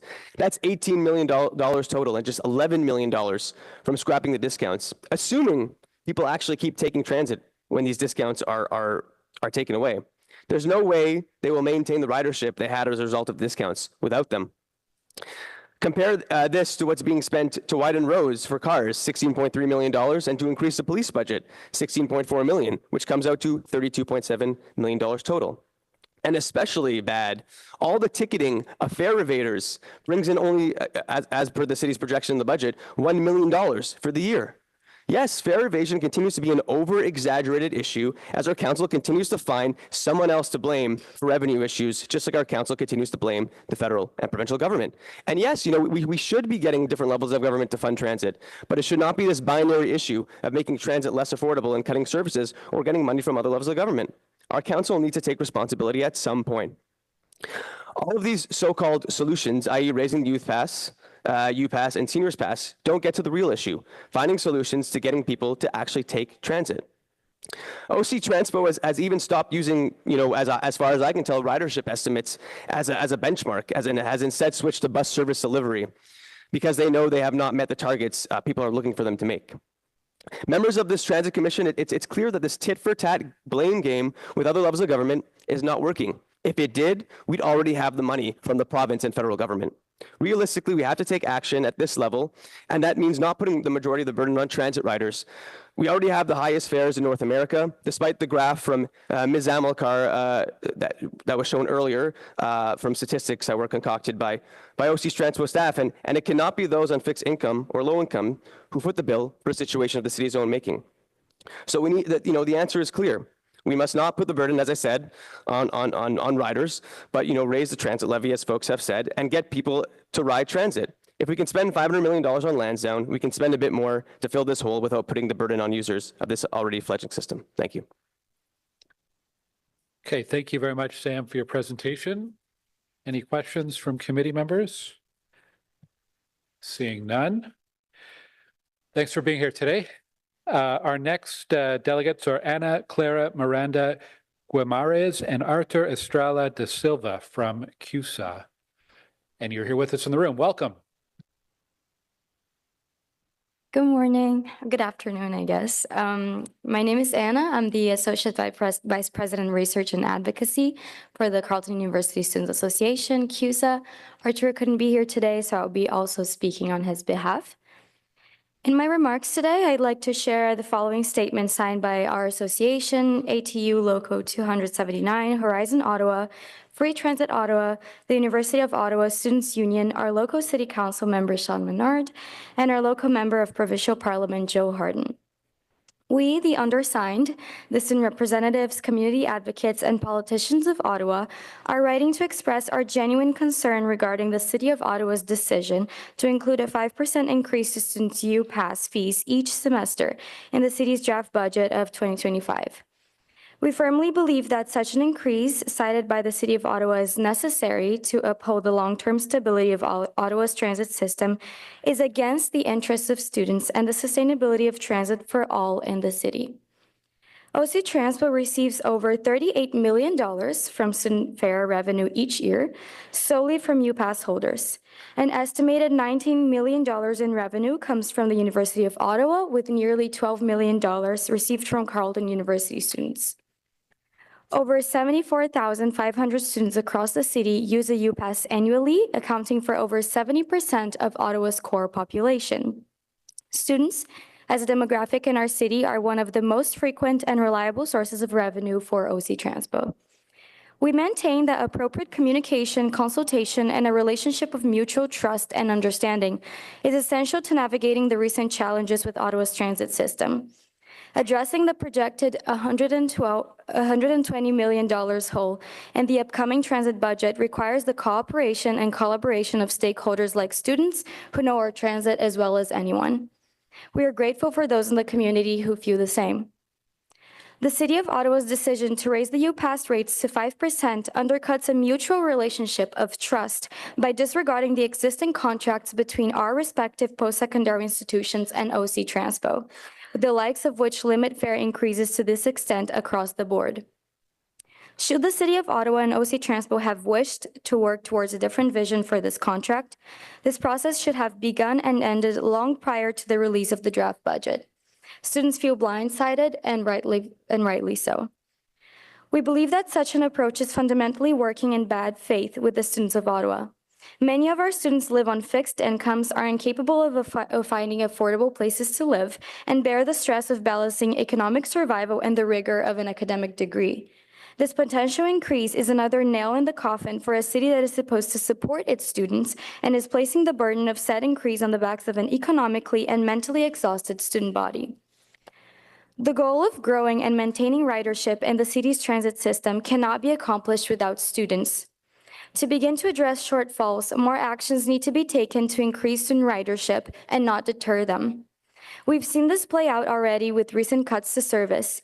A significant increase to U-Pass fees threatens to deter new student arrivals who are off-put by one of the highest students' transit fare rates in Canada. Students aren't the only ones feeling this pressure. Our seniors are facing a potential fare increase of up to 120%, and discounted passes for youth are to be increased or in some cases cut entirely. Transit is not working and no longer affordable for those who need it most. We strongly encourage members of the City of Ottawa's Transit Commission to oppose this potential increase in U-Pass fares outside of the scope of the pre-existing contracts with post-secondary institutions. We further encourage the City of Ottawa to firmly commit to better consultation and collaboration with student unions and students at large when decisions of this magnitude are being made. We will be calling on students at large to help us in opposing this decision and to work towards a more equitable, sustaining, and especially affordable transit system for all students in Ottawa. Anna, thank you very much. There are several questions for you. First, we'll go to Councillor Menard. Thank you very much, Vice Chair. Thank you for being here and speaking with us. I'm just wondering, just so the public is aware, what is your position at CUSA? I'm the Associate Vice President, Research and Advocacy, so I work under the Vice President, Student Issues. Fantastic. And when did you first hear about this proposal? I heard first about this proposal probably around a week ago. It was brought to us by Aiden, who also works in the advocacy team, so I heard it through him. And are you aware of if the administration knew about the proposal in advance of that time, or did they find out at around the same time? I'm not aware. Okay. Oftentimes people will say that the U-Pass is a certain percentage lower than the regular adult fare. And they say it's such a great deal as a result of that. I guess, what's your response to that assertion that it's a great deal and that it's a certain percentage lower than the regular adult fare? I find that even though it is lower than the average fare, it's still quite expensive. It's around $230 per semester, which for a student is a lot when you're trying to deal with paying for rent, paying for groceries. Even $10 to $20 makes a huge difference in our budget as a student. We also have an issue with parking at Carleton, which is another issue in itself. But lots of students who do own cars don't actually drive to school. They rely solely on public transit since they can't afford parking. So it might be more affordable to the average citizen in Ottawa, but not to students. Yeah, and I think the principle of the U-Pass is that every single student pays into it, whether they're using it or not, for the full-time students in any event. Is that how it works? You can opt out of the U-Pass, I believe. Most students are not aware of it. That is not really made available to us, and I believe the process is a little bit confusing, but most students decide to stay with it even if they own a car, like I mentioned, because they're simply not able to afford parking on campus, which is around $400 to $500 a semester. Yeah, there's very stringent opt-out potential for, depending on where you live in Ottawa, and a couple other minor pieces, but hard to opt out. I guess just the last question for you is I have a motion on the table that would ensure consultation of student associations, of administrations, to come back with a report back to council in Q2 of 2025, because often administrations or students may want some changes to the U-Pass. There can be that good negotiation, trade-offs, that sort of thing, and then come back to say, here's the result that we came up with. Is that something that as a student representative, you would support? Absolutely. If we could be included in making decisions of this magnitude, we would very much appreciate so. Okay. Thank you, Chair. Thank you very much, Councillor Brockington.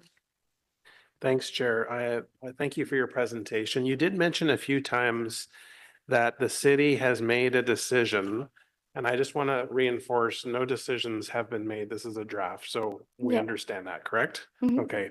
So can you let me understand better, what is the student association's role if there is a formal request coming from OC TRANSPO at some time to the university to have a discussion about the contract, particularly the rate, the UPass rate? Is that contract with the association or is the contract with OC TRANSPO with the university? And then how would the association then be involved? So the student union and the university are two separate organizations. Obviously, we are part of Carleton, so we do abide by some rules, but we have a separate president and we have separate policies, for example. The contract would be with the university. However, the student union is here to speak for the students. So sometimes the university might make certain decisions that the students do not necessarily fully agree with. So they bring it to us, the student union, and we'll advocate on their behalf. I would presume that if there was a proposal to go above the 2.5%, that a referendum might be required among students to Yes. authorize that. Yeah. Do you know in the past when Carleton students agreed to enter into this program, do you understand what percentage approved that question? Like, what was the level of support? I'm not sure. I'm not Okay, aware. fair enough, fair enough. I really appreciate the perspective you bring from Carleton students. Thank you for being here today. Thank you. Thank you very much, Commissioner. Commissioner Carr? Thank you very much. Thank you for being here today. I'm the mom of two university students. One is a Carleton student, one goes out of town. So I pay for both of their UPasses. I think they're an excellent deal. They use them for anywhere from getting to their part-time jobs to university. Just a quick question. I mean, I'll admit my kids are fairly privileged because I pay for their bills. A lot of their friends are in the same situation. And then they have a lot of friends who are lower income and receive a lot of grants through OSAP and that covers their costs. But you spoke earlier about the financial burden that students will face if the past costs go out. Can you talk a little bit about any consultation or discussions you've had with students that are talking about the financial burden that this will bring to them if they're not covered by this either situation that I'm talking about, in which case parents cover the costs, or OSAP is providing grants that cover the cost? Absolutely. That's a really great question. We just released our advocacy roadmap for the year for CUSA, and transit was picked as our first concern, but to do that, we consulted with students at large, and we received around 300 responses, and 50% of them were only concerns about transit. And most of them were reliability of buses, cost, and lack of transit system at Carleton. There's also the situation with the Trillium line, which was supposed to be ready in September 2022, which was when I first joined Carleton. I'm halfway through my third year and it's still not working. So it feels a little complicated to raise fares when we're not receiving the service that we were promised.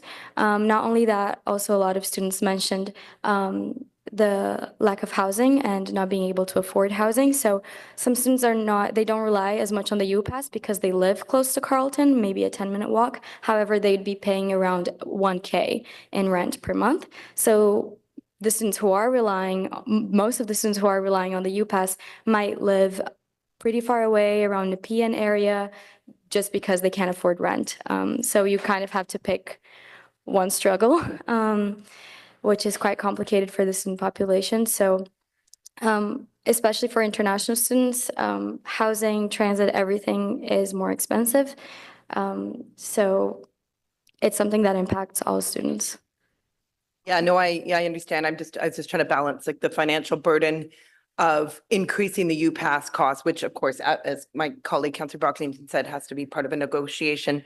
Against what I worry about is, and I don't believe it's Carleton, I believe it was Ottawa U that said, we might have to pull out of the program. And what I worry about is in those cases, the students that are living farther away because they can't afford it, that then all of a sudden are going to have to pay the full adult pass if the schools get out of the program. And that's what I'm concerned about. I'm not concerned about, kids like mine that are privileged where I just pay the bill and I don't even look at what the breakdown is on the bill, to be honest. I just, pay it. And, kids that are in the lower income that are covered a lot by grants, I worry about that middle piece in particular that are struggling to make it on their own. And I worry about the impacts if schools are going to pull out of the program.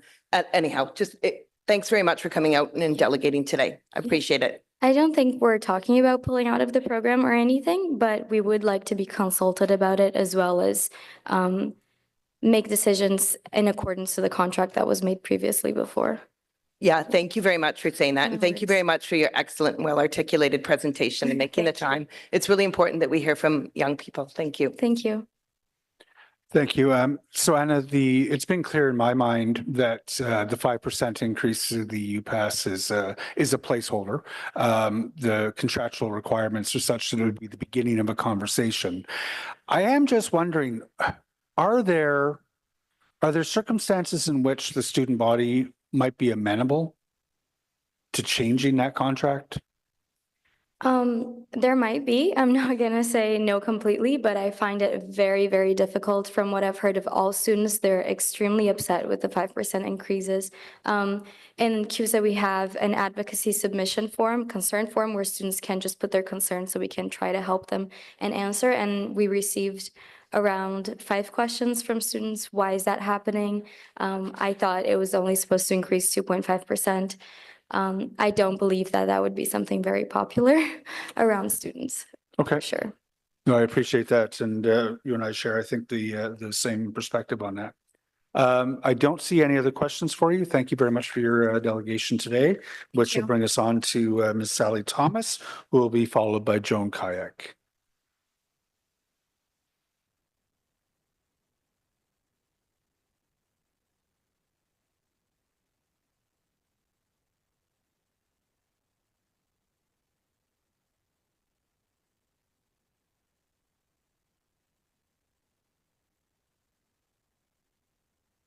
Good afternoon, Ms. Thomas. Whenever you're ready, you'll have 5 minutes to make a presentation to the committee. I guess that doesn't bend. Okay. I have it written down so I don't ramble and go past my 5 minutes. Good afternoon, everyone.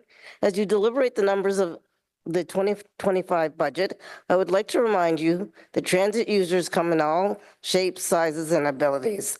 As we have been telling you for years, paratransport users, paratransport is way behind on their ability to deliver a service on par with conventional transit. To manage the continued lack of resources, we are now being threatened with suspensions of our regular bookings for doing things the rest of you take for granted. How many of you stick around at work just because you finish at 5? When you're finished, you leave and move on to something else. How many of you go straight from work to the grocery store to pick up food for dinner? With this policy, none of this will go unpunished. I am finished my groceries and want to go across the street for tea. No, not allowed. Trip chaining is an efficient use of the service and should be allowed when needed. Going home between errands adds trip requirements that take away from others for whom things come up. Thank you for hearing what I have to say. I hope that you consider the consequences for users who have few options when you make your final decision. Thank you Short very and much. sweet, like me. Thank you very much. I don't see any questions for you.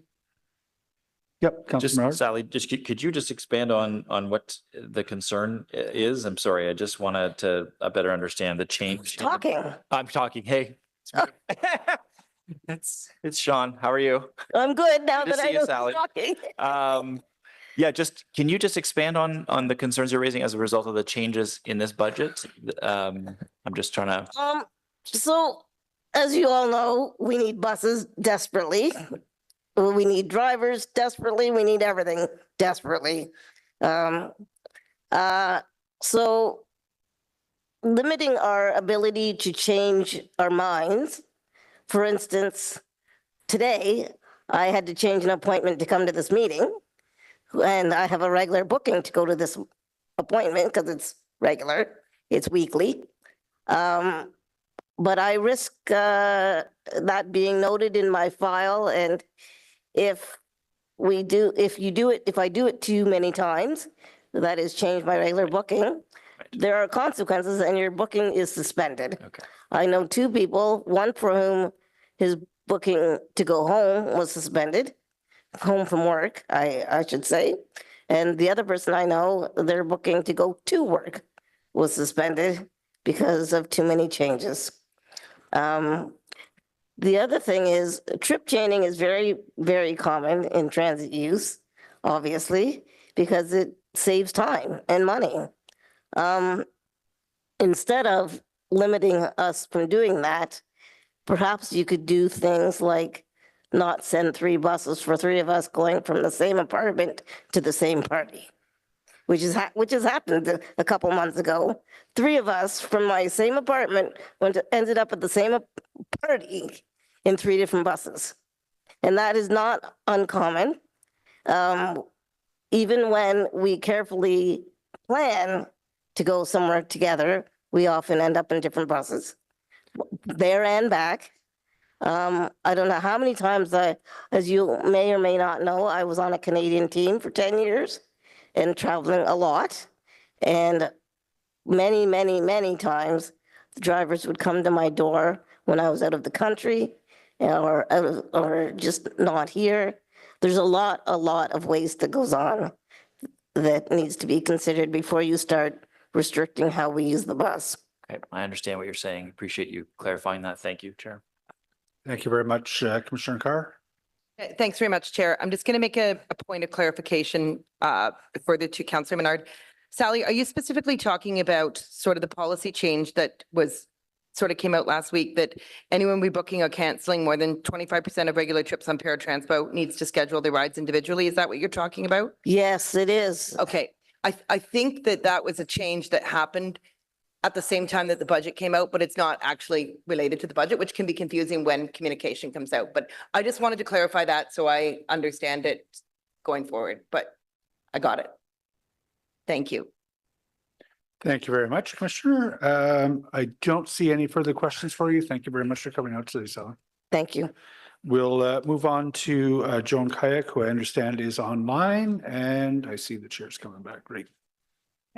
So, good morning, Joan. Whenever you're ready, you have 5 minutes to make a presentation to the Commission. well, thank you. It's a pleasure to be able to present.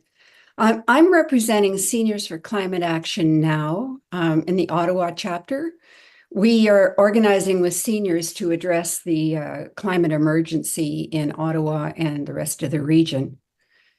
Efficient, effective, safe, and affordable public transit is one of the most important steps in limiting the use of fossil fuels and reducing greenhouse gas emissions, which are making life as we know it on the planet increasingly difficult, if not impossible in some places. The climate chaos created by fossil fuels is responsible for extreme heat in the summers, wind events like the derecho, serious flooding, forest fires, and more frequent and dramatic ice storms. All these are also health emergencies: more asthma, more cancers and respiratory ailments, heat-related deaths, increased food costs, and accidents. The remediation and adaptation costs to all levels of government are skyrocketing. The systematic costs of building and operating a good public transit system show up in the transit budget. Unfortunately, the benefits and the cost savings do not. The only figures in the transit revenue column are fares, advertising revenues, and transfers from other levels of government. But on what ledger is the accounting for transit benefits, like reduced road operating and construction costs, the reduced cost to those people forced to maintain a car, the reduced asthma and other ailments, the reduced stress levels when getting to work or appointments can be done by an effective system, the reduced costs in road accidents and personal insurance, the reduced costs in the reclamation from climate disasters.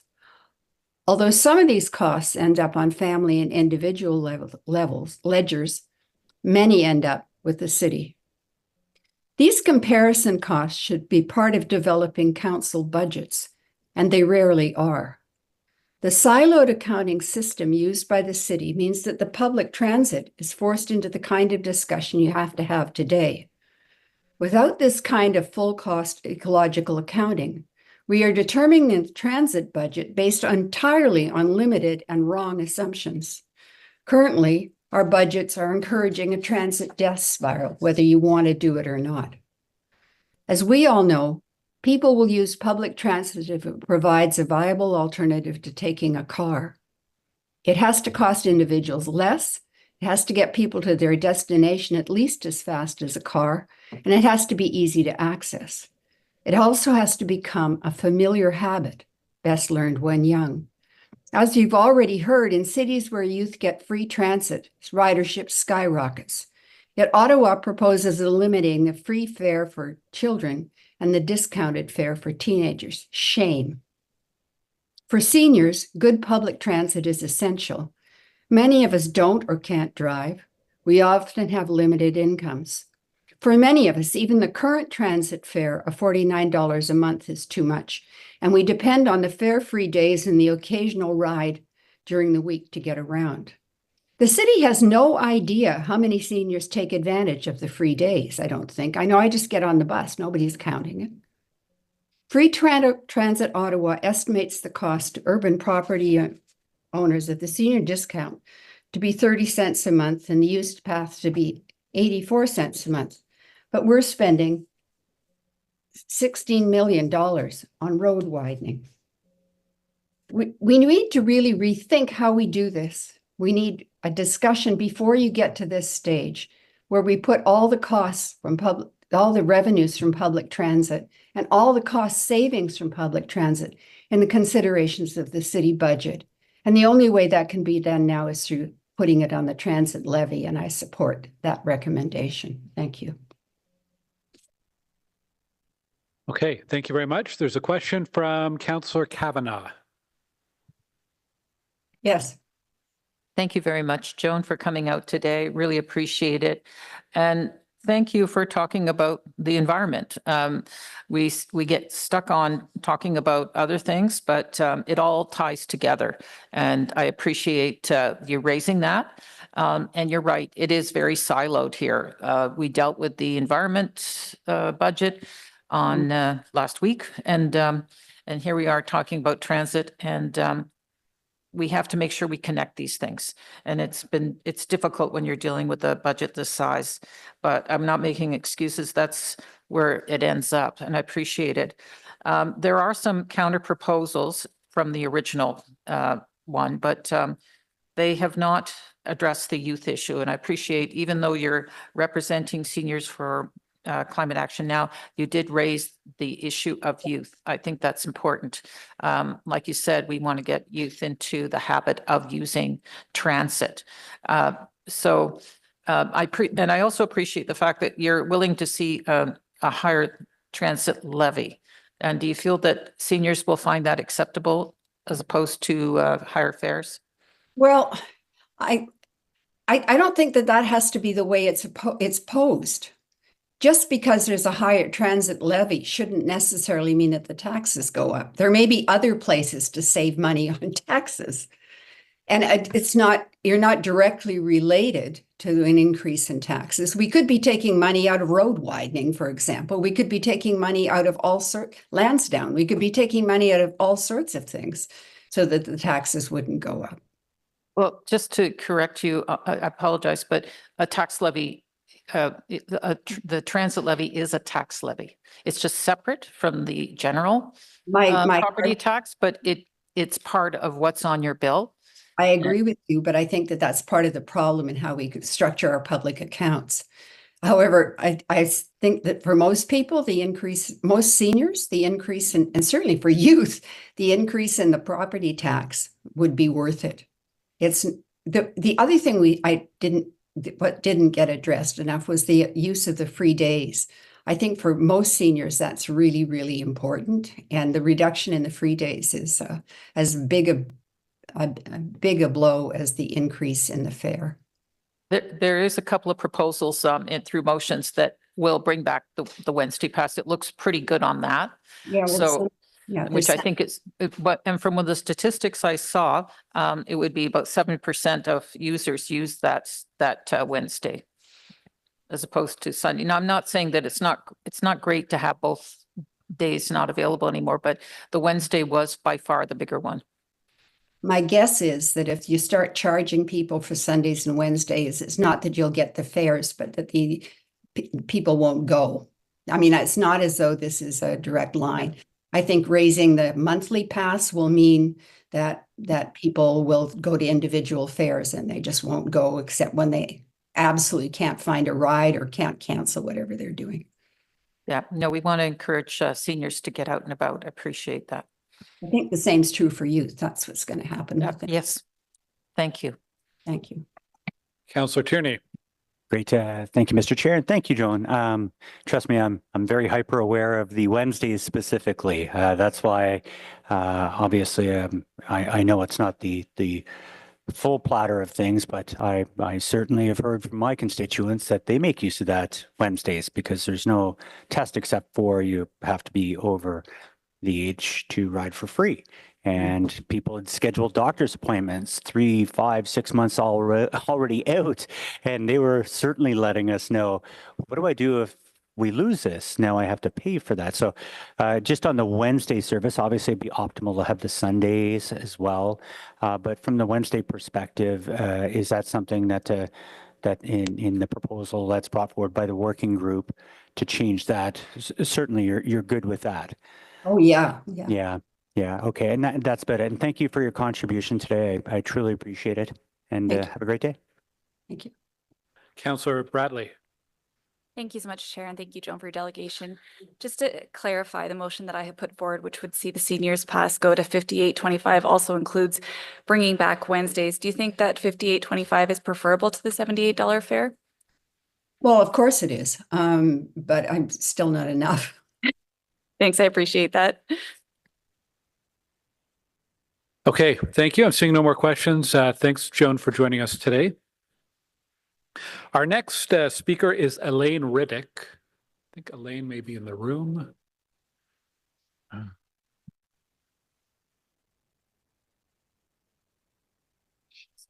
Oh, Elaine is online. Okay, so it'll be Elaine Riddick and then Sharon Katz and Evan Burry, but Elaine is up first.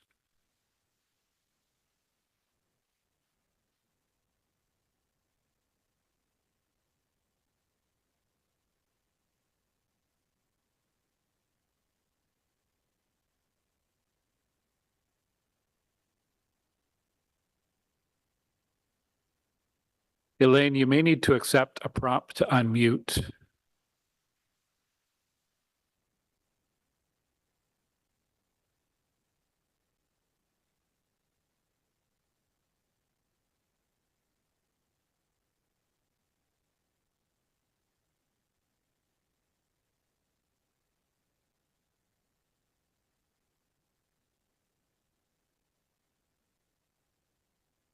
Okay, we're going to go ahead to Sharon Katz, and Elaine will try to come back to you in a moment. So Sharon Katz is our next delegation, and Sharon is here in the room.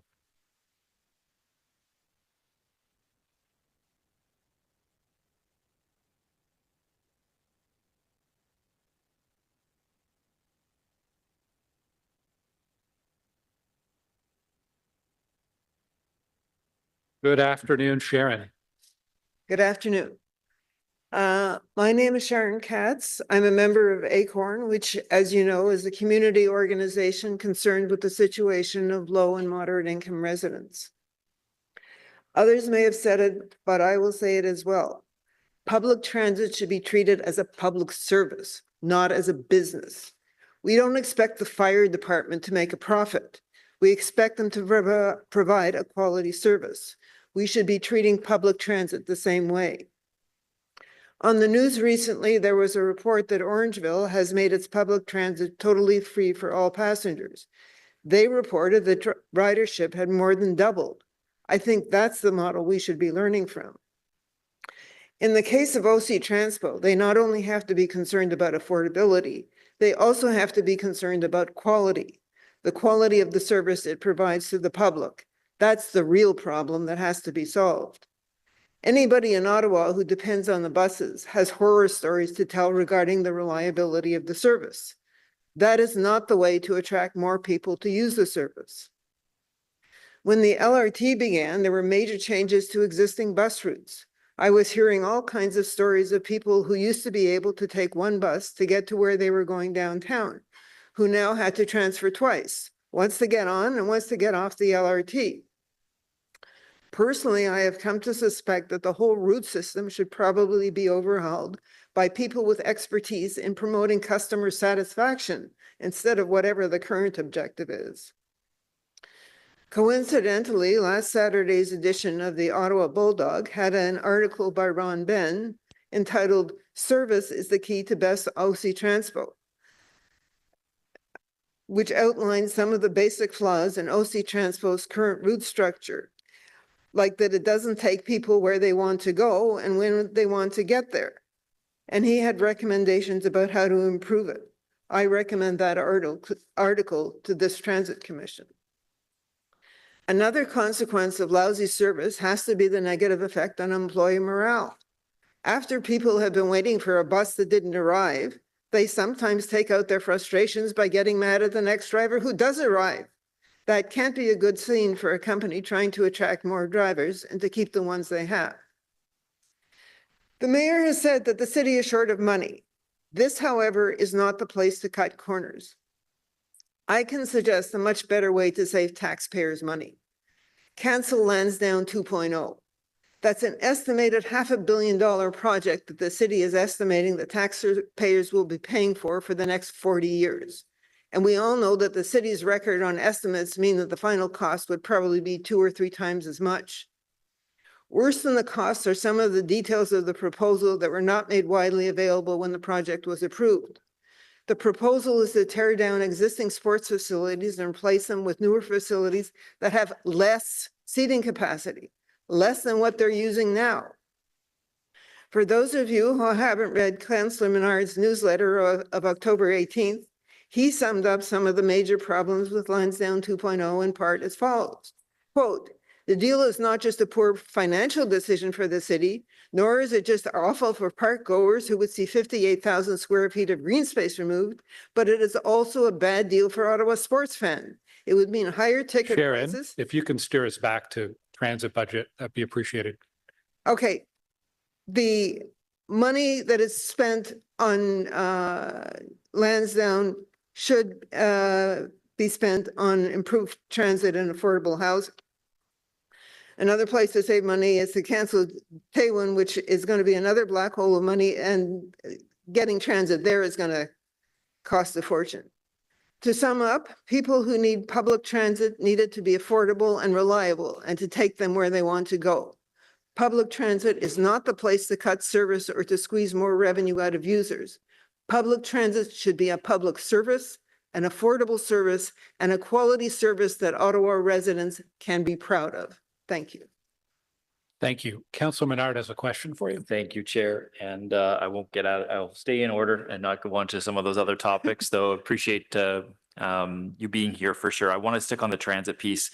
You mentioned something that was interesting. It was that we were kind of we separated out transit. We were making cuts on the transit side to balance that budget. It's the first time I've seen that happen. And I've been a City Hall watcher for a long time before I was a councillor, where we separated out the transit levy piece or transit piece in totality, separate from the budget. So we said 2.9% for everything else, but then transit, we're going to wait and see. And I guess I'm wondering your reaction to separating out that one item, what it does for city focus on that one item.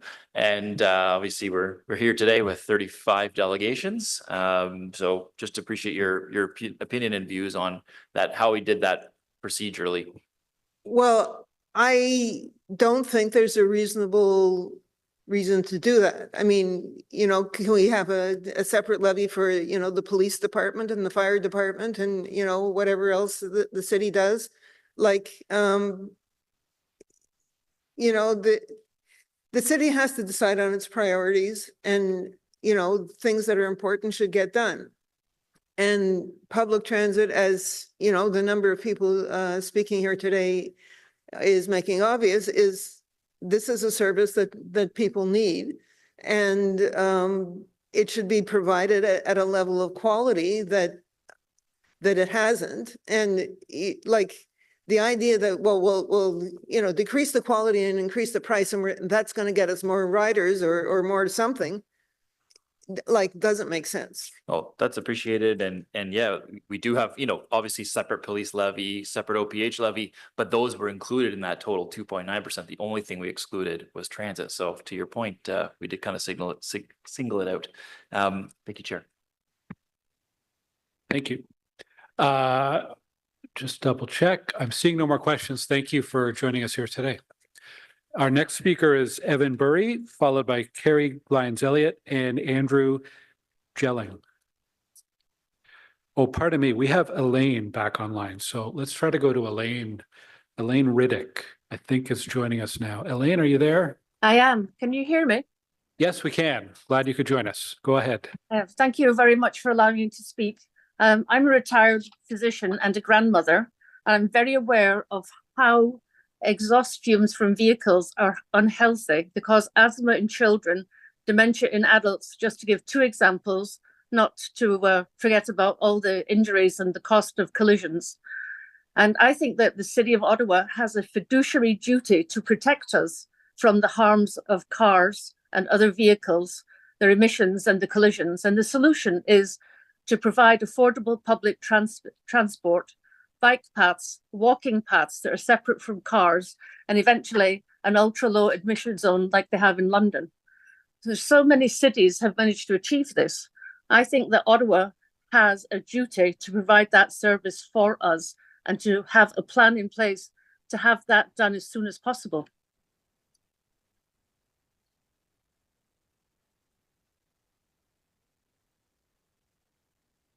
Elaine, was that the end of your remarks, or did you have any additional comments? No, I just wanted to keep them very brief. Okay, well, we appreciate brevity for sure.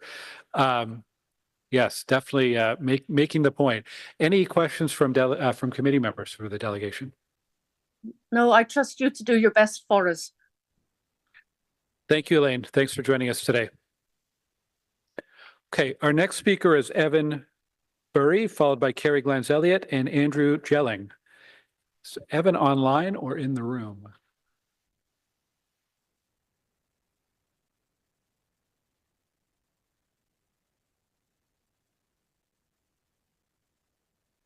Oh, he had to, okay, he's not able to join us? Okay, thank you. So Carrie Lyons-Elliott, I saw earlier, and there she is. Come on down.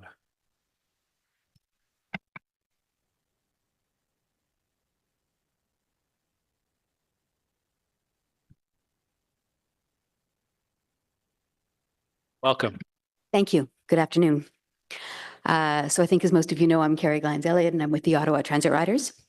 I'm here to talk about fares because this is a budget consultation, but I'd also like to talk about improving the quality of public transit in the city. One of the earlier speakers talked a little bit about a transit death spiral. Basically, what happens there is fares go up, service goes down, lots of people quit public transit. And then the transit agency doesn't have the money to continue the service, so we get into this sort of spiral. I think we can say that Ottawa is fairly enough in this transit death spiral, and I'd really like to see us start talking about improving service and getting out of it. Our group has been doing a lot of talking, a lot of going out to suburbs, a lot of events, a lot of markets. We've run a couple of forums, and we've talked to a lot of people about transit. It's a little bit shocking these days to hear a lot of people saying they're walking away from transit. We talked to a lot of people at the Barhaven Market who said, I don't ride public transit anymore. I think everybody around here should be very, very worried about that kind of a trend. So I'm here talking about fares. A lot of people here have talked about increasing the fares on seniors and what a bad idea that is. So I'm not really going to push that a lot. I am going to say, of course, that I'm upset at the idea that you would increase fares by anything. 120% was a shock. 60% is a compromise, but it's still an awful lot. Seniors use public transit to get out to social events and to medical appointments, and they volunteer, right? Seniors are big volunteers in this city.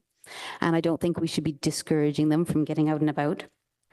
And again, a lot of people here talked about student travel. I was here at the Transit Commission in September when a lot of students came, and they were really, really interesting. And they gave a lot of stories about how the cuts in transit really affected their ability to get around. A lot of them talked, for example, about digging into their pockets, even though they had a U-Pass, of having to pay extra for Uber or taxis in order to make sure that they made their classes on time. I really, really don't think that the city should be trying to make life more expensive for students. And again, this has already been discussed. I'm one of the later speakers, so I find that my notes are a bit repetitive, but I'm worried about the fact that University of Ottawa is considering stepping away from the U-Pass if you go ahead with this very high increase. Every transit agency in the world wants a ready, steady, reliable stream of income, of revenue. If you do lose this U-Pass, you're going to lose that. And I don't think students are going to switch to adult fares. So you're going to end up with less revenue and not more. So a lot of my comments are less about the people around this room. I think a lot of the councillors in this room are fairly familiar with transit and all the issues. But I would like you to talk to your colleagues, particularly city councillors in suburban areas, because transit isn't just an urban area. It isn't just an urban issue. We really do need to be talking about improving public service, because our members anyways talk far less about the fares and about the increases and far more about the decrease in the quality of the service. And there's nothing in this budget that talks about improving service. I know earlier Riley Rockington brought that up. He said, we're counting problems on various routes, then we're not making any plans about how to fix it. And I'd really like that to happen, particularly at Transit Commission. Can we talk about things that maybe don't cost a lot of money, like dedicated bus lanes or better communication? We can also talk about things that do cost money, but I'd really like us to get out of this transit death spiral. I sort of think eventually we have to, and I'm hoping this city council does it. You're not kicking the can down the road for the next city council, right, to fix it. In the last election in 2022, transit wasn't the big issue. It wasn't really the number one issue that people were talking about. A lot of people were still working from home and traffic wasn't too terrible. So 2 years later, transit's a lot worse. A lot of people are being forced to commute. A lot of people are finding that transit's not really good enough. It's not getting them to where they need to be. And a lot of people are driving. I was darkly amused that earlier in this presentation, Madam Amilcar said that one of the problems with transit is increased traffic. Well, why do we have increased traffic? Because a lot of people are giving up on transit. I'm watching the clock. On Saturday, I got a ride to the CTC to watch the hockey game, and I got to say the traffic on the Queensway was awful. It's always awful these days. Traffic is really, really terrible. We're making life a little harder in this city, and I really would like the Transit Commission to start talking about how do we get out of the death spiral and start improving transit service. Thank you. Are there any questions for our delegation? I'm seeing none. Thank you for being here today. It's a long day. Thanks for waiting around. Andrew Gelling is next.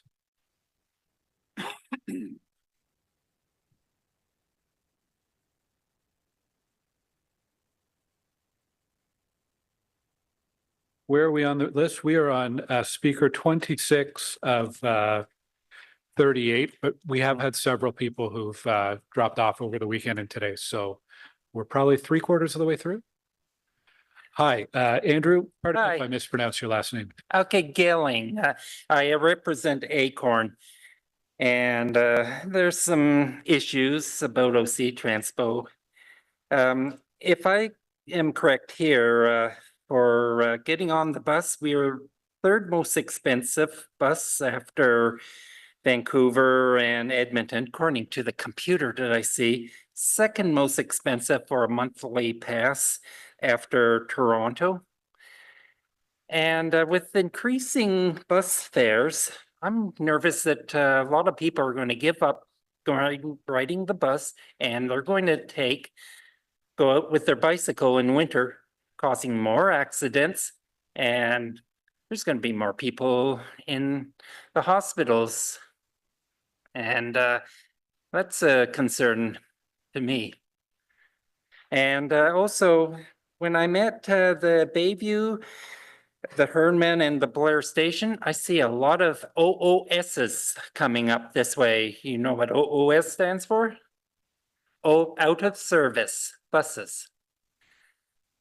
And I'm thinking, geez, why can't more of these be picking up passengers? Any answers out there? And friend of mine comes on Thursdays. His complaint is when he takes a bus, even at the later hours, it's so crowded, there's standing room only. And that's about as much as I can think to say. So anybody else wants to comment on what I say?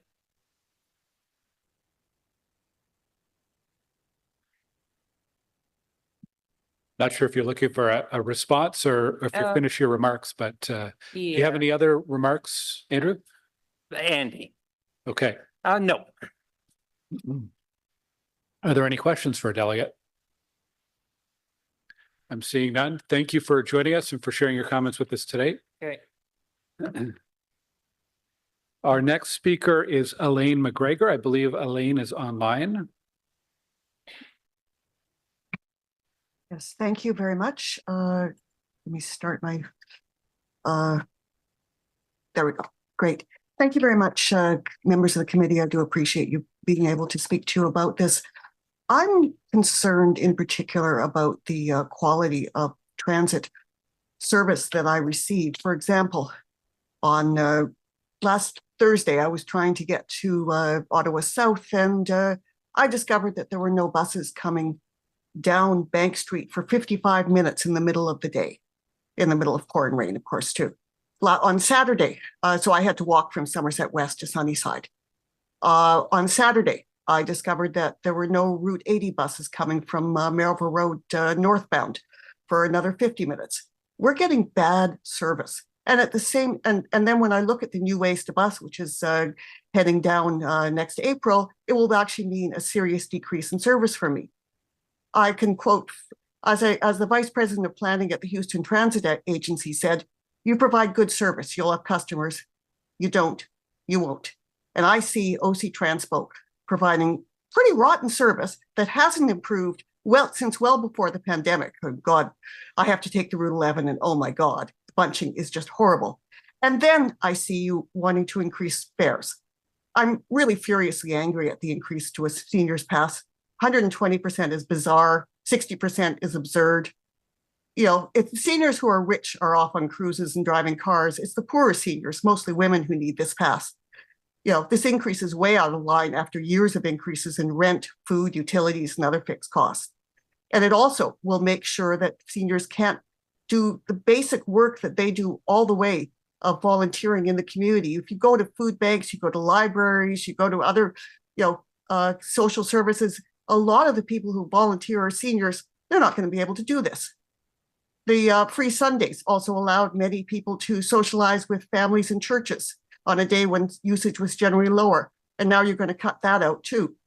You know, Wednesdays are very useful for many things. And I would be very glad to keep the free service on that, but it's not very good for buying groceries because it's too late to get many deals at grocery stores. I personally am a house poor senior. I make so little money, I would be eligible for an Equipass, but it takes a minimum of 6 weeks to become eligible. So any senior who wants to apply now to get an Equipass would still have to pay higher rates for January and probably February as well. And no one's talked about the extra staff that will be needed to process applications and continue to process applications over the years if you get all these seniors applying. And lastly, Equipass eligibility is based on 2022 values. That's 3 years ago, just about. You know how much prices have increased by that. 2022, that's ridiculous. So I think that you should be putting these increases on the transit levy rather than on fares. I'm also very sympathetic to the youth and their concerns as well. And I think it's absurd to try and say that school boards have the extra money to suddenly pay you this. This is just not going to happen. If in terms of the seniors pass, Councillor Bradley's proposal is better, But I would also say that you really should be keeping the 2 free days, and it's still a 19.4% increase. I'm really disappointed with the Transit Commission's considering this, putting the essentially putting the all the extra costs for this on people who can least afford it, and I really think this is very wrong. Thank you, Elaine. There's a question from Councillor Trostler.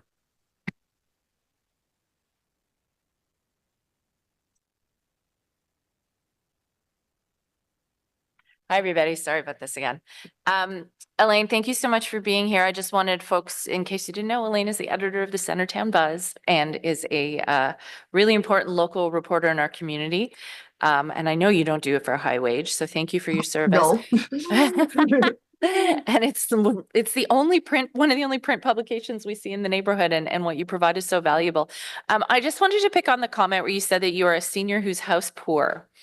So is that in the sense that your housing costs you more than it should, and therefore you don't have budget for other things? No, I mean, I own my own house, but Okay. I still have to pay for I have to pay for all the utilities. I still have to pay for maintenance, and I have maintenance costs. And so that obviously is a major issue for me, but I'm saying, I could not even afford to live on my current income if I didn't own my own house. Okay, so you're actually a perfect example of the kind of resident that I hear from a lot of counselors, because they're concerned about residents like you, that you couldn't handle the cost of a much higher transit levy instead of raising fares. So, and I've stated publicly, my preference is that we cover all of this through the levy and have no increased fares. I'm just interested in your perspective on this, because you're the exact profile that a lot of folks say, no, we shouldn't raise the levy too much because of seniors that are house poor. But you're saying it would actually cost you a lot more if the cost of a senior's transit pass went up. Oh, it clearly cost me a lot more to do that, for both my husband and I to have to pay for this substantial, huge increase, a disproportionate increase for this, rather than putting, was it $38? Okay. It's still $38, but it's a heck of a lot cheaper than it would essentially be like 1 month's transit fare increase at the 60% level, and even more at the 120% level. So would it be fair to say that, given that you prefer Jessica Bradley's proposal, Councillor Bradley's proposal, but your ultimate objective would be no increase in fares and a higher levy? Yes. For everyone? Okay. Thank you very much. I appreciate that. Councillor Tierney. Great, thank you. And just to reiterate, I think you actually said, of course, the closer you get to zero, you'll like it more, but you still weren't satisfied with Councillor Bradley's. What are you suggesting, that it all go on the tax levy? I'm saying that would certainly be the best for me. I suspect that Councillor Bradley's is the best proposal, is the best we get out of this committee. So, I'd still be much happier with Councillor Bradley's proposal than the 60% proposal or the 120% proposal. Yeah, and that's why I think we're wrestling with things, because we all have the luxury, or a lot of us around this table have the luxury of owning our homes, and we see seniors live in those homes as well, and they already recognize that there's almost 1,000. If you're paying 5,000 in taxes, 1,000 goes to the provincial government for whatever, and then we're left with 4,000. Then you start trickling down to transit's one big number, almost, it's like $800, and then policing and fire. There's all these different categories. So I'm getting it from both sides as well, saying find the balance, because if you put it on there, seniors are going to have to pay more in property taxes that don't go away either. Even if you've paid off your mortgage, they still exist. So it's a bit of a challenge. So, but my question was, if I could respond, the sticker shock of this increase is the kind of thing that will discourage many people from using the bus. And let's be honest, public safety is better if people are on the bus than driving their cars when they're over 80. I mean, I'm not at that stage yet, but let's be honest that it is dangerous for people to be driving their cars as they get older and older. And so our public safety is improved if people get on the bus. Yeah, and that's why, I think we can all agree the Wednesdays are great. I know you may have a different opinion of that, and we did weigh that out as collectively as a group, because actually there's few more months where you get the bonus Wednesdays in there. You know, you get 5 months of 5 days and people had scheduled appointments. So, you know, and it doesn't require anything. Those are the free days. You know, we have 5 months of 5 days and the rest are all 4 days. And people schedule their doctor's appointments based on that. So we are wrestling with that. I think that's important, but I think you can agree the free day is certainly good. The free days do allow more people to try out the bus as well. But Yeah. that's, of course, you need to give them good service when you do that. And I'm disappointed that OC TRANSPO hasn't made that a priority. Yeah, and were you aware of and I'm just asking this straw poll because I did a bit of a poll in my area and nobody really knew. And I think we have to do a better job of promoting the provincial seniors tax credit. Did you apply for that when you filed your taxes last year? No, I didn't apply for that. But that's quite honestly, sir, it's so complicated, the tax system, that it could literally easily one get box, missed. and I think this is where we have to get the province involved to say, I'm going to be promoting heavily because people are giving money away. It's your money. It's free money. You just have to, you actually have to do it. You've essentially given away $130 last year, and based on the new proposal, it'd be $141. Which would reduce But sir, I would also say that, you know, this doesn't really affect the sticker shock. It's so much later than when you pay for it that people will, it does not encourage people to use transit. Yeah, great. Well, thank you very much for your delegation today. Most appreciated. Hey, Councillor Bradley. Thanks, Chair. Thanks, Elaine, for your presentation. I really appreciate your frank remarks about my motion. I know that it's not perfect. It's still an 18% increase, which is a lot, and still has some measure of sticker shock, but I think a whole lot less than 60% or 120%.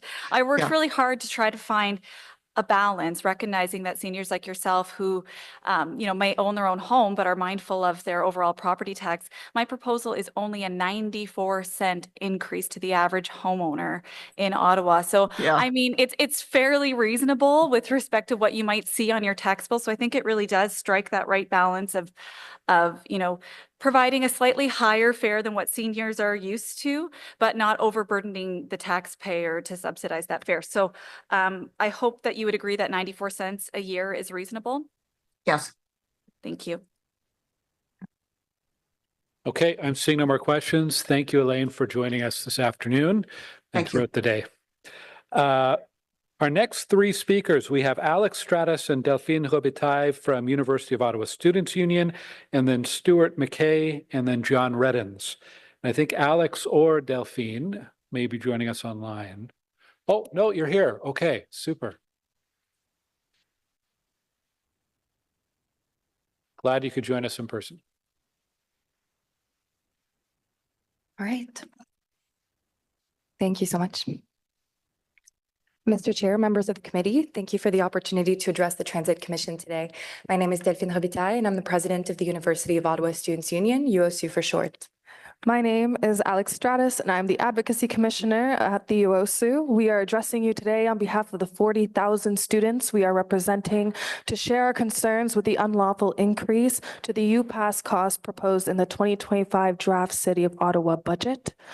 We are incredibly disappointed to learn that the City of Ottawa has unilaterally chosen to recommend increasing the UPass annual fees paid by our students by 5%, which is twice the limit of 2.5%, plainly set out in the UPass agreement, which has been in place since 2010. We are deeply concerned about the flagrant, unequivocal breach of our contract. Furthermore, the City of Ottawa neglected to even inform our organization, which not only represents the 40,000 students who would be affected by this increase, but contrary to our fellow student associations at other institutions in Ottawa, we are signatories to the UPass agreement. This lack of notice serves to undermine the trust and respect that is integral to the continuation of our working relationship, and we're gravely concerned about this level of disregard for student representation. It's also important to note that this proposed increase, should it be adopted, the city would be asking us to violate our corporate bylaws as a federally incorporated not-for-profit, which state that any creation or increases to fees paid by students must be put to a legal student referendum. When the agreement was created in 2010, Ottawa Transit had one of the best services in the country, and the success of this agreement stemmed from the city's commitment to provide students a thriving service at an affordable rate. In the past few years, Ottawa residents have witnessed a grave decline in the quality of public transportation, including bus routes being merged, bus stops being cut, and most recently, the LRT wait times increasing during off-peak hours, all without the consultations of students who suffer the most from these changes. 27% of fare revenue OC TRANSPO received during the last academic year came from the UPass agreement, with almost half of these funds provided by U Ottawa students. With the shortfalls of the public transportation system, along with the proposed 5% annual increase, it has come to a point where the city benefits more from the UPass than our own students do. We are not the only ones who feel this way. On Saturday morning, we sent to our members a newsletter informing them of this proposed increase and inviting them to join their voices with ours. In 48 hours, our petition called on the city to rescind the proposed increase to the UPass, and that has received over 3,000 signatures. Let this serve as a reminder that students are paying attention. Over the coming weeks, the USU will be auditing student satisfaction with the UPass program as we reconsider whether our students should be forced into a program that benefits the city more than it does them. Let us be very clear. Should students opt to part ways with the UPass, it would not solely be in response to a potential 5% increase. This proposed breach of contract is only the latest example of the deprioritization of transit riders in the city, particularly students. It was misguided to cut the off-peak service that the stakeholders of one of your largest contracts depend on to get to class and work, and it would be misguided to increase their fare in violation of our agreement. You cannot afford to disenfranchise one of your largest ridership demographics, and to be blunt, judging by the city's transit deficit, you cannot afford to lose a $20 million contract either. As for students, they cannot afford to lose access to affordable public transportation, but they also cannot afford to spend nearly $500 a year on dwindling service that doesn't meet their needs. Students deserve better than to bear the financial burden of the declining service. If the City of Ottawa does not take decisive action to preserve the integrity of the UPass agreement and ensure that the public transit remains accessible to students, it will be resigning itself to being a city without community, without accessibility, and without young people. Thank you. Thank you. Thank you. Councillor Leeper. Thank you. Excuse me. Sorry. Thank you very mumuch for the delegation. So clearly the city has not breached any agreements at this point. The placeholder in the budget would require that we come to you, or the city come to you and say, we'd like to renegotiate this. If the city does that, if council passes this budget with that placeholder in it and says, we'd like to increase the fare that is being paid by students as part of the UPass, what are you likely to say? Well, the truth is that we are not able to negotiate that. We in the University of Ottawa are not able to negotiate that. As I mentioned, any increase to fees that are paid by students must be put to a vote of the student body. That's in our corporate bylaws. That's in the university ancillary fee protocol. That's not something that we can violate. So what happens then if the City of Ottawa says, you know, this is non-negotiable, this cost needs to be increased? I'll cut you. It's not non-negotiable. Obviously, it has to be a negotiation. You have all the power. But should the City of Ottawa say, you know, this has to happen, we would put that to a vote of the student body. Well, I just mean, like, if you were to say we cannot provide this service if it does not increase by 5%. You've got a contract at the city. Yeah. Well, so that regardless, that would have to be put to a vote of the student body. And what happens if that doesn't pass, right? I guess we cross that bridge when we get there, but. So, and that is it. If it goes to a referendum, I think I'm hearing a clear warning that students are fed up. And unlikely to vote in favor of even maintaining the current arrangement. Yeah, I mean, we can't predict what the outcome of a referendum would be, but student unions across the country say, you know, that they struggle with student engagements and with getting students engaged with this issue. This is not the case on one of these. We've seen it with the petition that we sent out, which has gotten 3,000 signatures in 48 hours. Like, students are paying attention, they're unhappy, and I don't think that the results of a student referendum would be favorable to the city. Okay, thank you. Sorry, just a quick follow. You got 3,000 responses within 24 hours? 48. Yeah. 48 hours? Yeah. How many newsletters do you, or how many people received that? Well, all of our membership, so technically 40,000 students, yeah. Okay, no, that's Yeah. impressive. Thank you. Thank you. Sorry, it's been a long day. That's okay. Councillor Menard. Thanks very much, Chair. Thanks for your excellent presentation and for being here and for really making sure that your advocacy is heard in the media and the public. I wanted to ask you about a couple of things. During the pandemic, this was one of the main sources of revenue for the city. Do you know how much it actually brought in for the city, the percentage of revenues that came in? I'm sure it's high. It was 27% was only the UPass. Yeah. And so, when we first put the UPass in place in 2010, this was a big part of it, is that this is a reliable source of revenue for the city year in and year out. And that students can benefit by all paying in and all benefiting from taking transit if they so choose.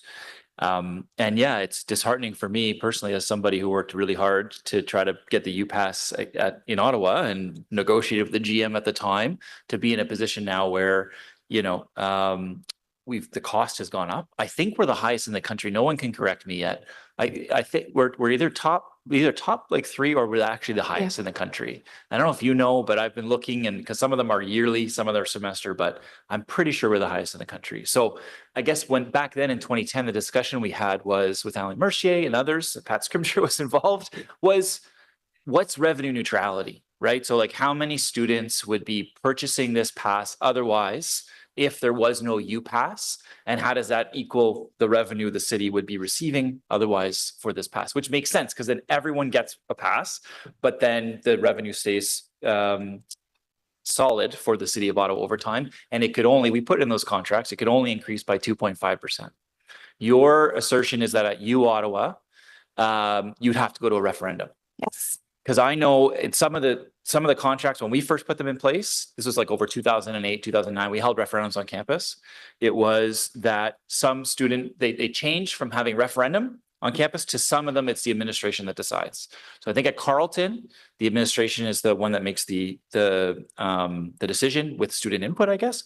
But then with yours, I think it's still referendum if I'm reading it right. So the motion I've got on the floor is that we go and we talk with each institution, because some of them are referendum, some of them are actually people that are going to make the decision through the administration, and they all have different processes. They're not all the same.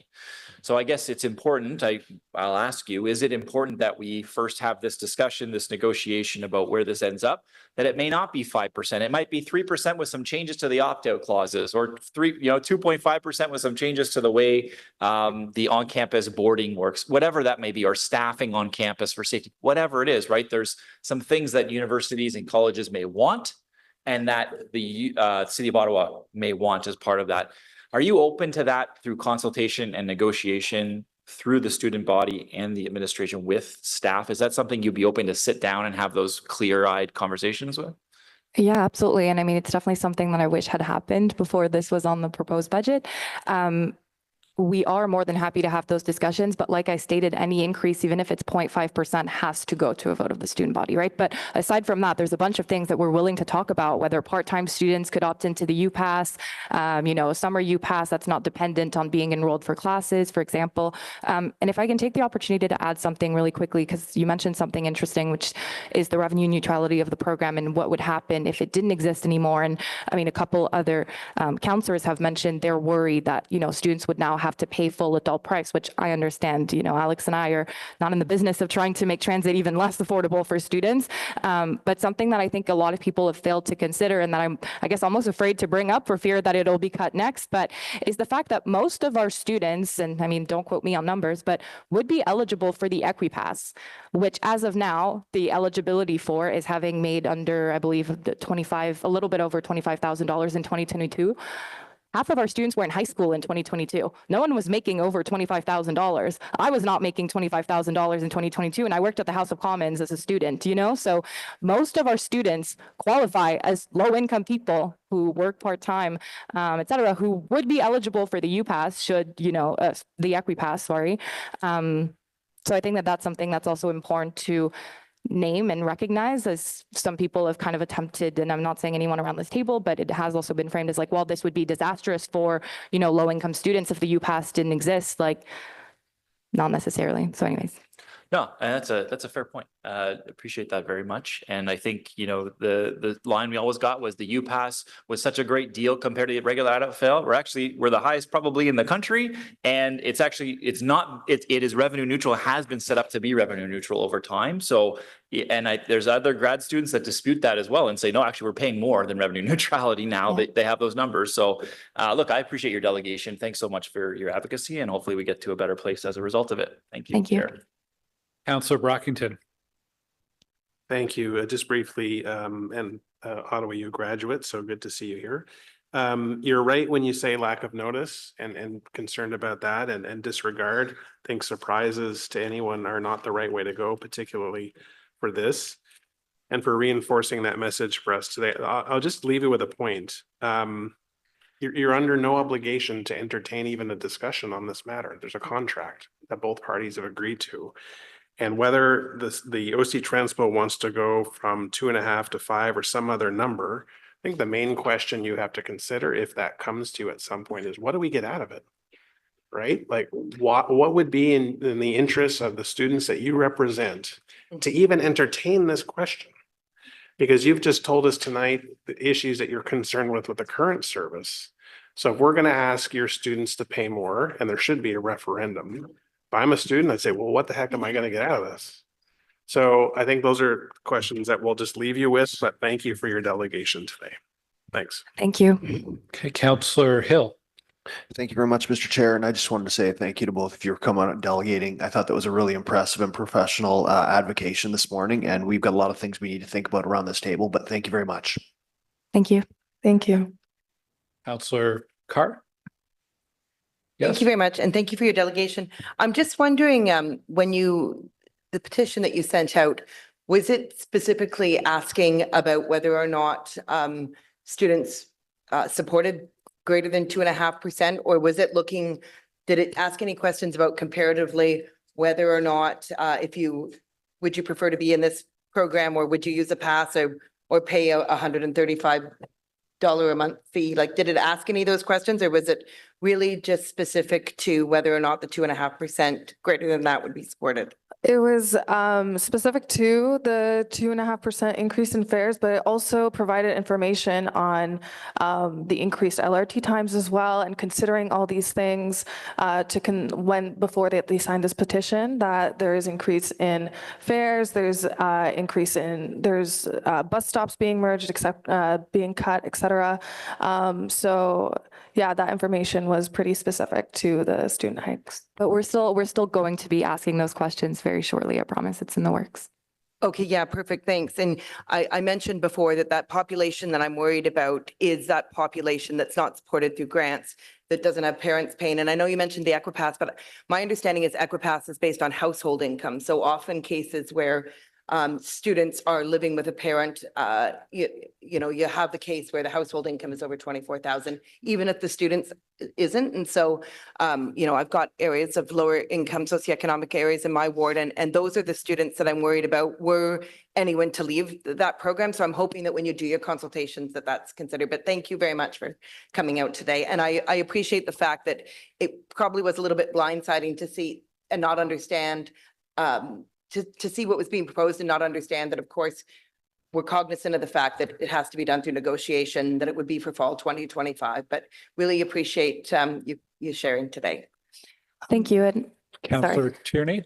Sorry, is it possible if I could make a comment to what Councillor Marty Carr said? Yep. Yeah, I also have a great concern for students who don't have the privilege of having their parents pay for all of their bills and things like this. And it's not even the fact that this fare hike would make students pay $20 more a semester.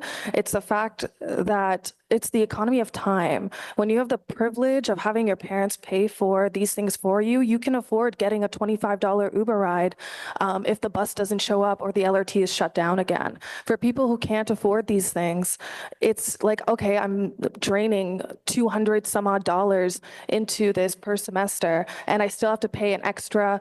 Say per week you have 5 classes and you're going twice a day, I still have to pay like $200 a week almost in Ubers or in other accommodations, and these things rack up. I have a job to go to. I'm late to my job now, and now I have to pay for that salary I'm getting, for the income I'm getting towards the Uber rides that I paid for instead of grocery bills, instead of other rent.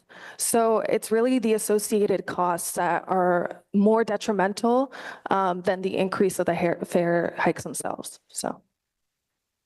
Councillor Tierney? Yeah, thank you for that. And it's great. Thanks for correcting. We want to make sure that that everyone's aware that this wouldn't be up to your body. You're going to go out and ask the question. I feel for you guys because we're paid. Well, you might be paid too, but we're paid directly to deal with this all the time. And Reddit's not really friendly right now, and it's not friendly for politicians. It's not friendly for you guys. So it's going to be a very tough situation. When you go out in contracts aside, are you framing it that, you know, it's actually $12 on the semester, just to be clear, at $2.86 a month? Are you framing in that way, or will you when you get to the point of referendum? Just so people are fully aware of what we're talking about here, because where I'm wrestling is we're tying two ships together that are completely different. The seniors, which is like a completely separate kettle of fish. They're getting hit hard, versus this. So I'm trying to separate the two. That's why you're noticing I'm putting a lot of attention to the seniors at this point. But there is the segment with your student body. So I just want to make sure, how would you frame that in the future for that referendum? Yeah, I mean, absolutely. We'll be giving students the information, like we'll be sharing the facts, and then it's up to them to, you know, agree or disagree that $20 a year is a significant increase for them or not. I think for me, and as we kind of tried to express through our delegation, it's just kind of the cherry on top of the sundae, right? And it's just yet another example that maybe we're not being prioritized here. And if I can just add really quickly as well, like it is nice to hear from members of this commission right now that they understand that the agreement is, you know, pursuant to the approval of students. We still received a letter signed by OC TRANSPO informing us that this change would be effective January 1st, whether we liked it or not.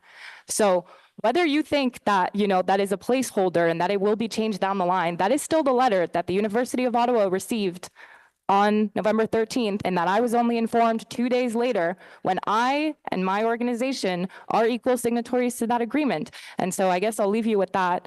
And I hope that you understand our concern and disappointment and shock when we received, or we're informed of that indirectly. Thank you. And I still have the mic, Mr. Chair. So again, it's $12, just to be clear. But I know staff are a long time away, and if this is the narrative, can we ask just for quick clarification if that letter was sent, saying specifically? I want to leave it to questions for staff. Okay, fair enough. But thank you for coming out, and we're certainly listening. Thank you. Okay, Councillor Flout. Yeah, hi, bonjour, merci Delphine, merci d'être là. Thank you to both of you. Thank you so much for all of the work you're doing with U of Ottawa students. You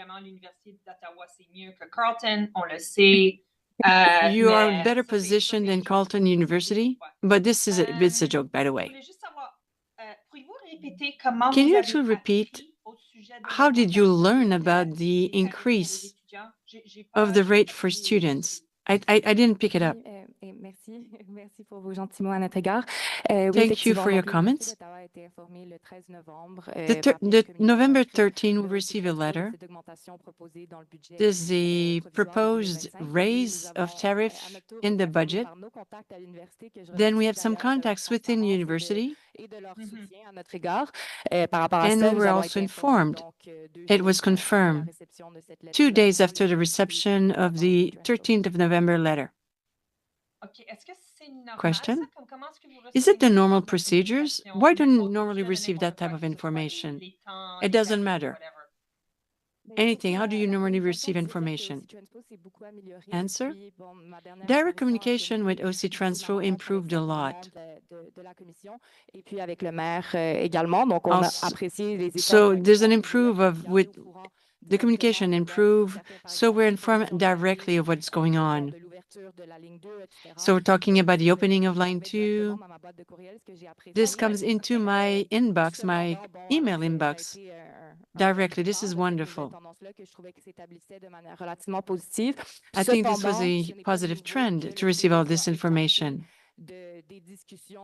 But students are not participating in the discussion concerning UPass. So these are the responsible of the university or talking directly to city staff. It's different than Carleton University or other institutions. Thank you so much. Okay, Councillor Devine. Thank you.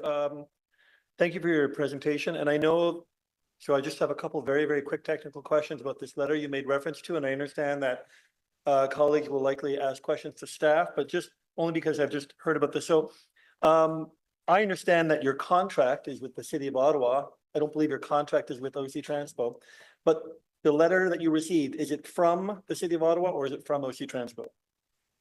Go ahead. I'm sorry, the letter we received is from OC TRANSPO, and we are in contract with OC TRANSPO directly. I just want to, yeah. There are 4 signatories to the agreement, just for greater clarity. It's us, OC TRANSPO, the University of Ottawa, and the Graduate Student Association at U Ottawa. Thank you. And then my other question, you make reference to the fact that the letter refers to, new prices as of, I believe you said January 1st, 2025. But does the letter say these will take an effect should the budget pass? Yes. Or does it say these will take an effect? Yes, should the budget pass, they would take effect at the same time the budget does, which is January 1st. Thank you, Chair. Thank you. We have our next speaker is Stuart McKay. Stuart in the room? Hi, Stuart. Stuart McKay, and then John Reddens, and then Kyle Humphrey.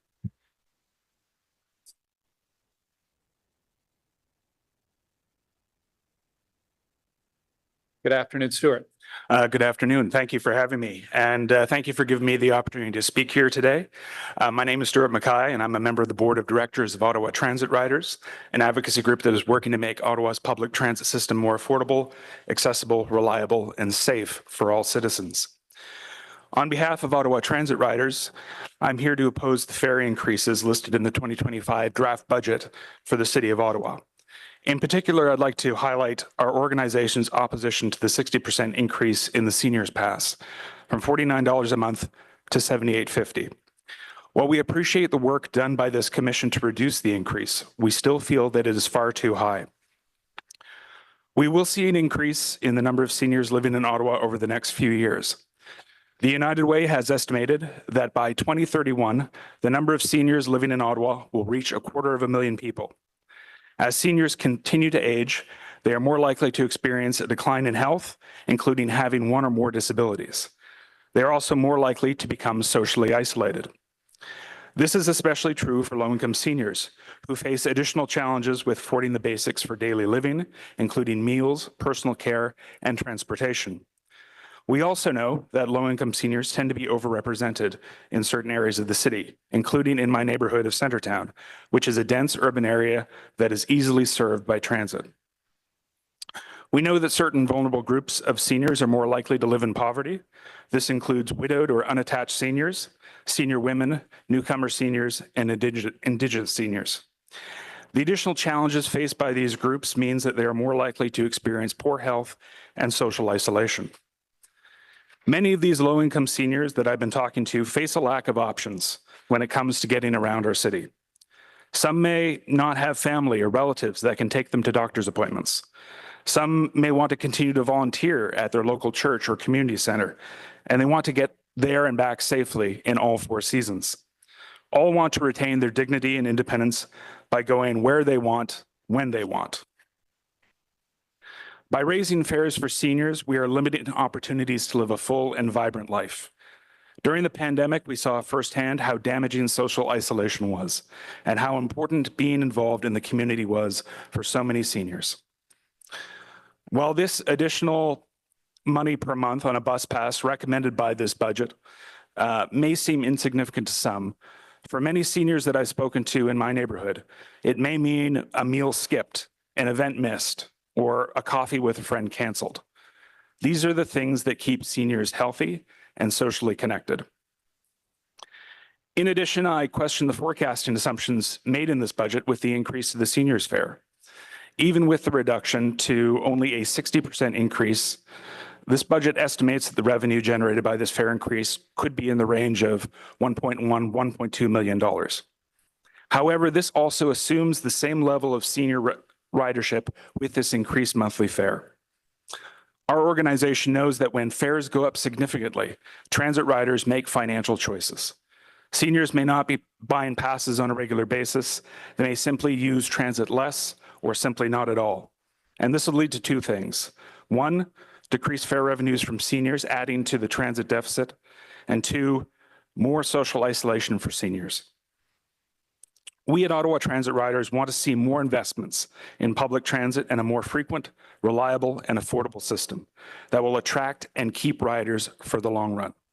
We don't believe that the City of Ottawa should be increasing fares for seniors, and we urge the Transit Commission to reject this fare increase. Thank you. Thank you, Stuart. Councillor Troster has a question. Hi, Stuart. Nice to see you. Thank you for all of your advocacy with Ottawa Transit Riders and also with the Centertown Community Association over the years. When the mayor introduced the draft budget, in his comments at the beginning, he talked about how an increase in property taxes can lead to higher inflation and can lead to higher rents. And this was a talking point repeatedly used about the needs to keep property taxes low and also to keep the transit levy low. But what I've heard today from you and from a lot of other delegates today is that they would rather see the increase to the levy than to fares. I'm just wondering, and I know you've also spoken publicly about being a renter as well. I'm just interested in your perspective on which of the three options that are on the table today, which one you think would ultimately benefit seniors and benefit renters more. While we would rather see no increase in fares and no increase in the seniors' fares, we understand the budget limitations that the city is undergoing right now. I think that the conversation that we're having, and I'm speaking mainly from the perspective of somebody who lives in a very urban dense area, and we know that Somerset Ward has the highest percentage of people living in apartments, and many of those are seniors who are living in apartments. Many of those are seniors living in community housing apartments. And so there is a cost that may be passed on, but the reality is that seniors are going to make choices, and with what I would say is an unacceptable fare increase, even at the 60% mark, it means that seniors just are not going to get around. And especially when we think about Centertown, which is a very walkable neighborhood, and Centertown West, which incidentally actually has the highest level of seniors who are living in poverty. We think about transit as kind of a 9 to 5, Monday to Friday. Let's get people in and out of the downtown core. But so many seniors use this, and you only need to stand on the corner of Bank and Somerset, look at the stop, and I know we've talked about the 11 route all day today. Stand outside of Massines and see how many seniors are using that route to get their groceries. And what we don't want to do is foreclose any opportunities for seniors who may say, look, I just can't afford it this week. So it may mean not going to the grocery store, because they are also facing a budget crunch when it comes to getting healthy meals and food. I would rather see that transit works if everybody buys into it. And right now we're downloading so many of the expenses onto seniors, and especially in this budget. And it's especially egregious in this day and age with so many seniors suffering on a fixed income and facing inflationary costs as well. Thank you. I appreciate that. I was going to quote the very same statistic about Somerset Ward having the highest percentage of seniors living in poverty. So this really is a crucial issue. And something else I'll point out is, as a result of redevelopment in Centertown, we're losing most of our medical clinics and most of our diagnostic clinics. And seniors have to go for a lot of x-rays and blood tests, which means they're, if they don't drive, they're going to have to take the bus there. And as it is, when I door knock during the election, I heard from many seniors who only take the bus on Wednesdays and Sundays when it's free. So anyway, I really do appreciate you being here today and all your advocacy. Thank you. Thank you. Councillor Leeper. Just really briefly, Stuart, thank you for the presentation, but you mentioned something, the phrasing was, we know that when prices rise, people stop rising, taking the bus, that there was an impact. Do you have any kind of numbers behind that? We've been talking a lot today about elasticity of demand, et cetera. Have you got anything that might be kind of helpful for us? In terms of hard statistics, no. But one of the things that we keep hearing from our members is people make choices. And one of the things that concerns me, and this is about outside of the purview of the seniors increase, the comments that I'm hearing right now, and I'd be interested to also hear from some of our students who've done delegations today, is that, and I used to teach at Carleton. I used to be a professor at Carleton, and I remember my students telling me this too, is that when you have a system that becomes so expensive that it is almost easier to take on the debt of buying a cheap used car and paying for that car's maintenance, paying for that car's gas, people will make financial choices based on how expensive things are. And my concern is with this continuous fare increase, and this is not the first delegation that I have done or Ottawa Transit Riders has done about fare increases, but I am so concerned that we are losing a generation of transit riders who will not be coming back because we have just made the system so unaffordable for them. Thank you. Councillor Plant. Yes, hi, Stuart. Nice to see you. I remember meeting you back in 2022. Thank you for being here. Thank you. Looking quite dapper, I might say. Just a quick question, though, for your statistics. Where did you get the stat that you guys have the highest rate of poverty for seniors? Where'd you get that? That comes from a United Way report on vulnerable seniors that was released in 2018. Okay, could you send that to me? I'd be curious to know where that comes from because I have 4 senior OCH buildings and it's pretty dire there. So I'm just wondering how that's all accounted for. Okay, thanks so much. I appreciate it. You're welcome. Okay, thanks very much, Stuart, for being here today. All right, thank you. Our next speaker is John Reddins, who's here, then Kyle Humphrey and Quanah Travis. John is joining us in the room, second time today.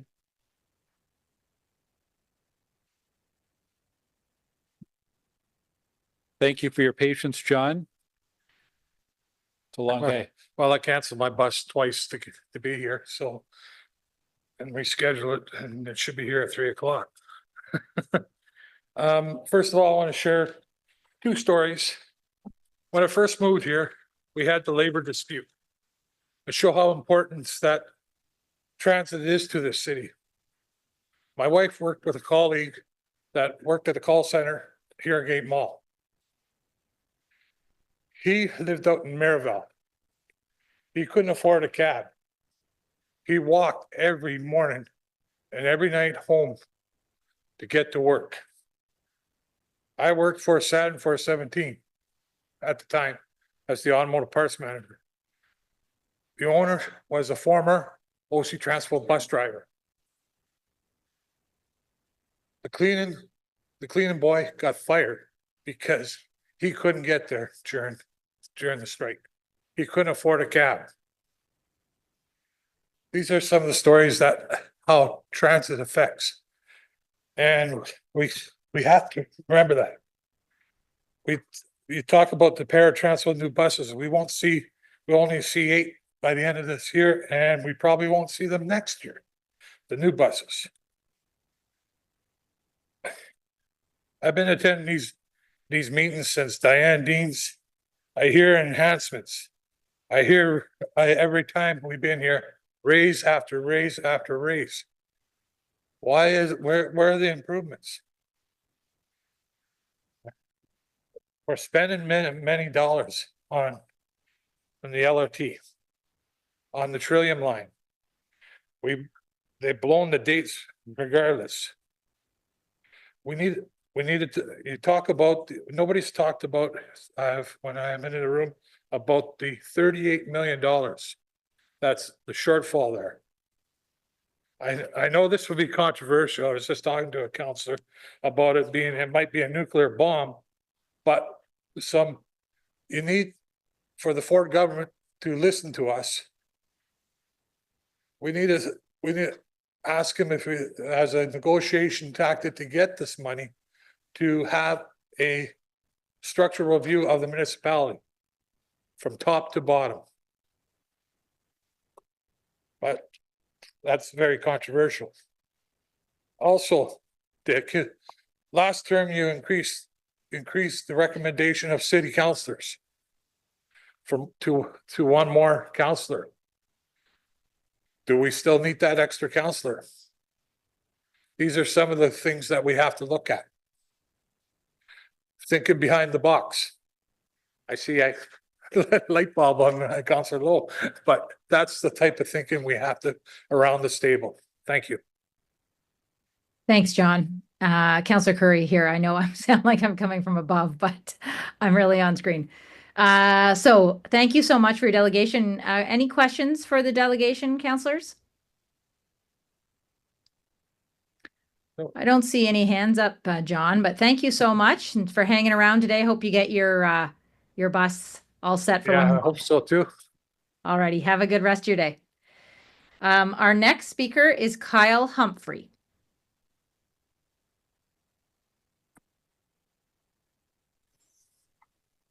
Kyle, I see you Hi, there. everybody. Whenever you're ready, you can go ahead. Absolutely. Thank you so much for the opportunity, Mr. Speaker. I come today after listening to quite a few delegations, quite a few presentations, and quite a few of the councillors speak, referring to paratransport users and referring to several members of the community as people who might be excuse me. Gosh, my notes aren't enough for me today. We started with Wilson Lowe.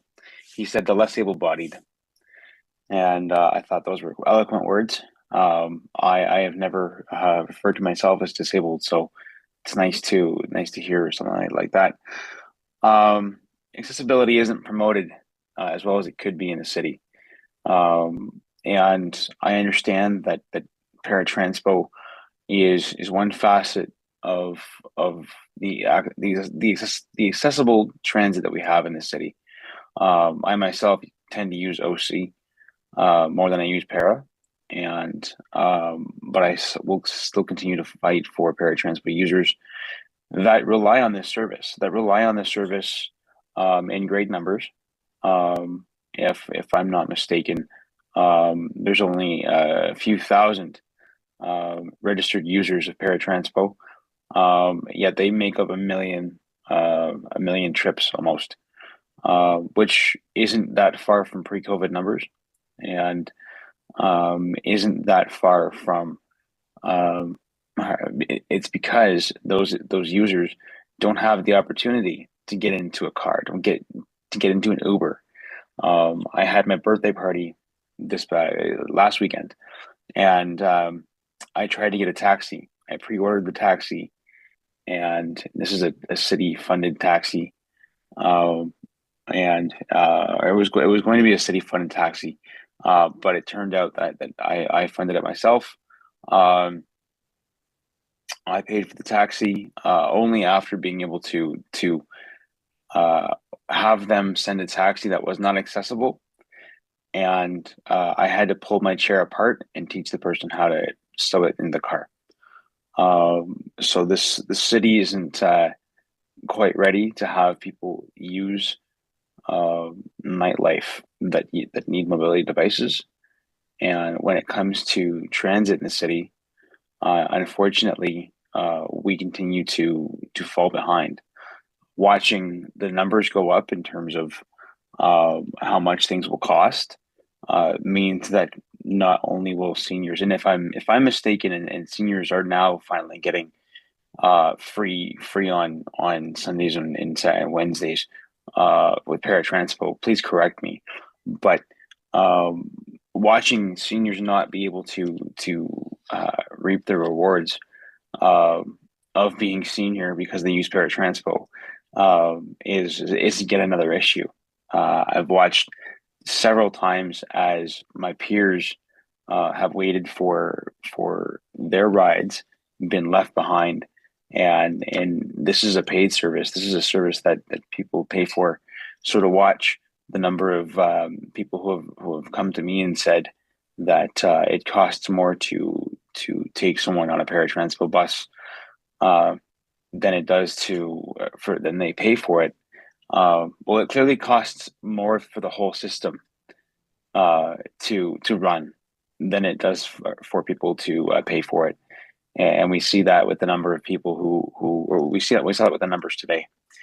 At the end of the day, paratransport users continue to rely on a service that forces them to wait 90 minutes between trips still. And that means they're paying a minimum of $7.60 for the occasional user to grab the milk. And we need to see things like this change. We need to see better service for everyone. I realize I have 30 seconds left. And we need to see a more equitable transit service, and not just the service itself, but the way that we fund it needs to change. Thank you very much. Thank you, Kyle, and happy belated birthday. There's a couple questions for you there. Councillor Lowe first. Thanks, Chair. Hi, Kyle. Thanks for your delegation. I don't know what was what was going on in my mind at the time when I made that comment was, for some reason I couldn't say the word disabled. I don't know why, and so I had to grasp for another term, and that is exactly what happened. So whether that offended you or not, I am sorry for using that. No, I was perfect. Okay, I am grateful though for that experience that we had back in the summer. Unfortunately, I know that was trying to highlight the issues with paratransport, but that ended up being probably one of your best trips ever, I think. But I appreciate your delegation. Apologize for that term again, but thanks for coming out. No, thank you, and that's a term I wish more people would use. Oh, you want? Oh, okay. You want that term used? Okay. Yeah, he hadn't heard that one before, and he quite liked it. When you think of a broken bus, Wilson, you think of disabled bus, right? It's a jargon for it, but yeah. No, exactly. No, but that's the jargon that's used, and so let's not apply that to a human condition. That's the way I see it. Exactly. Great. Well, your next question is from Councillor Carr.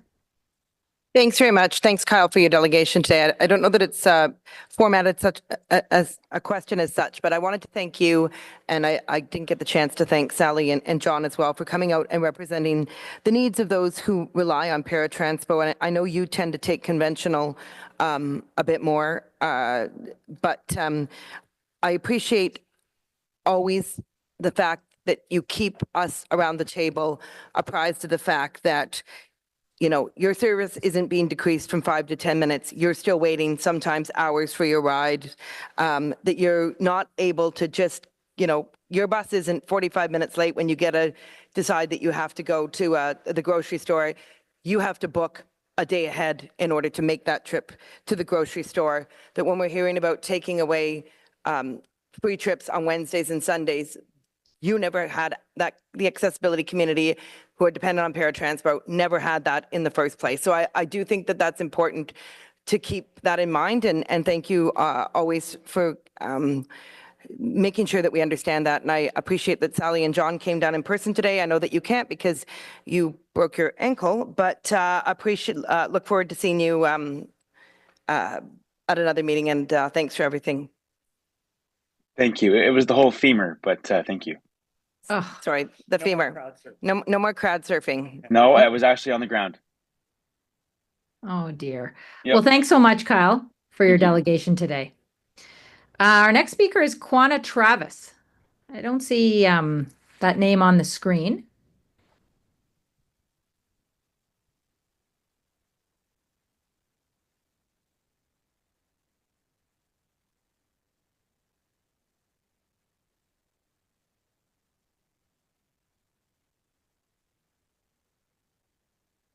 Eric, I'm not sure if you have a comment. I don't see Quanah Travis's name on the screen. Is it a in-person delegation? We don't think so, Vice Chair. We'll double check, but they might not be in attendance. Okay, well, we can try to see if maybe we have Hamza El Mendri available. That's the next speaker.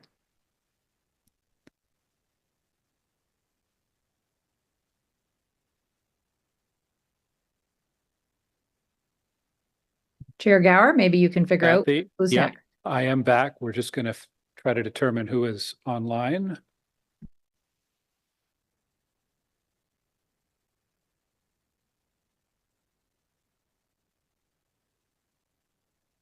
Okay, we're not seeing either Kwana or Hamza, so the next speaker registered is Thomas Andre. Is Thomas here?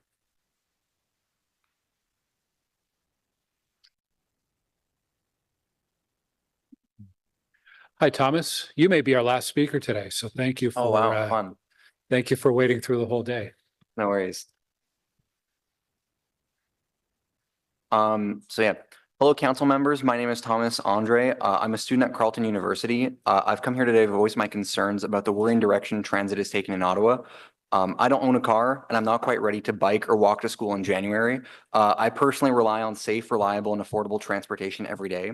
As anyone who must regularly commute using OC TRANSPO will know, the service very seldom lives up to those expectations, and I don't think I'm exactly setting the bar high. I'm by no means an expert on transportation policy. I commute to school, I commute to work, I commute to see friends and family across Ottawa. So I'll limit my comments to speaking about my experience and how the city's proposed change will negatively impact myself and fellow students, and how it fails to adequately address concerns surrounding the transit system by placing the financial burden on a group who can least afford it, students. Not to belabor the point further, but issues with OC TRANSPO's reliability persist. I've personally had to deal with buses that either never show up or arrive significantly late. This is also at a time when the city is reducing service during off-peak hours, which would disproportionately impact students. Of particular note to Carleton students rely on 2, 7, 10, and 111, which have on-campus connections. We have classes at irregular hours and don't fit neatly into the typical 9 to 5. This also extends to nighttime service, which is essentially non-existent, and people have to turn to alternative means of transportation to get around. These delays and lack of service lead to overcrowding on buses and trains, and this overcrowding has safety concerns for both transit users and OC TRANSPO staff. I've seen riders as well as staff be harassed or outright assaulted on OC TRANSPO. This is all to say I appreciate the city's need for more investment in this essential service, and I'd like to applaud the work of the committee to make Ottawa a better city. I support a balanced budget, I support financial responsibility, but I oppose doing so on the backs of students who are already particularly vulnerable to the already increasing cost of living, which I can attest to personally with the cost of groceries and the price of rent. As other speakers before me have noted, the UPass agreements between OC TRANSPO and Ottawa's post-secondary institutions provide a significant and stable portion of OC TRANSPO's revenue year after year. Carleton students alone provide OC TRANSPO with just shy of $12 million a year. This city's planned increase of UPass fare beyond the agreed amount of 2.5% would seriously damage the City of Ottawa's credibility as a business partner and endanger important revenue streams by alienating Ottawa's post-secondary institutions. I haven't come to today's meeting just to complain either. As I said before, I understand the city's need for financial responsibility. I have some proposals for how council can address the financial gap that exists, and I encourage councillors to look for alternative means beyond fare increases. I believe that a targeted property tax increase would be a more equitable approach. Lines 2 and 4 will increase the value of nearby property as well as any future developments. Homeowners are typically more financially resilient, and the relative increase in taxation would represent a much smaller percentage of these households' wealth than increased fares would on students and other groups heavily dependent on OC TRANSPO, including seniors and the disabled community. Additionally, what I believe a key proponent of the mayor's Fairness for Ottawa approach should be is getting accurate property value information. The City of Ottawa, like all Ontario municipalities, relies on property tax to fund their operations. The Municipal Property Assessment Corporation, a provincial crown corporation, hasn't done any assessments though since 2016. So your tax base is reflected, 8 years ago. To be clear, by law, the system is revenue neutral and won't generate a revenue windfall for the City of Ottawa, but does needlessly create winners and losers in the property tax market. So to conclude, I would implore the members of this committee to seriously reconsider the impacts this will have on transit users in the city. This will be bad for students, bad for seniors, bad for the disabled, and bad for Ottawa. Thank you for your time. Thank you very much. Councillor Leeper. Thank you very much. At some point, if you want to have a discussion about how sort of municipal taxes work. The MPAC reassessment won't result in an influx of new money, That but I mentioned that in my everybody's statement, current yeah. taxes Yeah. will kind of be rebalanced one Mhm. against the other. But I'm really interested, one of the proposals that the working group has been contemplating and continues to contemplate is whether or not there might be special tax treatment of those areas that are close to the lines. I'm worried, I don't know if you have any thoughts on this, but I am worried that if we start to tax properties that are close to LRT at a higher rate, that will start to dissuade development near those. Those are the areas where we need people to live, is next to LRT stations. Do you have any, have you taken a look at some of the research around that or made a determination as to, how did you come to that determination that it would be a good thing to do as opposed to a disincentive? So thank you for your question. I haven't looked specifically at research concerning the city of Ottawa and what the impacts would be for, line 2, line 4, and already on the Confederation line.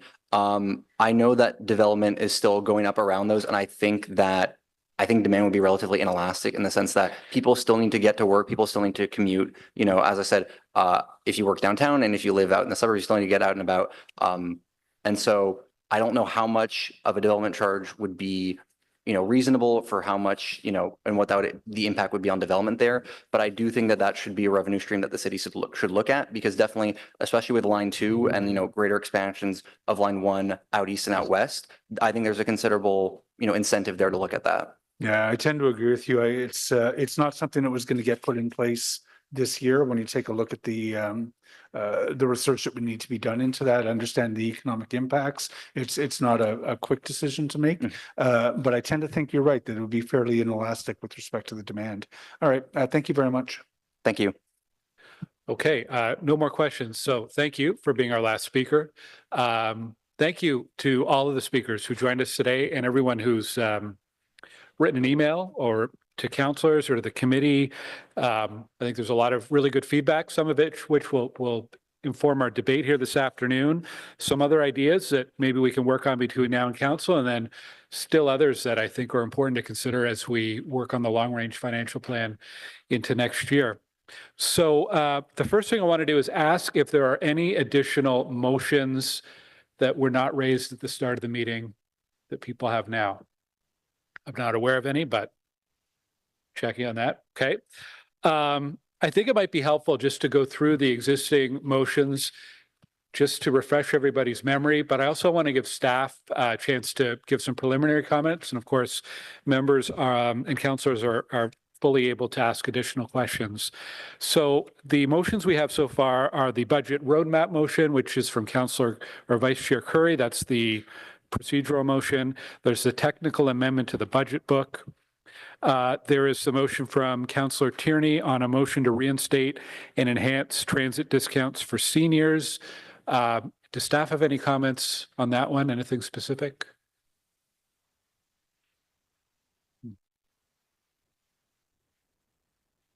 No, Chair, we support that for sure. Okay. Councillor Menard on the negotiated increases to post-secondary UPass agreements. Any comments on that one? No concerns with that one. No. Okay. Councillor Brockington on behalf of Councillor Bradley, seniors discount and free day. Staff have comments on that one? So Chair, I think this is one of the ones where you talked about earlier in terms of impact to the levy that would rise to the committee as a whole. I will caution members of the commission that as per the fiscal framework, it does state that 55% of the operating costs should come from the fare and then the other 45% from the levy. The draft budget, this is for information as it's presented today, is about 66% transit levy and the residual 36% on the fare. 66% on the levy, 34% on the fare.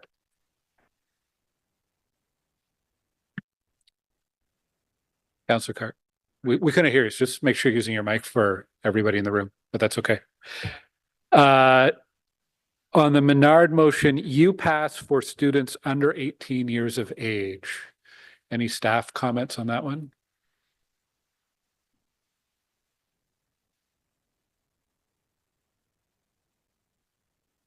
Yeah, well, We'll study it for sure, Chair. Study the motion or? Okay. Yeah, Chair, I think as the motion stands, it's basically asking us to do the work, kind of explore. Yeah. Okay, thank you. Councillor Brockington on increasing leases and advertising revenues. Pat? We have one small amendment that I suggested to the councillor just to clarify that it's not asking us to renegotiate our current leases. Just if he's okay with adding one word. Okay, we'll follow up. Councillor Brockington, if you can check on that, and we'll discuss that later. Councillor Lowe's altering the urban transit area boundary. Through the chair. So this motion as it stands is basically there's a base operating impact. The offset funding that's identified by the councillor is a one-time. So the funding offset is not appropriate to fund. We can't use one-time funding offsets to fund a permanent base. Councillor is aware of that and suggested that he would amend that for council. Okay. Okay. Councillor Devine's motion through Councillor Brockington on the youth pass changes. Chair, I think this is very similar to the other one. This is one where it's pushing more to the levy from the fair. So my same comment would reside. Okay. And that's it for the motions. Okay. There may be others that come up as we go, and there may be additional questions on these. So we will go to any questions about the budget, the motions. People have 5 minutes at a time, and we have already a long lineup. Councillor Menard, you're up first. Okay, thank you very much, Chair. Thanks for running the meeting with all those delegations. Good job. And to the delegations that came out, just excellent delegations. Thank you all for being here and waiting through the long day. I wanted to start outside of the motions and just in the actual budget book.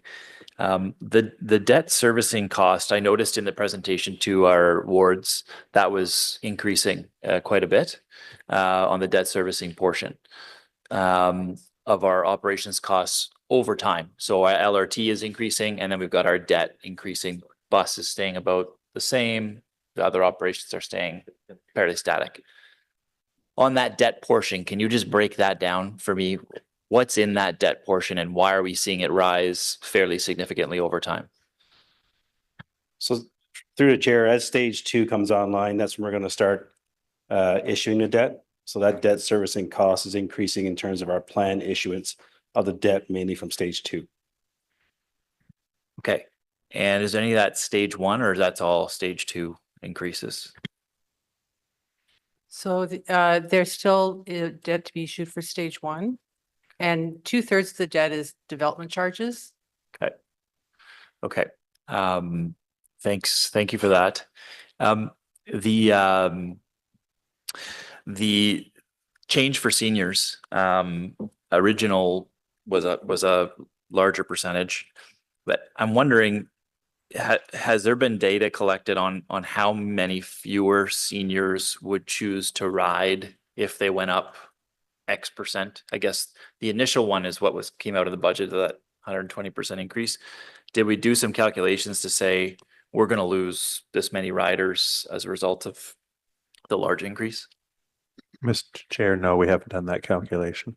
Okay. And are the figures, the savings that are being booked, they wouldn't then take into account potential lost riders that would no longer be paying any fare for a seniors pass, let's say? Mr. Chair, we have not done those calculations. Okay. Okay. There's been a discussion around an additional 94 cents on the levy to get to a Equipass rate.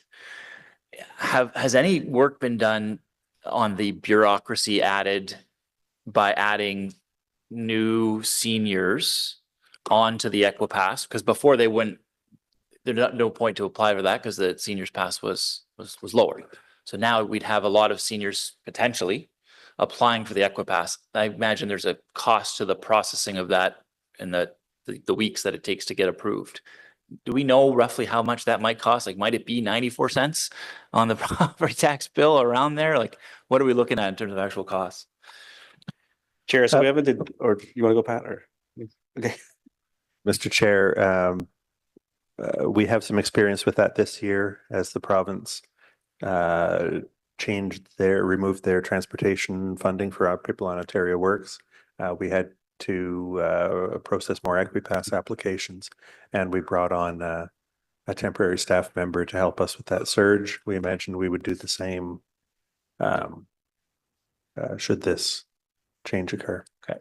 So there's some more hidden costs in the Tierney motion potentially that might equalize the 94-cent piece, or maybe not quite, but could get us closer anyway. And it's such small numbers, really, but that we're here for. The seniors' day on Sunday, and thank you, Pat, for getting the information. My understanding is we'd be looking at an offset for that day alone, if we were to keep it free for seniors, of less than 125,000 thereabouts. Could be lower. Mr. Chair, yes, it would depend on what the amount would depend on what the seniors fare is. Okay. Yeah. So max would be 125,000 if the seniors fare was lowered. We'd be looking at less. Mr. Chair, I believe that's correct. We would run the math. Okay. All right, so pretty low amount for Sunday and solves that problem we were talking about, Chair, of why is Wednesdays potentially cheaper? Well, Sundays is cheaper overall because there's fewer people riding that day. So pretty low number to keep seniors on Wednesdays riding for free. I wanted to go into the UPass a bit more. We talked about the budget books changes as January 1st, but it's an in-year revenue stream. And so come January 1st, student unions and administrations that haven't agreed to a UPass increase, and I've already, I guess, booked some tuition in, we're not necessarily seeing that 5% in that first. It'll be maintained for what was in December being transferred to the municipality, as I understand it.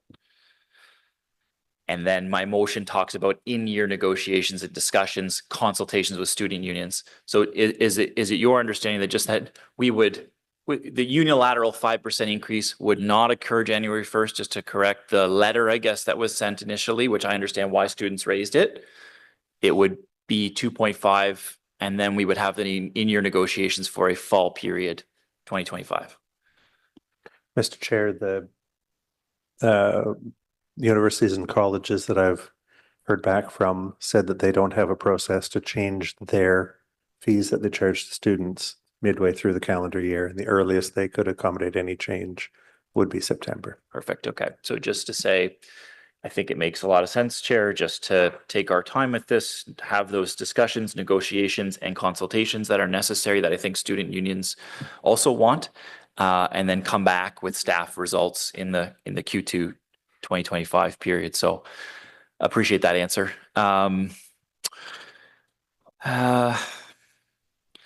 I've got more. I'm going to go do childcare responsibilities though, Chair, and I may get back on later. I'm hoping not to miss any votes. So I'll pass it back over to other councillors for now. Thank you. Councillor Hill. Thank you very much, Chair. One of the principal themes that I heard from the last 30 several delegations was one of concern about getting back transit riders. And there was a lot of implication that I heard about the relationship between the fares and the transit riders, and concerns specifically that if we're costing transit riders out of the market, essentially. That's what I heard from a number of people. So I guess my question is going to revolve around that, because I'm coming to this from the perspective that if we want to build up trust with our transit riders, we need kind of three principal things. We need to make sure that they believe that our system is safe. They need to believe that our system is reliable, and they need to believe that our system is affordable. And I've heard through these budget discussions that your intent is to make significant investments in reliability. This comes with the upcoming landing of Trillium Line and how the buses are going to connect to that. Then the new Ways to Bus coming online in April with the purposes of focusing on the hub and spoke and getting local bus systems around, on consolidating those bus routes so that you have higher on-time reliability. And what I really want to hear is that the investments that this budget are going to make for 25 are in fact going to improve reliability to the point where we are building trust with our transit riders and that they actually feel and experience an improved customer experience on OC TRANSPO. Thank you, Chair, for the question. First and foremost, I would like to say that if I don't talk about the seniors' fares, normally an increased fare will not reduce the ridership. The only thing that will bring people, it's the reliability for sure. So this budget, effectively, we put a lot of money on the reliability. That will not be done overnight. I want to be clear here. This is not just something that we can say tomorrow everything will be perfect. We saw the traffic. The traffic is massive. I talk about the aging of the buses. We have in this budget a significant amount to buy diesel buses because we cannot, unfortunately, have those e-buses on time. So those are very concrete initiatives to improve the service. It will not be again overnight because only to receive the diesel buses, that will take 2 years. So what are we going to do? We are going to continue to work on our action plan that we put in place last fall. We saw a lot of good improvements, but we know that we are fragile and we will need to continue to work with the people, with our processes, with everything to continue to improve the service. Okay, thank you very much. So to confirm what I heard, the investments in reliability are core to building back that transit ridership and the trust with our transit riders.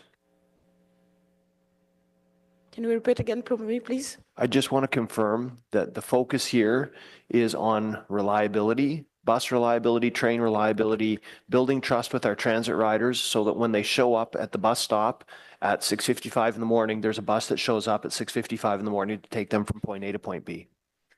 This is not new today. It was the goal, and that's why we have put in place an action plan. And I want to reiterate again, we have done a lot of things to improve this reliability. The lack of bus drivers was a huge concern, and we know that it's done. The network has to be reviewed, and this is exactly what we have done, and we'll implement the new ways to bus in April next year. And the maintenance action plan will need to continue to take care because it's important. Unfortunately, for the traffic, we will not be able to do anything. But we have already on a new ways to bus. We have already had some time for those trips, but we don't know how things will go with the traffic. We will continue to monitor. We'll take actions if it's needed. But at least we know that this is our focus. We absolutely need to be able to deliver 99.5%, and then we will work on the quality of the service with the on-time performance. Thank you, Mr. Chair. Thank you. So we're going to do a first round with committee members. So Councillor Lowe, you're up next. Thanks, Chair. So I think the one of the most glaring item for me in the budget is just the fact that there is that $36 million that we are hoping that the provincial and federal governments will come through with, right? And while I do have confidence that it wouldn't be in there for no reason, it still doesn't. It raises like a red flag for me. Like it still raises a flag for me that money is placeholder. It's not there for sure.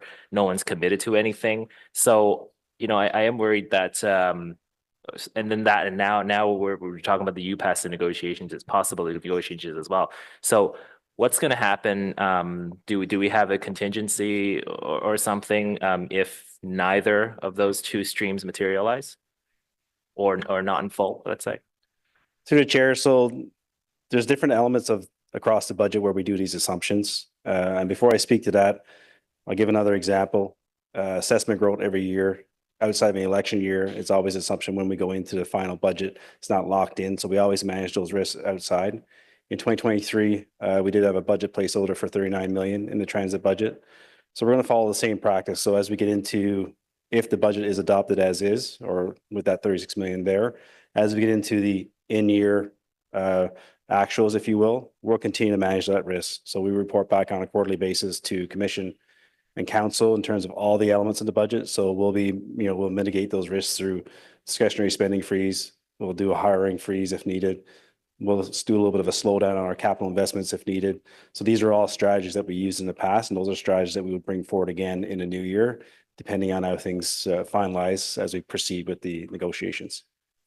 Thanks for that. So the gaps of 39 and I think $41 million, the last year, it was 39 in 2023 and 41 in this budget, the current, right? Or something. There was a gap. Oh no, okay. So in previous years, when a gap was sort of left there like that, did anyone come through with either partial or full funding to cover it? So through the chair, in 2023, we did have that $39 million placeholder. That didn't come to fruition. As we went through the 2023 budget year, actual year, we reported multiple times back through commission. And one of the strategies that we employed late in the year was we did a capital closure cleanup. So typically every year we come forward in June with a closure, I'll call it a cleanup, our whip closure report, where we kind of close old accounts. In 2023, we came back with a second one late in the fall. And that's how we were able to address that deficit, that $39 million gap that didn't come through. That among other things in terms of reducing that gap a little bit smaller than that because of discretionary spending freeze, hiring delays, some other savings there and there, but we used the closure process to address that in 2023. Okay. Thank you. So I'm still a little uneasy about like thinking about what's left to cut, right? Like what's left to address, or what are the tools left what are the tools that we have left to try to address another major fairly significant gap if we get there. So, but I guess I'll see how the discussion around the table goes and we'll see. The second question, how much time do I have? Okay. My second question is in somewhere in the budget, there's an item for the paratransport minibuses due to arrive, right?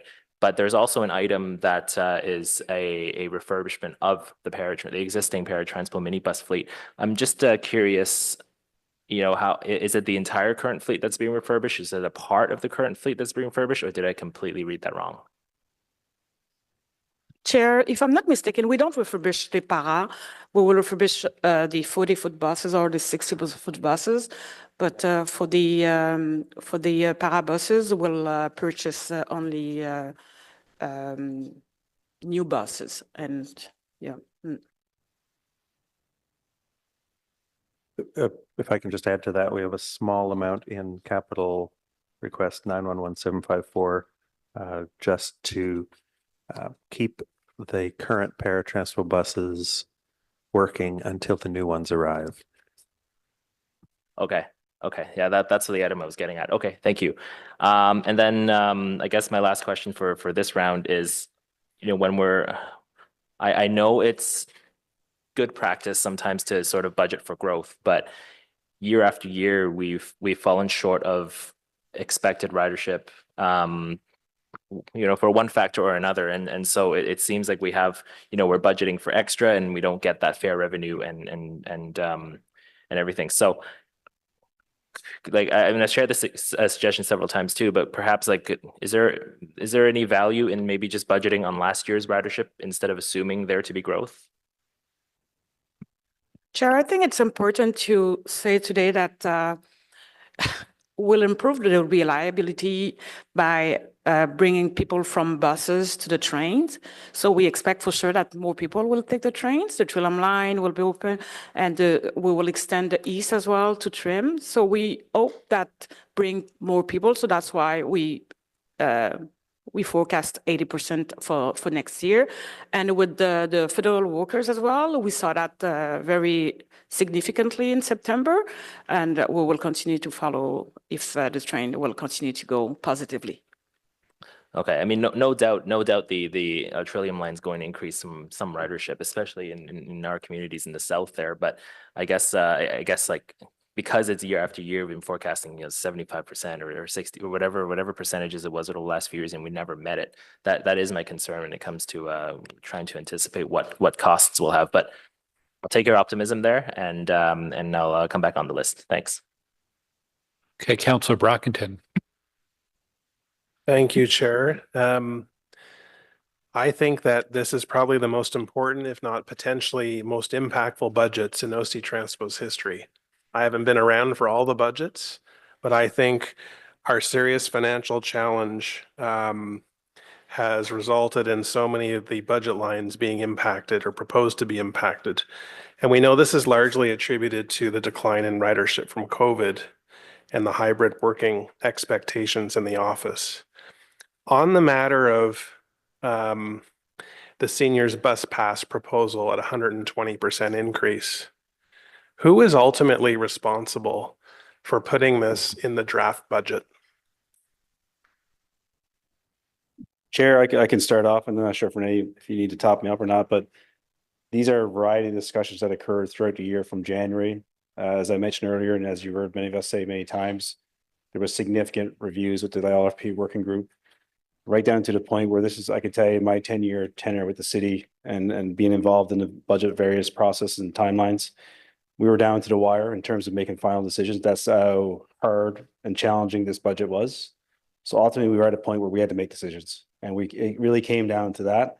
As you can see, there's the magnitude of levers that we were put forward for us to explore. That's what we did. So we had to make final decisions in terms of getting that information to the draft table, and then let the commission, let the council decide on, whether they accept that or they put forward changes or motions. Earlier to Council Lowell's point as well, the other mitigations that we will be already looking into is the updated long-range financial plan. So any decisions that are made to change this budget, even if there's nothing changes in this budget, just lots of work to be done in the LRFP in terms of making sure that plan is affordable. So this is one step of many steps to come. I mean, that's the reality. That's the work that was done throughout the year. And it came down to, okay, we had to make decisions, and those are the decisions that were before you. Fair enough. Thank you. To borrow or continue on Councillor Lowe's question about the ridership expectations in the budget, 80% pre-COVID levels. Can you remind me, what is our current ridership right now today, pre-COVID levels? Compare. Chair, I think it's around 70, 75. If I may just to the previous question, we have done a lot of benchmark as well, and similar for the ridership, similar for the fares.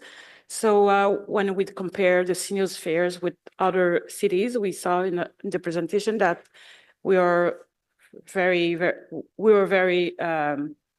low compared to everywhere else, a lot of other cities.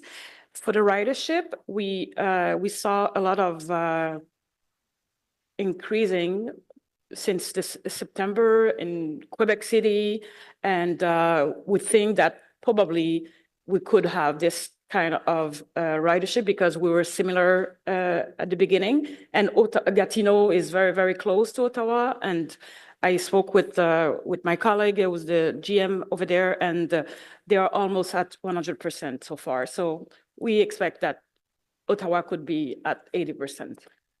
Mr. Rogers, given that the budget says 80% is our target, which would bring in an extra $20 million, you're able to determine that number based on like a very precise ridership number today. Is it 70%? Is it 75%? Where are we right now? Through the chair, I think right now, I think in September, we were 70 or 70 or 70, whatever, 70, 75-ish or so.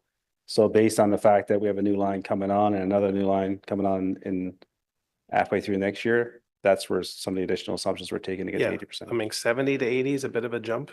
So what type of intelligence have we received from our main cohorts of riders that indicate we're now going to be able to hit 80%? Federal government's not making any additional changes that I'm aware of in 2025 to have their workers come back at a greater frequency that they are now. University students are maxed out. So how are we estimating that we're going to hit our target of 80%, and I assume that's an average, not by December 31st, 2025, that we're going to get there. How are we going to get there?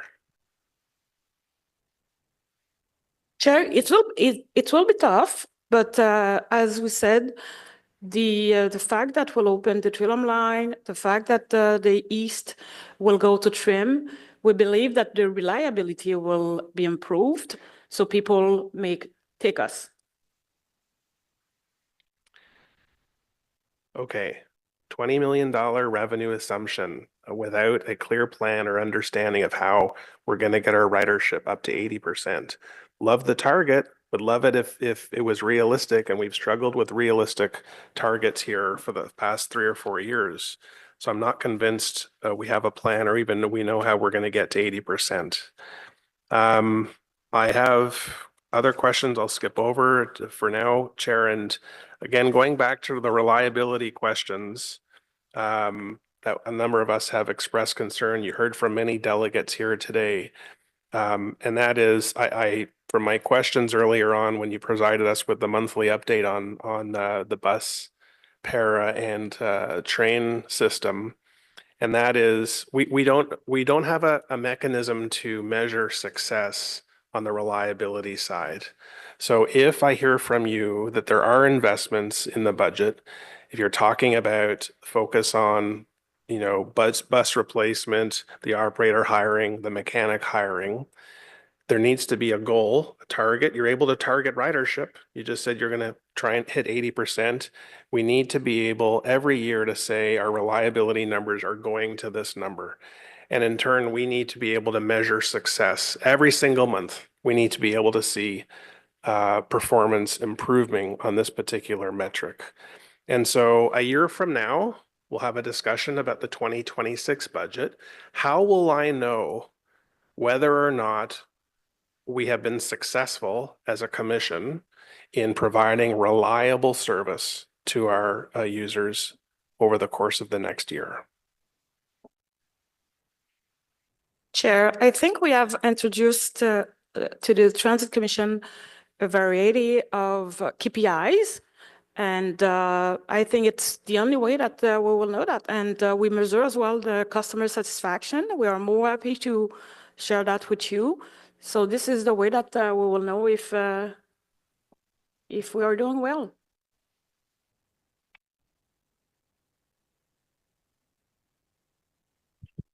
Okay, Chair, I have a lot more to say here. I'm some of the big, most important things that our riders are expecting us to deliver on, I don't think are being met in this budget, but I'll yield the floor to my colleagues and come back and share some final thoughts in a little bit. Councillor Carr. Thank you very much. My first question, Chair, is a little bit outside of the budget, but it came up in the budget. It concerns concerns that have been raised with respect to the ability to deliver TRANSPO coupons to make them more accessible to residents given the Canada Post strike. Will you allow me to ask a question or put in a direction with respect to that? Yep, if you have a direction, go ahead. Yeah, perfect. So the direction is that transit services staff review alternate ways to deliver TRANSPO coupons to make them more accessible to residents in all areas of the city. Is that accepted? Yes. Perfect. So thank you. Keeping in the line of question, actually, I'll go back to my TRANSPO questions. I just want to follow up on something that Pat, you said with respect to not having those projected sales figures for passes at various price points.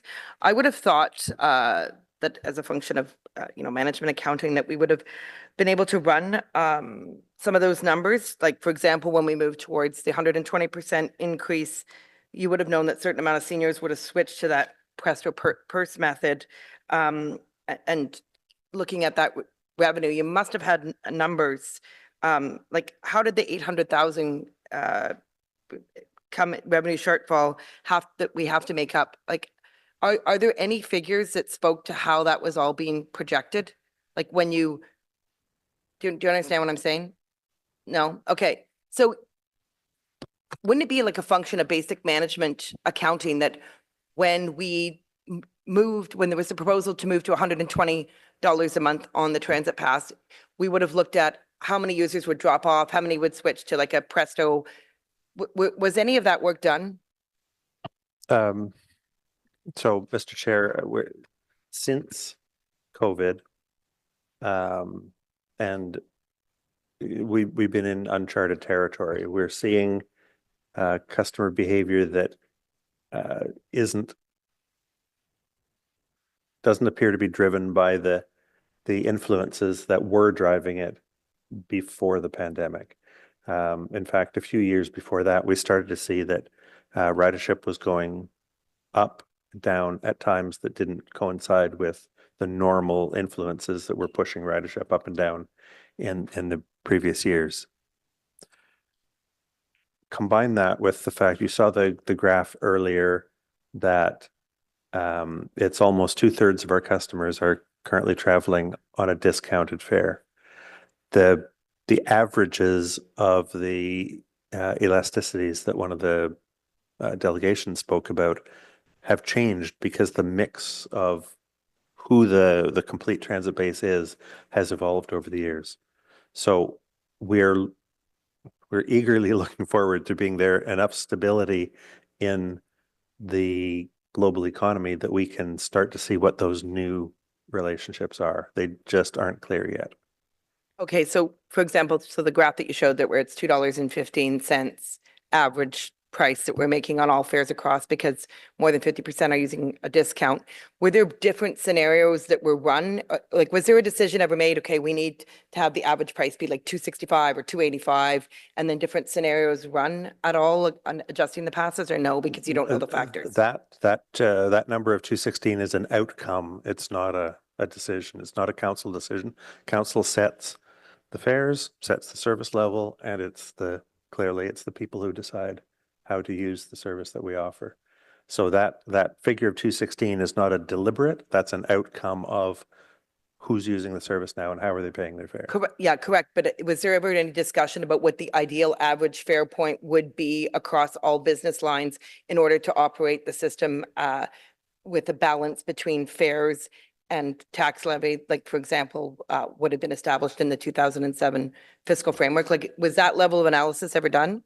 The closest we have is the direction that the treasurer referred to earlier, that the fiscal policy says that transit should be funded this proportion from taxes and this proportion from fares. That's the closest we've come to that. Okay, I was asking if the scenarios were run. That's okay. I'll leave that one. I'm just going to go. Councillor Brockington had a motion on sponsorships about increasing the revenue from sponsorships.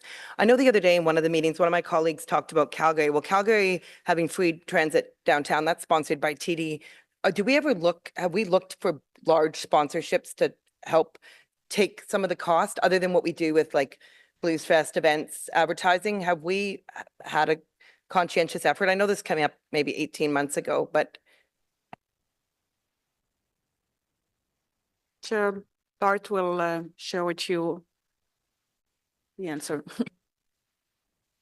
Chair, yes, we have tried to do that. We have sought, so we work with Pattison to identify sponsorship opportunities for things like fare-free days. To date, we've had some success. So as Madame Emilcar mentioned, we've continued the sponsorship for New Year's Eve, and we're looking to expand that to include other sponsors. So we are also, as Madame Emilcar mentioned earlier this morning, working with some expertise outside of the city to try to maximize our non-fare revenue systems, which would include exploring sponsorships, trying to come up with a way to use what's being done in other jurisdictions successfully in Ottawa. Okay, thank you very much. Appreciate that. Just with respect to, there's been a lot of discussion about the Equipass, the Seniors Pass, and setting the level of price for a Seniors Pass. And I think many of us around the table have heard the same message. Some people that are worried that their household doesn't qualify for Equipass, but they're still a fairly low income, and others that say, I'm a retired federal public servant. I take the bus, but I don't need this. How difficult would it be? I realize this can't be done in time for this budget, but to implement some sort of means testing for a Seniors Pass, like, would that be extremely arduous? I know it can't be done before January, absolutely, but like, can we foresee that we could have like a 2-tier Seniors Pass at some point? Mr. Chair, we've seen that transit systems in other Other cities have chosen to have a multi-tier, primarily the two major cities in Alberta. I don't know enough about where that's come from, whether that was provincial direction or whether the two cities coordinated with each other. But if there were a direction to do that, and if we had clear direction on what the tiers were, it would just be one more step in the process to apply. It might take a little more time. I think it would also require a little more time to explain to applicants. But I don't think it would dramatically change the amount of work we have to do. Okay, thanks. I do think one of the councillors is from Alberta, and I do think that that is actually provincial. That is provincial funding that helps supplement those passes. I'm not sure if we get provincial funding to subsequent. I believe none of the municipalities, almost all the municipalities in Ontario offer a low-income transit pass, and I believe none of them are subsidized by the provincial government. I think in Alberta it actually is, and I think the premier there recently tried to pull it back, but there was an outcry. But anyway, how many seconds do I have, Chair? Because I do have a bunch more questions. 90 seconds. 90 seconds. Okay, just with respect to ParaTranspo, you know, the motion that Councillor Tierney put forward would contemplate bringing back free Wednesdays for seniors. I know we had this discussion last month at Transit about why we don't have free ParaTranspo for seniors, but is there any way to contemplate having free ParaTranspo on Wednesdays and just serving whoever can be served, or is it just way too complicated and it would just jeopardize? Chair, it's not necessarily because it's complicated. It's related to the minibuses availability, and we know that again, those minibuses are very old, and the demand will increase, and we will not be able to satisfy our customers. So we are working on something on a 5-year roadmap. So if you can be a little bit patient, we will come back. And it's similar with the on-demand transit, but we will be able to come back. But we absolutely need to renew our fleet before to be able to do anything without, for sure, compromising the current service. Okay, thanks. And I know I'm a bit of a broken record on that, but you know, I certainly appreciate hearing from the community that requires ParaTranspo. And I know that you have made strides in terms of outreach, and that's been appreciated, but I do think we need to address that. Just with respect to, I mentioned briefly about sponsorships. I know we've had this discussion before, and Councillor Hill had brought forward sort of that hybrid pass with the feds, and we had this discussion. But since the LRFP group had started working and federal government workers have come back a little bit more to the office place, has there been any effort to engage the federal public service to talk about, you know, back in the old days, we had echo passes. We all hung them around our neck, and I've never gotten past wearing a pass around my neck as a result of that. But like, have there been any of those discussions? Yes. Yes, there have. There have, but nothing we can update on. I don't, well, we haven't sold them on our proposal. Okay, excellent. Thank you very much. I'll skip to the next person. I do have some more, but I'm going to bet you they get captured somewhere else. Councillor Curry is the next committee member. Thank you. So, just so I'm clear, there are 3 motions here that will be directed to committee of the whole, right? 2 that are really Councillor Brockington, but on behalf of other people, and 1 Councillor Lowe. They'll be sent off to committee of the whole at some point during this meeting. Is that right? It appears that way. Okay. All right, that's a good idea. The transit working group, I mean, I guess my comment on that is that this group of councillors worked very hard on this and then recognized that it was not popular, one of their recommendations at a minimum, and came back with a different recommendation. I tend to believe that the group of councillors that worked on that worked very hard to try to figure out what the best solution was. So I hear that people are not thrilled with it. I also see we have a pretty significant funding challenge. So I'll be supporting that transit working group motion that Councillor Tierney is putting forward. The motion by Councillor Brockington on the revenues. So this is something we've talked a lot about at the service review working group, because that was a report when OC Transpo came in and talked about how much in revenue they think they could gain, especially with the new lines opening up. So, I mean, in the motion, it says 10%. I don't know if that's kind of too low, but it's something that I believe staff has already been directed to do. But I just wonder if staff has a comment on that, if 10% is reasonable. We've just sort of said as much as you possibly can increase the revenues. But maybe there's a staff comment. Thank you, Chair, for the question. I worked with Councillor Brockington yesterday on that one, and for sure today it's purely speculation. But we said this morning that we have hired a consultant, and we are working with this consultant firm, and we will come back with an action plan. And definitely our goal is to maximize the revenue from this portfolio. Okay, fair enough. I think that's just fine, that motion then, whatever.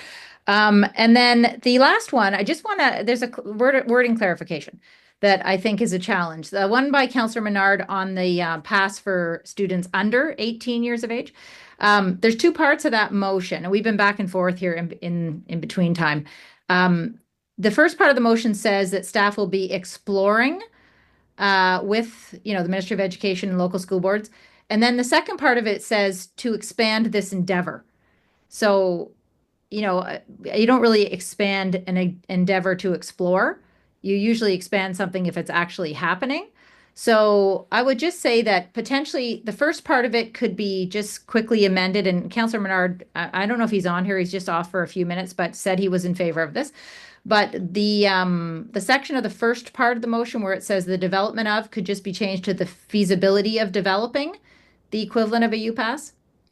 So I would just suggest that as a slight amendment. And then, because then it makes sense then to put in the bottom, the second part, be it further resolved that if such a pass ends up being developed, that staff in collaboration with everyone expand this endeavor. Because I'm here, Chair, and I'm good with Councillor Curry's suggestion. Now I do want to ask, though, if staff are clear what that means then. Explore the feasibility. If it works out to be a great idea, which it may, then we expand that. Chair, as I said, we are willing to make the study for sure, to see the feasibility and come back for sure. Okay, perfect. Okay, great. Thank you, Councillor Menard. If that all sounds great, then I'm happy to support that. Thank you. And I think that's all I have to say. Thanks. Okay, thanks, Councillor Gray. The clerk's team here is transcribing that and will circulate to you and Councillor Menard, just so everybody's on the same page. And thanks for raising that. I think we've heard from all of our committee members, so Councillor Bradley is up next. Thanks, Chair, and thanks for staff to the presentation today and for all the delegations that came out. I have a couple general questions and then questions specific to the seniors pass.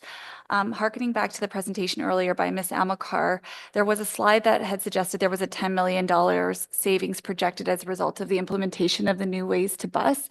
And then a further slide said that that would be implemented in April. So could you just explain, is that $10 million savings annual or prorated to April? And what could we expect the savings to be in 2026?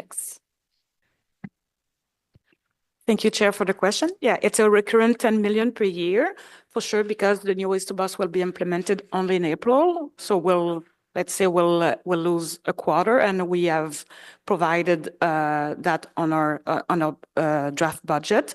And after that, it will be a recurrent saving. Okay, so it's not 10 million savings this year. It will be in 2026, and it's a prorated. 2025. Minus January, February, March, April, and 2026 will be for the full year. Fantastic. Another question I actually came from a resident today was about transfers, and I'm not sure if this is a line item in the budget or not, but because it came up in my email today, I thought I would ask. There was a question from my resident if transfers could be extended from a 90-minute window to a 120-minute window just because of timing. Is that a budget item? I just want to understand if that's in the budget and if extending that window would be a budget pressure. Mr. Chair, yes, it would be because it would have a cost. Not for the long trips, because everyone can complete a long trip on one fare. We make sure that that's always true. But for short trips where someone goes and comes back within the whatever the window is, because the window would be larger, more people would be able to make a round trip. We've provided cost estimates before, and we can refresh those if council is interested in considering the question again. I will say that as more and more of the new O-train stations come online, there are more and more locations where people can change between train and bus, bus and train without needing to show a transfer. And many of the long trips that are approaching the length of the window will not have that need to reprove the time. The example that someone wrote in about before was traveling from Canada North to the airport. Canada North to the airport, fare paid zone at Tiny's Pasture, fare paid zone at Bayview Station, fare paid zone at South Keys Station, and the same in the reverse. The other point I wanted just to mention is that if there's ever someone who is charged two fares because of a service failure as they make one trip, we're always ready to credit them back the cost of the second charge that was applied because of the service failure. Great, I'll take that one offline then. I want to turn attention to obviously the seniors pass. And I don't know if the transit working group is able to answer questions today, Chair. Is that in order if I ask specific questions to the transit working group? Yeah, you can. And if we have the answers, happy to answer. So I want to thank you for the work that you guys have done. I know that it was a really difficult task and that, you know, you've been working on these recommendations for the better part of the year. I would be remiss though if I didn't ask. Obviously, what we see before us is what you've come up with or some iteration of what you come up with. But was there anything else that was seriously considered but you decided not to bring forward today as a recommendation?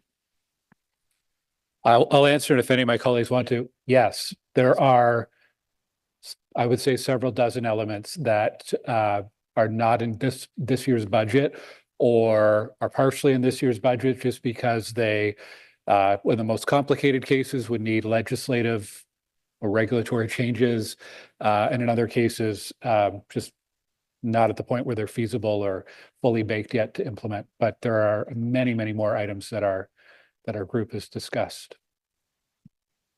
I appreciate that because my concern is obviously we had to shore up this year's budget, and I'm concerned that some of the recommendations that we made were as a result of the fact that we can't do policy at budget, or we needed to have a broader conversation as part of the long range financial plan update. And so this is sort of the best of what we could propose with the tools that we had available to us, which, you know, some of the changes we're making are going to have lasting effect for a long time. So I just want to put that out there that I'm concerned that we should have maybe done our long range financial plan in advance of this budget. I mean, it was in September of 2023 that the mayor did the state of transit technical briefing, and we all knew this was coming.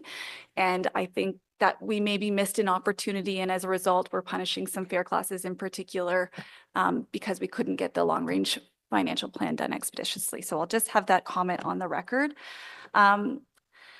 We had some delegations today talk about whether or not the transit working group did any consulting with external partners and even internal partners, and I share those questions. Did the transit working group consult with any external stakeholders, so seniors groups, universities, elementary school boards, public health for the social isolation piece? Was there any external consultation done? Again, my colleagues are welcome to jump in. I would say the working group itself did not have any external consultations. That wasn't part of the mandate of the group. However, subject matter experts from staff who were there and certainly as counselors have ongoing conversations and dialogues with different groups that inform the conversations of the working group. So I guess I'll pose that to staff then. As part of discussions, was there any consultation with external partners on the recommendations that were brought forward, specifically the changes to fares?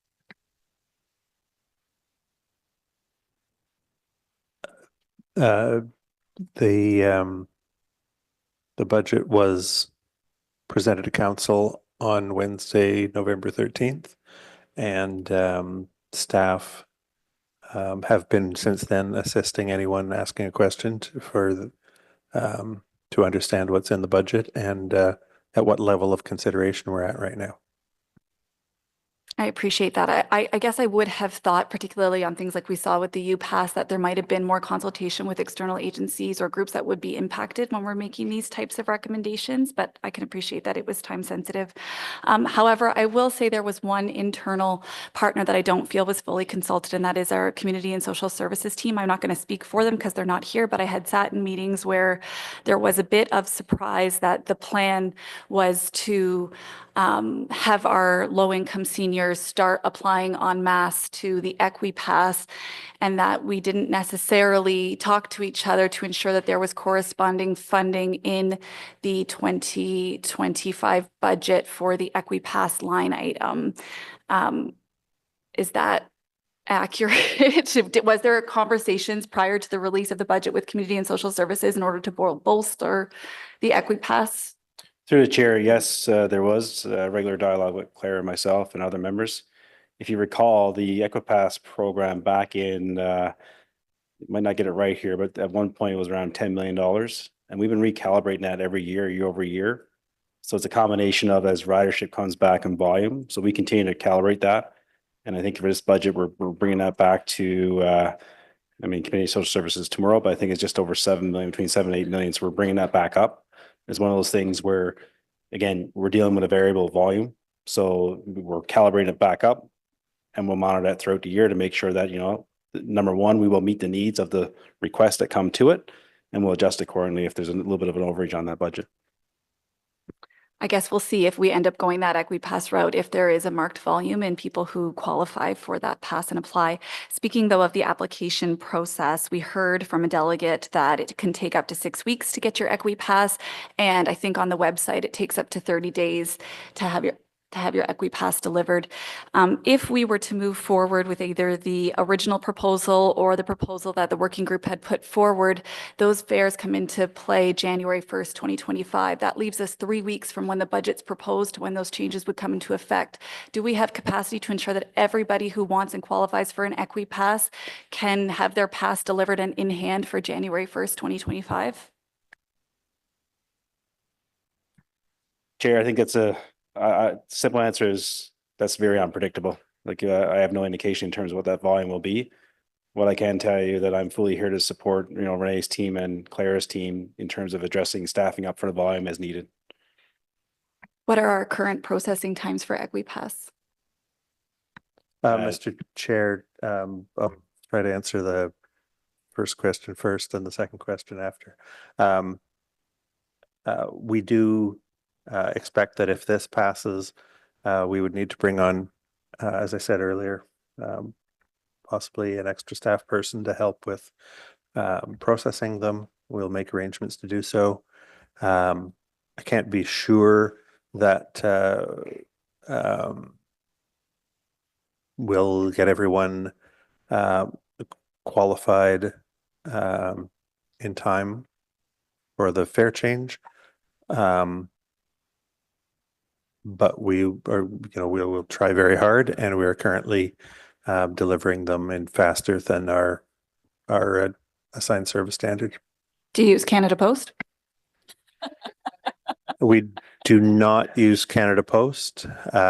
We can use Canada Post if people need to, but we don't generally. Okay, so I just want to flag that as a concern to everyone around this table, that we're potentially, if we go with the working group motion and we're forcing seniors who are low income to apply for EquiPass in order to receive their discount, there is a good probability that we will not be able to process those applications by the time we do the education component and they realize that they have to apply. It's over Christmas holidays. By the time we staff up with an FTE to process the applications, we could have a large window where seniors who, if they are under that $24,000 threshold, cannot get around on transit except for maybe Wednesdays, which I think is really unfair to limit them to that day. So whatever motion ends up being successful, I do think there should be consideration for the implementation to ensure that anyone who could qualify for an EquiPass has a correct amount of time to apply and receive their pass before being penalized with the full fare, because it's quite an adjustment. I'll leave it there. Thank you, Chair. Okay, Pat, you had a if there were to be a motion to give us authority to give credits to people who do qualify but haven't been able to get one in time, we'd be able to apply that if we had that authority. I'll just respond that many of those seniors probably don't have the money up front to purchase that in order to have the credit. It's the same kind of argument that Councillor Tierney has been saying to apply for credit. It's fantastic that it exists, but some people can't wait to have that credit to reimburse them. So, and then I also just want to draw everyone's attention to the administrative cost of an FTE and to a credit program, which may very well outweigh some of the savings that we're receiving one time or not. Thank you. And Councillor Bradley, if you want to work on something for council around that, and there's a number of questions today about that low income cutoff.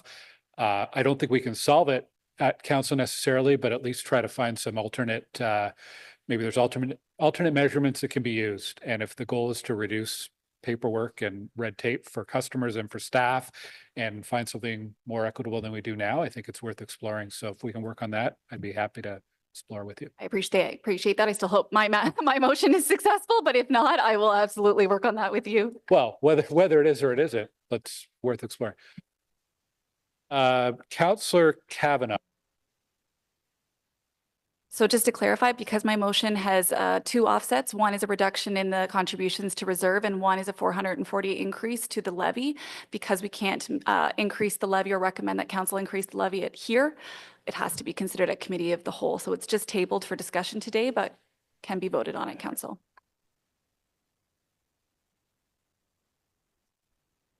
Okay, Councillor Kavanagh is up next. Thank you. Councillor Bradley answered put forward a lot of the questions I had, and that's great. That's fine. And one of my first was Council on Aging, and also the older adult staff here at the city, and ask how much we consulted them in terms of the senior pass and the senior rates. And I've already got the answer, but I'm looking at Council on Aging, and clearly they're sticking with status quo. That's all they want. No increases, nothing. Keep 2 days.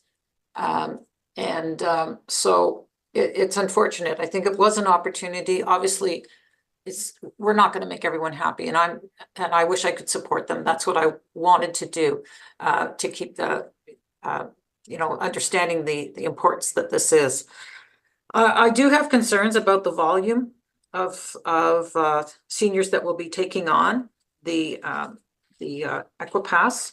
There's 22 buildings of seniors in Ottawa community housing, and a lot of them do not have computers. A lot. How do we handle that? This is massive. This is these are people that really do rely on the transit system. When I think of 31 McEwen or Golden Manor on Richmond, where they're both on the routes for number 11, how can we get them sorted out? It's something that is definitely a priority. So what are we doing to make the process simpler? Is there perhaps a telephone option for them to be helped over the line and over the phone line?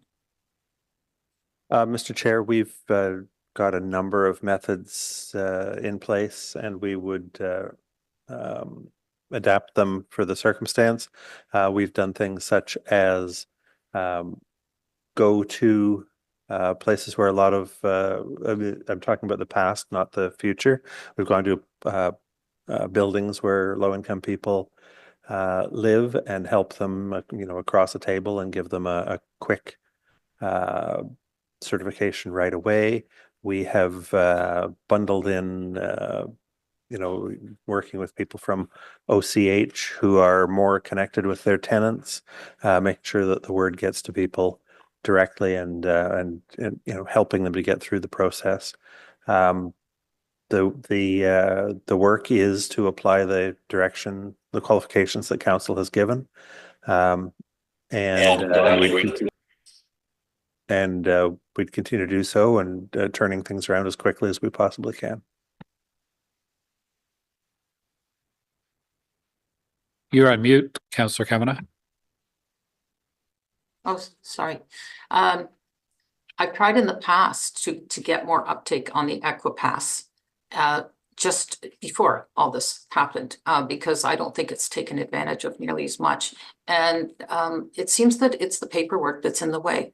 And it's a shame, particularly with a lot of community housing. I'm very concerned about it. So I hope we make a massive effort overall to push for this, because I'm afraid it's going to, I think it's going to be very chaotic in January, to be honest. One of the concerns I think that was pointed out in what we've heard from the delegates is how siloed we are. The fact that overall we want ridership to go up, not just to break even, but the real goal is climate change. We really have to do something about it. We've got to get more people out of their cars. And if you only have to look outside and see the traffic and know that that's not going very well. So I'm still worried about that, and the tie that we're making. Is there any way that we can make a better connection to show that that's a reason why we have to do this? Even if we have to have a deficit in this respect, that it's for the climate change, that we're working towards a better environment.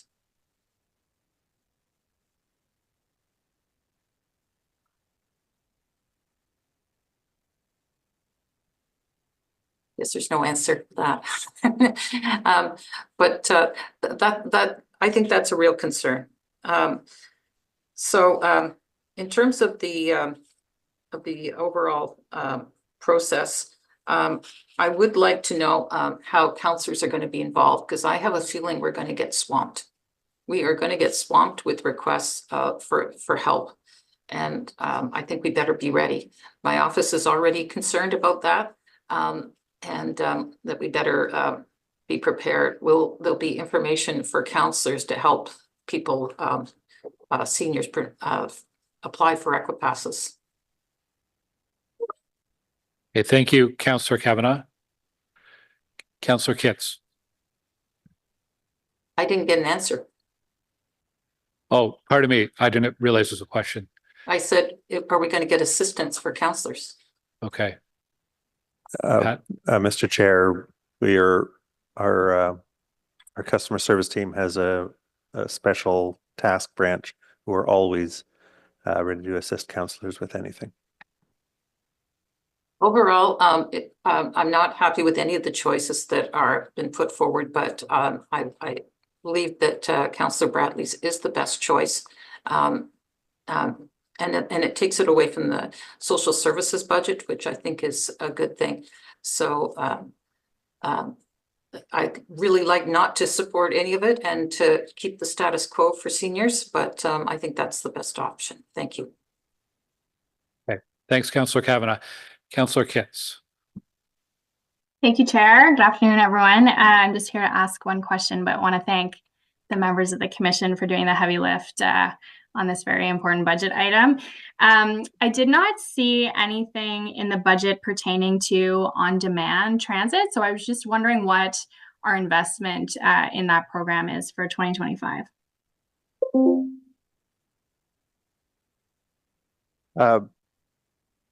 Mr. Chair, the buses were, the order of the 10 buses for on-demand service was approved in last year's budget. We expect them to arrive in the months to come. The concept has already been approved. The RFP will be going out for the software, the service provision. So we're rolling on that. There were no decisions that needed to be taken in this year's budget. We're already fully approved. Okay, so the operating for on-demand would just be rolled into overall? Yes, Mr. Chair. Okay, and is there still an opportunity to expand on-demand service, or has that also already been approved? That's something you'll be looking at in 2025. Mr. Chair, we are ordering 10 buses. So that should probably allow for, 4 to 6 zones across the city. It will depend on how big the zones are, how we design the service, and how big the uptake is, whether each one will take 1 or 2 buses.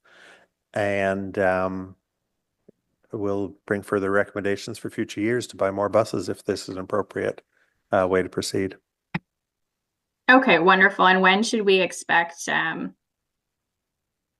more information on those new zones to this commission? Late in 2025, I would say, but maybe sooner. Okay, that's it for me. Thanks, Chair. Okay. We are on round two. Councillor Brockington. Thank you, Chair. Do we have an update on how negotiations have been going with respect to the $36 million hole in this budget from the mayor? I do want to know that if this overall budget is approved with this deficit present, what is the strategy if monies are not forthcoming? Do we have to reconvene the Transit Commission, particularly about how to address the $36 million deficiency? But first, is there an update on those discussions, negotiations? And secondly, what happens if there's no additional money forthcoming from the upper levels of government? Cyril? Chair, from an update perspective, I'll leave that with the mayor. And I think Chair Gower made a comment at the beginning in terms of he's still having those discussions and those are proceeding. There's nothing concrete at this point. From a risk mitigation perspective, there's probably a list, right? So we'll talk about discretionary spending freeze, recalibrating the capital if needed or if we can. The reserves, right now, the reserve balances for both the operating and the capitals, just over 18 million. We have the long range financial plan that will be coming forward. So if we do have a need to dip into the tax stabilization reserve, as an example, we'll have to recalibrate that through the long range financial plan to make sure we pay that back. So those are the merits of, steps that we'll go to get to that point if needed throughout the year. And do we have any update on how negotiations are going between the mayor and particularly the federal government?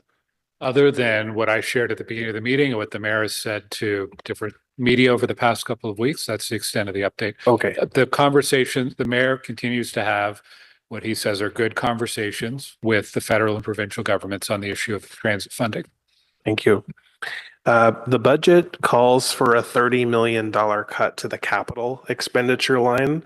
And our general manager at the beginning of the meeting talked about from 2020 to 2024, $164 million that had been cut from the capital side. Are these cuts deferrals? And we're going to come back to them because they're critical as part of our long range capital needs, or have some been eliminated because we reassessed them? We decided some of these were not mandatory, but maybe not top priority, and we're able to shed them. Chair, I would probably characterize it as probably both. So you hear me talk about the word calibrating. So from a capital perspective, in 2024, as an example, our contribution from operating to capital was $43 million. In this budget, we're $63.5 million. So when Renee was talking about those 2021, 22 deferrals and reductions, we basically at one point we're at about $70 million contribution from our operating to our capital. We dialed that back. We did some recalibration. Now we're coming back and slowly bringing that back online. So that's where you see that increase too. And also, if you refer to document 3 of the transmittal report, there's a list of the items from the capital that, quite frankly, didn't make it in. So, but that's where I have a process outlined in the transmittal report where for those items that didn't quite get in with the draft budget in 2025, if there's any of those items that are a priority for service reliability or improving services, I'm going to work closely with my colleagues in transit to come up with a funding strategy to come back to commissioner committee in terms of, what will be the funding strategy to address those core items to mitigate that risk. So it's kind of a long-winded answer. The other component is obviously the long-range financial plan will be the next avenue of, the stretching of that calibration. Okay, thank you. My concern is for the ones that are musts, it's going to be that much more expensive in future years to finance those. Just a clarification on the UPass. If it's to go to 2.5% to 5% or some other number, that our budget estimates an implementation of an increase to that rate of September 2025. Is that what your budget estimates have factored in? Through the chair, right now, the draft budget assumes a January 1, 5% increase. The draft budget, yes. So if you have discussions with the universities, some might need a referendum. I thought we heard from at least one university, they can't make a decision mid-year. Are you going to ask for a retroactive contribution, or is it more realistic to expect that if there was any agreement between both parties, that this really should be reflected in the budget for September 2025 and not January?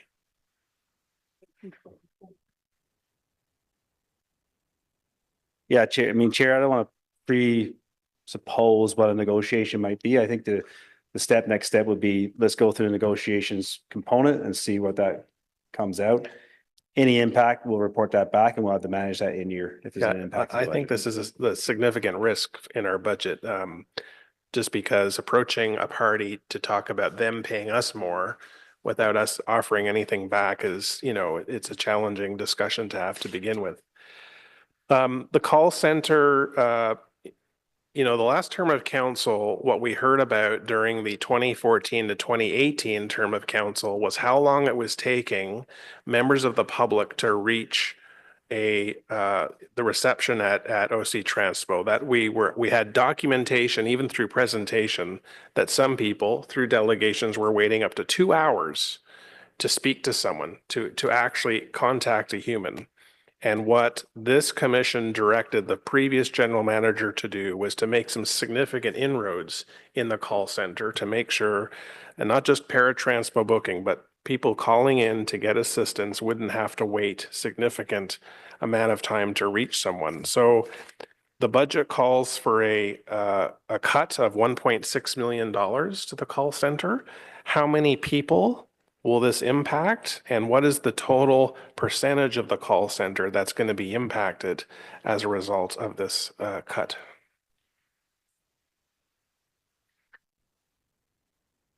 Mr. Chair, yes, everything the councillor says is correct. The call volume has been going up as more people return to travel, has also been going down as more and more people move over to the self-serve options on My Paratranspo. Right now, we're overachieving on the service standard target that council set when that additional investment was made, and so the proposal this year reduces the staffing by, I believe it's around 20 people. That's no individual people. That's all being done by attrition. So no, it's not the end of employment for any individuals, and that will bring us back closer to the original 15-minute average service standard the council set, but will still be better than that. The other I was going to say is that the proposal would open the call center a little later in the morning, close it a little later at night at times when the call volumes are really quite low. Go ahead. Yeah, Chair, if I may, we have a KPI that we used to share here. We'll continue to do so. And I want to point out as well that, and I think it was a council direction to have the online booking. We need to help people to use that because it's a lot of money and it's very, very, very good tool. So I think that will be helpful and we'll report to the Transit Commission for sure. Thank you for that information. My final question is about the fuel increase in the budget, another $3.4 million hit, net increase, budgeting to go from $1.36 a liter to $1.44. Can staff just talk about how we get the best price for fuel? Do we have multiple options to lock in this price? And is it locked in for the whole year, or are there any opportunities throughout the year to look at potential savings should the price come down? Chair, yes. So we actually hedge our fuel, our diesel fuel. And if you recall, in the 2024 budget, we had some good savings because the pricing was down. Obviously, the market's up, and I always refer to, if you look at the pump price right now, diesel tends to be around $1.60, $1.70, depending on where you are in the city. Right now, our pricing is in that $1.44, so we do edge our contracts. I think we try and edge about 75%, but we do have an opportunity to go a little higher if needed, but we kind of manage that through the treasury team and manage the risk and profile based on the volume and the pricing. Councillor Lowe. Thanks, Chair. So when we're doing scheduling, I mean, actually, I'll just backtrack a bit. You know, I'm looking in the budget book there in the 2024 budgeted overtime of $17 million. And the forecast ended up being 22.4. So we're on track towards $22.4 million in overtime. And is it fair? It's fair to assume that most of that is bus operations, right? Most of that comes out of most of that goes to bus operators. Yeah. Chair, we can definitely come back with the breakdown, but I would say mechanics as well, because it's very important. As we know, we have this shortage. We cannot attract mechanics, so we rely a lot on overtime, unfortunately. Okay, and that's fair. So whatever portion of overtime goes towards bus operators, like have staff ever sort of played with the scheduling numbers to maybe, you know, pad the recovery times a little bit? And then of course corresponding, you probably have to spend a bit more on operators, but would it be less expensive in the long run if we spent less on overtime, more and more on like regular time through those methods? Okay, that's a great question. So for the bus operators, it's a little bit tricky because we can have a lot of bus operators and we will need to rely on overtime, unfortunately. First, we have to respect the collective agreement, and sometimes it's on the spot, I would say. One thing is 100% sure, because now we don't have this shortage anymore, so we don't have to deal with unplanned, I would say, with planned overtime. We will need just to deal with unplanned, you know, as I said, on the spot. So that should reduce a lot the overtime with respect the collective agreement, as I said, for sure. And we'll continue to monitor that for sure. And definitely, as I said, mechanics will be on our radar because we know, and we will implement the e-buses in the same time that we will need to deal with the diesel buses.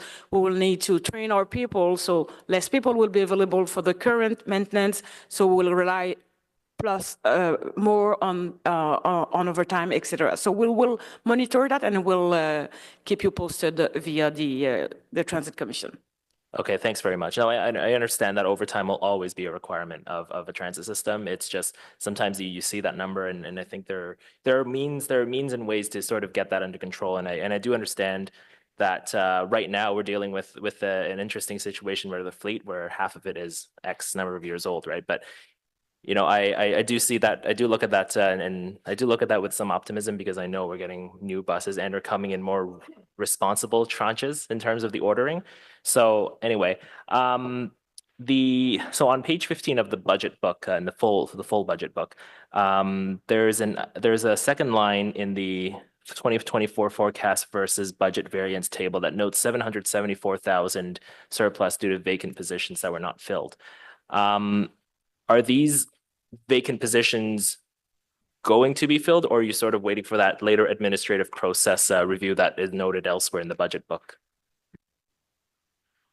Chair, we know that because of this challenge with the budget, we are doing very, very slowly on hiring, because we don't want to be in a position that the 120 million that we had this year become 140, right? So that doesn't mean we don't need people, but we are doing our due diligence. Sometimes we have to take, unfortunately, not necessarily great decision, but we're doing the maximum to preserve the service and to just wait a little bit, see what will happen, see how we can be more efficient, And if it's needed, for sure, we will hire people. But mechanics, bus drivers, those are people that we never touch with the hiring freeze. Yeah, no, that part I understand. And I know that it does mention somewhere in there that there is an administrative process review. So I was just wondering if that was sort of going to be part of that. Last question, then I'll just make a quick comment about my motion that's going to be referred.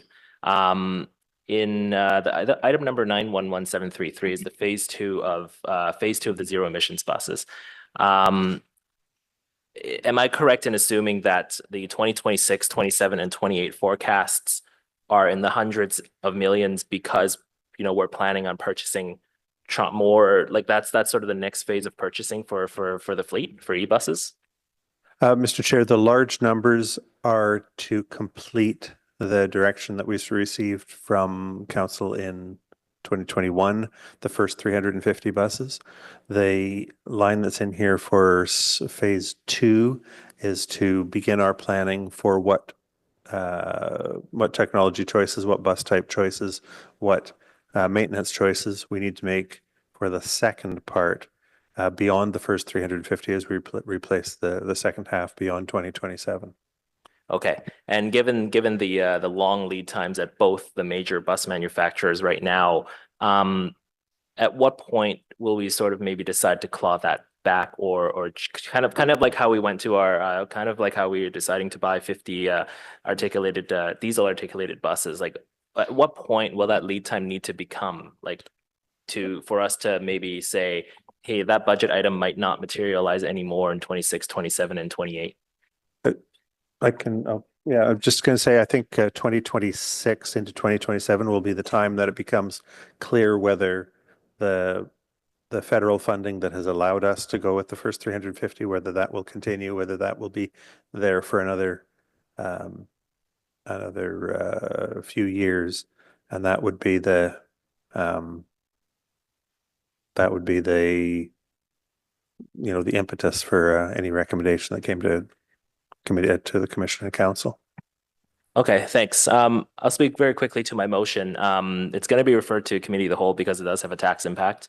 I'm going to refine the second operative clause a little bit in terms of where the money comes from. But basically in 2021, the urban transit area was expanded to include in every area that was not already in the urban transit area within the urban boundary. And so this roped in a large part of the City of Ottawa. In terms of populated areas, the reason why this motion is targeted so specifically in my ward is because the populated areas are in my ward that are affected. So these are the communities of Heart's Desire, Rideau Glen, Winding Way, and then you have 2 streets in Councillor Hill's ward as well. So, you know, when companies, when residents, communities, that's the word I was looking for. When communities get roped into these things, you're sort of expecting an addition in service. You're sort of expecting like services that are to that urban standard, but these communities did not receive it with that 370% increase in their transit levy. So this is what I'm hoping to rectify as a temporary measure until they get that service. And I'm gonna, like I said, I'm gonna refine that second operative clause a little. I think it's the third, actually, the third operative clause a little bit, and hopefully I can come back with something that I can that you'll be able to support me on. Thank you. Okay, Councillor Devine. Thank you, Chair. And forgive me if any of the questions I want to raise were addressed. I had to step away for a while. So as I understand it, and as Councillor Lowe just referred, there will be some motions that are likely going to go back to Council Committee of the Whole. I'll be bringing one. And so I guess the questions I want to ask of you now are to help me and I suppose my colleagues prepare for that in a few weeks from now. And I guess the questions I want to ask speak to my desire that we make the most practical and prudent and pragmatic decisions possible to address the very precarious nature of the budget we have before us right now. And I suppose the first questions I want to ask, I'm not sure if this is for Renee or Pat or for you, Cyril, they speak to the long-range financial plan. So as I understand it, we are not currently, when it comes to the revenues that we project, we try to project a balance between revenues from fares and revenue from taxes, and we are out of balance currently in what we are trying to seek to do. We are trying to seek for something in the range of 45, 55. And we are out of balance, and I understand that. When it comes to seeking a greater balance of revenues from fares. So I'm not sure who to ask the question to, but is it reasonable to say that when we seek to increase our revenues from fares, is the intent, the spirit, the principle, the sustainability behind that goal, is that best achieved through increasing the number of riders or by increasing the fare per rider?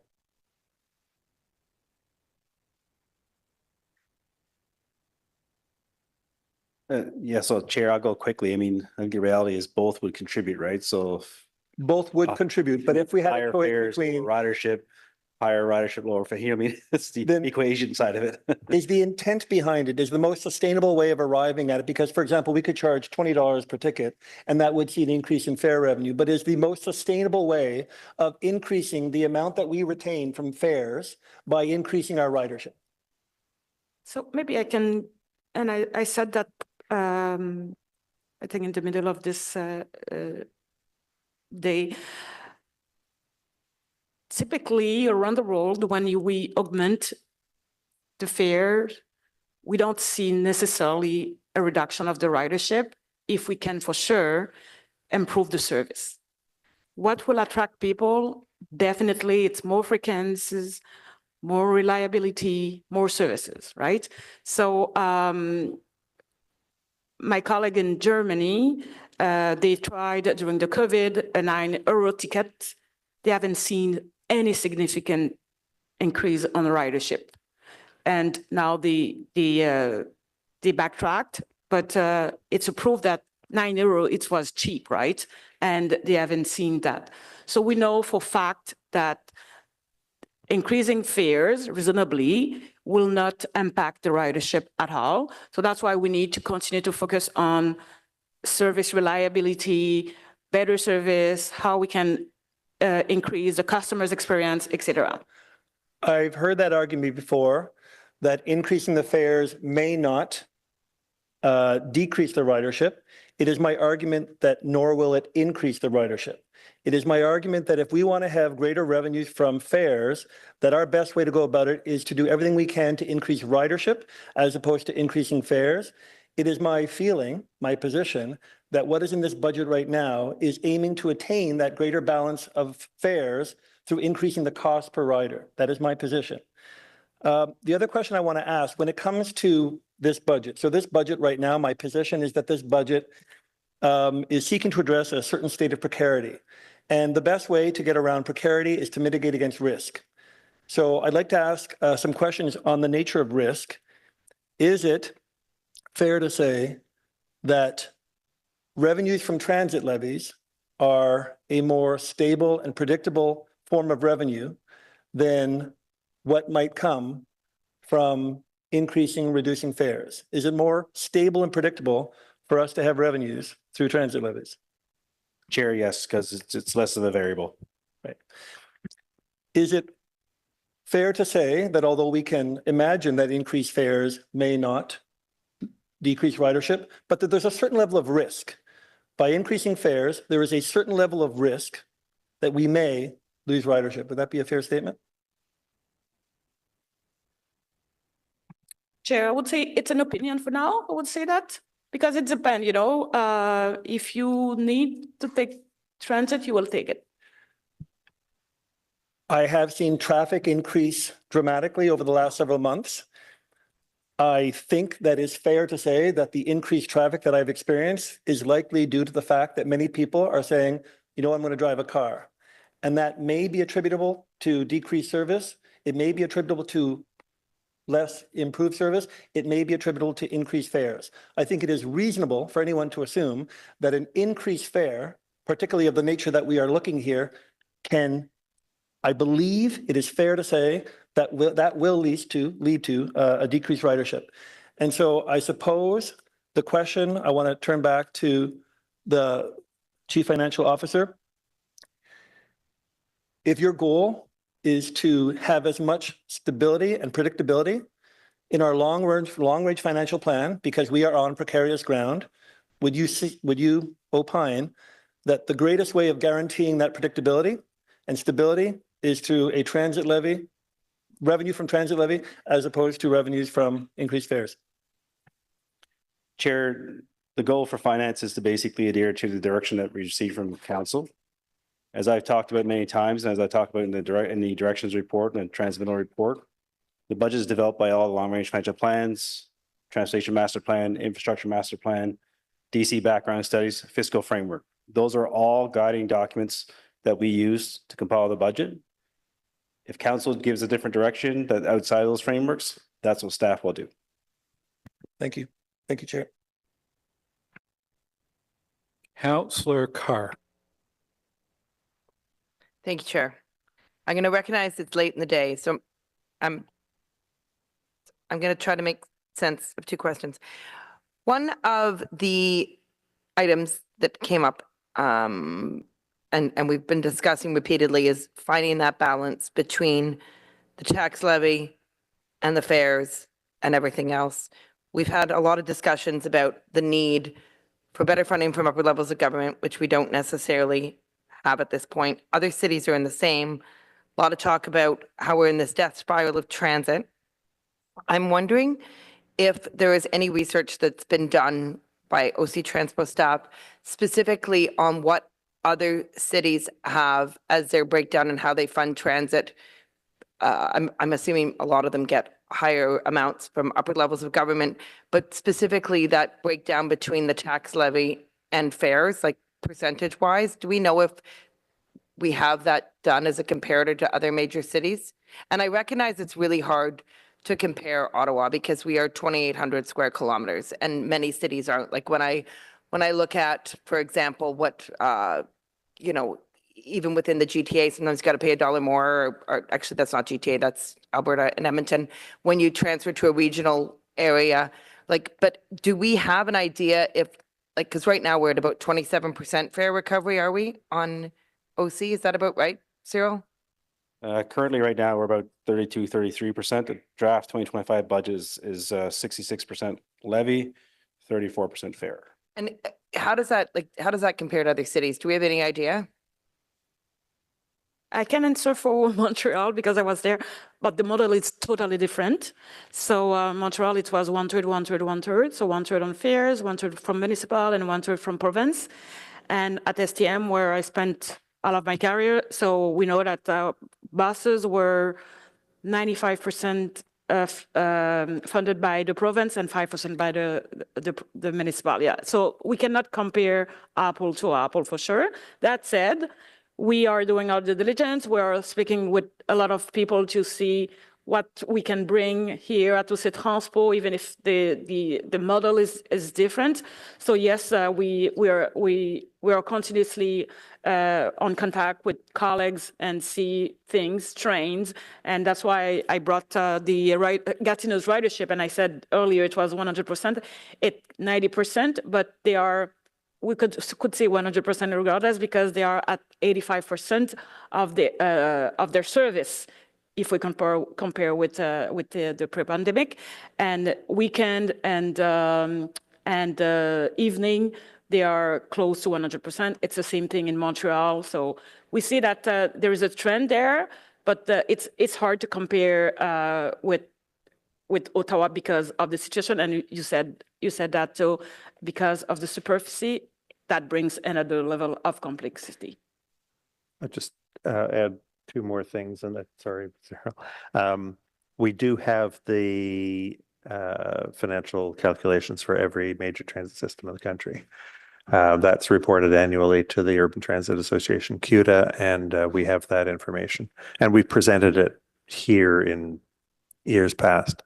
The other thing, obviously, as the councillor mentioned, as Renee mentioned, different provinces take different approaches. You look at Montreal with a lot more funding from the Quebec government.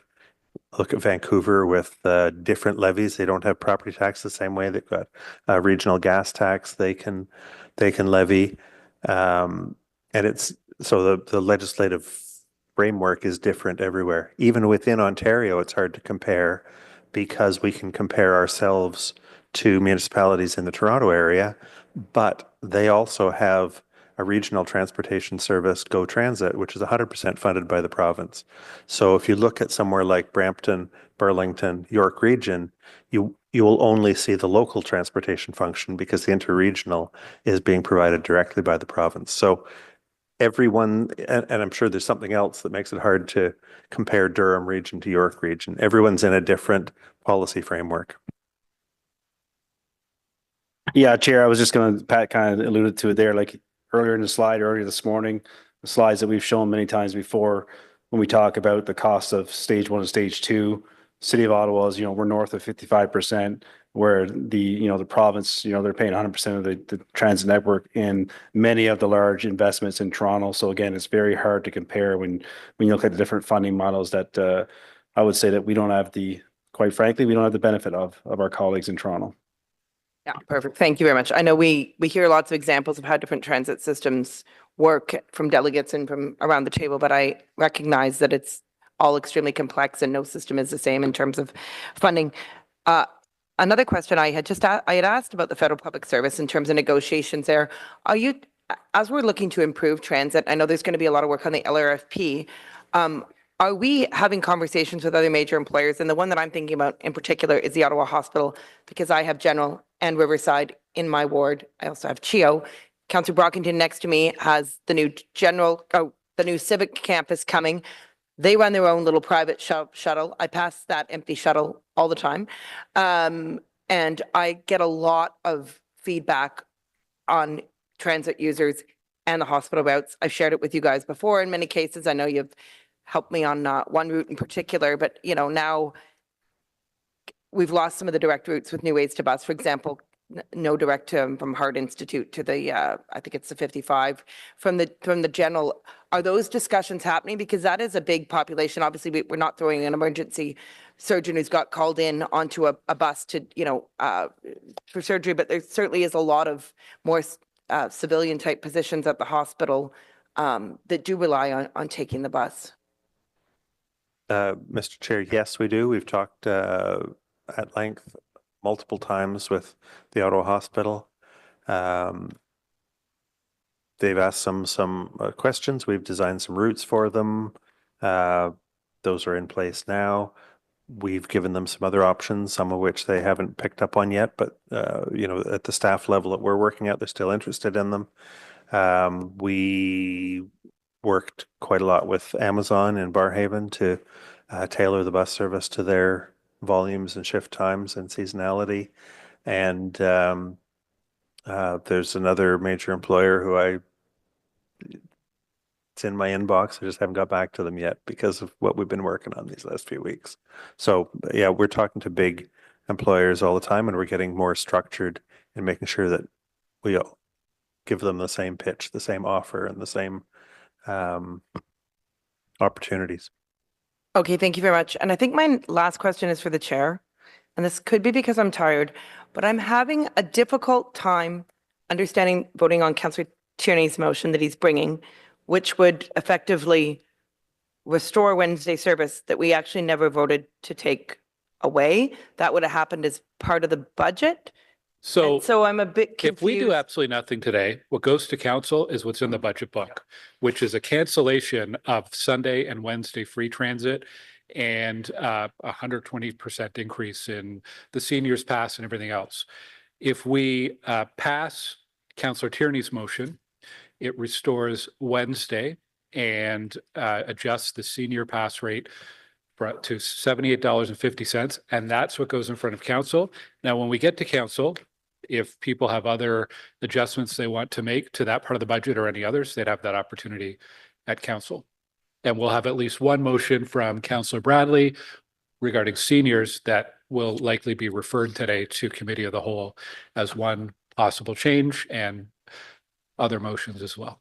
Okay, so the Councillor Tierney motion, sorry, Tim, or do you want to just explain it to me? So it basically amends what was in the budget? Yeah. Councillor Tierney's motion. But it doesn't close the door on additional amendments coming out. It does not preclude other changes at Committee of the Whole in council. Councillor Tierney.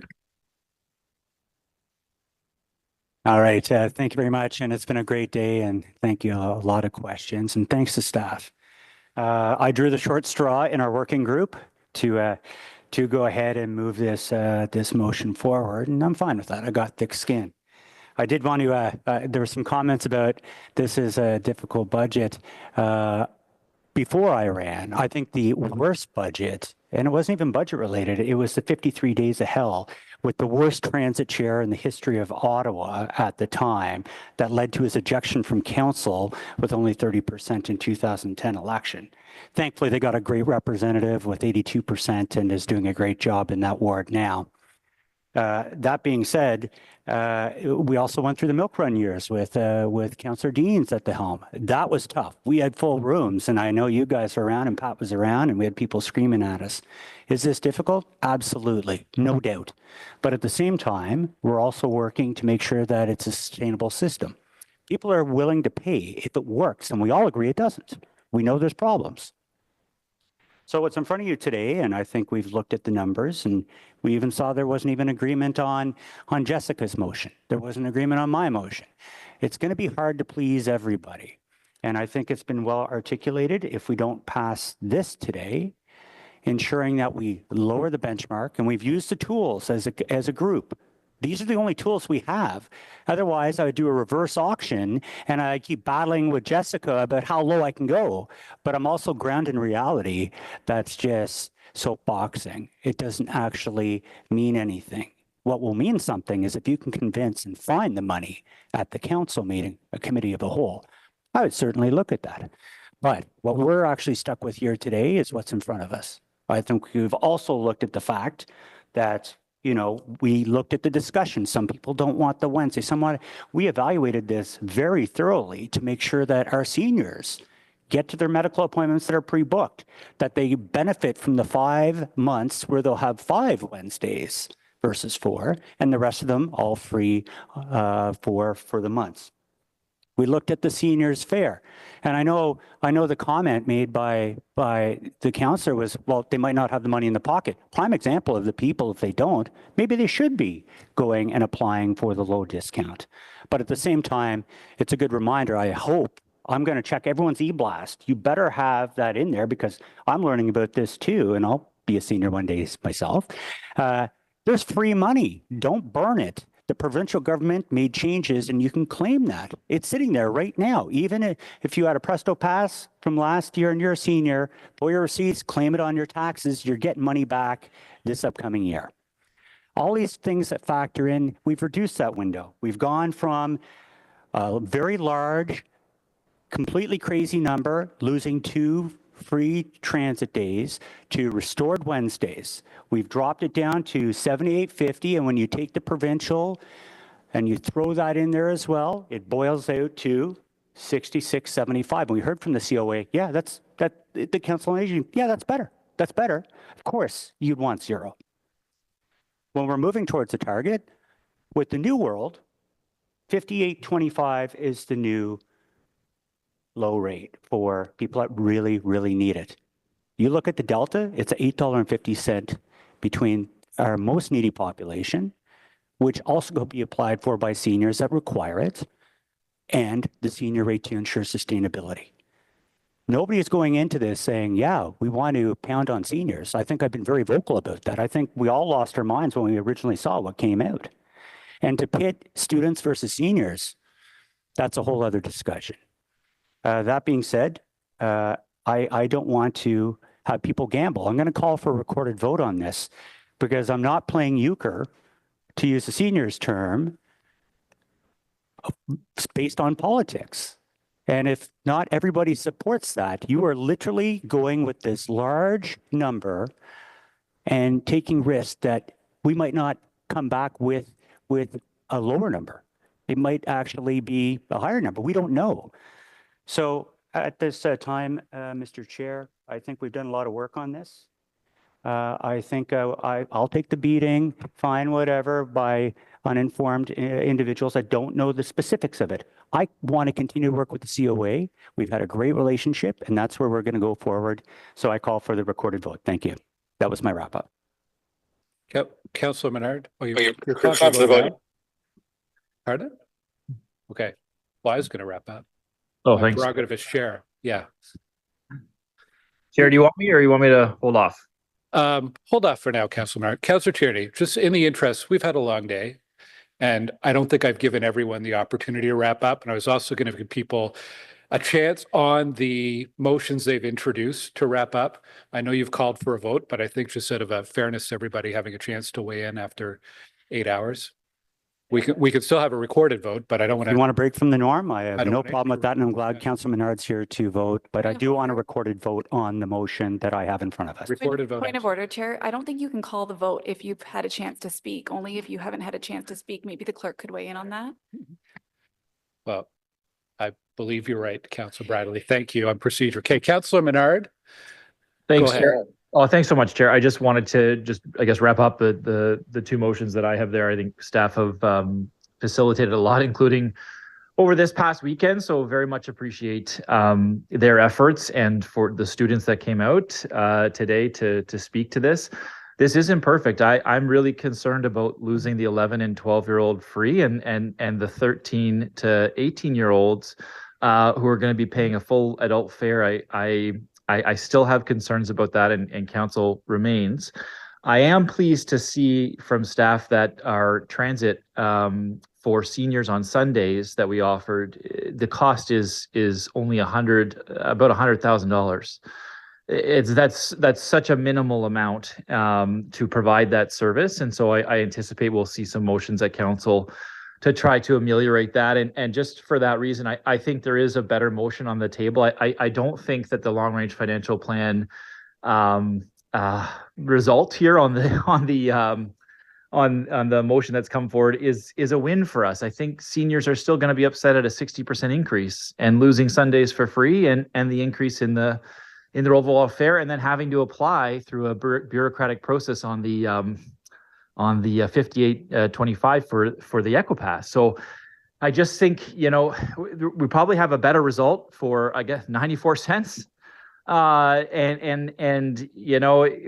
about nickel diming fares. Well, this is the sort of thing where we have to balance that out. And is it worth it to go through so much political on a couple of these pieces? I think we can do a little bit better. So that's where I'm at. And I know there'll be motions coming forward at committee of the whole because they've been tabled here. And I thank my colleagues for all their work. Thank you, Chair. Okay. Thanks, Councilor Menard. Okay, I have some comments, and we're going to go to the motions. One was one of our colleagues mentioned stability and predictability, fares versus property taxes. And yes, property taxes, we know from the outset how much we'll be sending out in bills to residents. Fares, we do not. But in a longer term, property taxes will always require coming back in front of councils and asking for additional money year after year after year. We're at 3.9% is what we're asking residents now. We've had, I think, relatively few complaints from residents about 3.9%, even though it's higher than we've done in recent years. There's a threshold, though, where I think those relatively few become a torrent, a waterfall of protests from residents. Maybe it's when you hit 5%. I don't know. There's a psychological number. If we hit it, we will hear from residents on it. We haven't right now, and that's a good thing. I think part of that is because we do have that balance. I think it would have been a much harder ask to go to residents and say, we're going to do a larger than normal property tax increase, particularly on transit, but no fare increase. I think having that balance softens that property tax increase and brings more acceptance from the public. But on sustainability and predictability, it's why the mayor has been pushing for fairness from the provincial government and federal government. And it's why our long range financial plan working group and staff have been looking at other revenue sources. Delegations had a whole bunch of examples that other cities use. So the more we can diversify the revenue and have predictable revenue streams, especially from the federal government and provincial government, imagine if we could get to a arrangement where we had a third government funding from other levels, a third fares, a third property tax, or if we could get a quarter with the federal government kicking in 25%, the provincial 25%, and somewhere with fares and property taxes to make up the rest. That would be a more predictable and sustainable system and will allow us to grow and get better. So that was one thing. The other, as I've been listening and discussing with colleagues over the last few days, we're pulling at this string of the fare structure sweater. And it starts to get really, really messy, really, really quickly. And if you look at one of the pages in the budget book, has a very long list of all the different discounts and fare structures, single rides and passes. I have a hard time guessing at how we ended up where we're at today. You know, the community pass is about a third the cost of an adult pass. So I assume somebody at some point said, hey, it should be about a third. That sounds good. Or maybe it is linked to something related to affordability. I'm not quite sure. Why is the U pass lower than Equipass? Was it because it would be less paperwork for students? Who knows? Why is the seniors pass at, it's worth it to get a seniors pass if you take 17 rides in a month compared to most of the other fare categories where it's at 34 rides a month. So where do we come up with that? My point, I guess, is that there's not a lot of science behind fares. There maybe never has been. And we're sort of, we're going a bit on gut, a bit on data, a bit on analysis. I know Councillor Carr and I were talking about this on the weekend. The working group and the long-range financial plan needs to look at fares overall, and it probably is even going to go beyond that works group next year. But I do think we need to probably bring a motion to council, putting some scope and direction on something more comprehensive with the fare review that also includes consultation. I think we've heard some new things even today about issues around equity, whether that's income or age or disability. There's some things that aren't quite working that we need to figure out in a bigger picture. Anyhow, let's get to the motions. And what I want to do here, if there's any other questions you have on any of these, whether it's procedurally or around budget specifics, feel free to ask. I don't want anybody to be voting without a full picture. And we'll try to go through one by one here, roughly in the order we read them in. We'll save the roadmap till the end because we'll need to do that as amended. So the first one was a technical amendment from Vice Chair Curry, technical amendment on the budget book. Is that one carried? All right, so far so good. Okay, the second one is the Tierney motion. This is to reinstate and enhance transit discounts for seniors. So this would be a monthly pass for seniors, $78.50, and reinstating Wednesday is free. Now, this would mean we're coming out of today's meeting with these changes, would not preclude any further adjustments at committee of the whole and council. So you're not locking yourself in. I would encourage members to support this. It's a much better spot than the draft budget book presents. So I'd encourage members to support this, even if your intention is to move something further later on. Councillor Brockington? Just procedurally, with the other motions from Councillors Bradley and Devine, how will they appear before the committee of the whole? If this motion before us right now were to pass, how do the others get packaged? So we would be referring them to council, and I'll ask the clerk to clarify. Any motions that are referred to council would be noted on the council roadmap, but because they are referred, would require a motion moved and seconded at council to put them on the floor for a vote. Councillor Liebert? Do we have those referral motions on the floor today? We don't have written motions, but Vice Chair Curry is prepared to move referral. Thank you. You good, Councillor Brockington? No. I'm just making sure we don't have any questions online. We do not. Okay, so Councillor Tierney asked for a recorded vote on this motion. Just to be fair, Councillor Menard, go ahead. So much, Chair. I guess I would just move to have this motion referred to council. We have several motions that are related to it. We should consider them at the same time for the public's input. And just passing one to say that, oh, we got a little bit better, but could get better at council. There's a lot of machinations with this, and both of them have an effect on fares, obviously, or all of them do. It'd probably be a lot better to move this towards council, I would say, and then have us debate and discuss at council rather than here. Doesn't that make more sense procedurally? So the reason we're referring the other motions is because they involve a budget offset that includes property tax levy. And it's for that reason. So I suppose a member would be welcome to move referral on this for another reason, but these are, Councillor Tierney's motion is entirely in order within the terms of reference for this committee. Point of order myself, if I may ask, and forgive me if this is not a point of order. Go ahead. So I understand what we are doing here procedurally. I just want to clarify because essentially the motion from Councillor Tierney sets forth the budget in a direction and how it addresses seniors.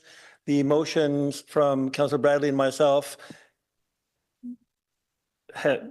try to make different, chart a different path. My question is, if this motion here passes, do motions, either the Bradley or the Divine motion that get brought to council, do they see as, or would they be seen as going against the will of what was passed by committee?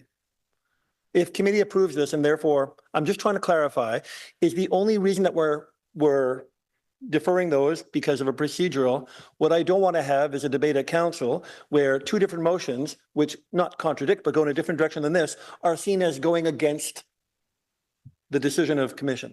Yeah, understood. Well, the whatever we amend in the budget book at this commission is going to be what's going in front of council as a default.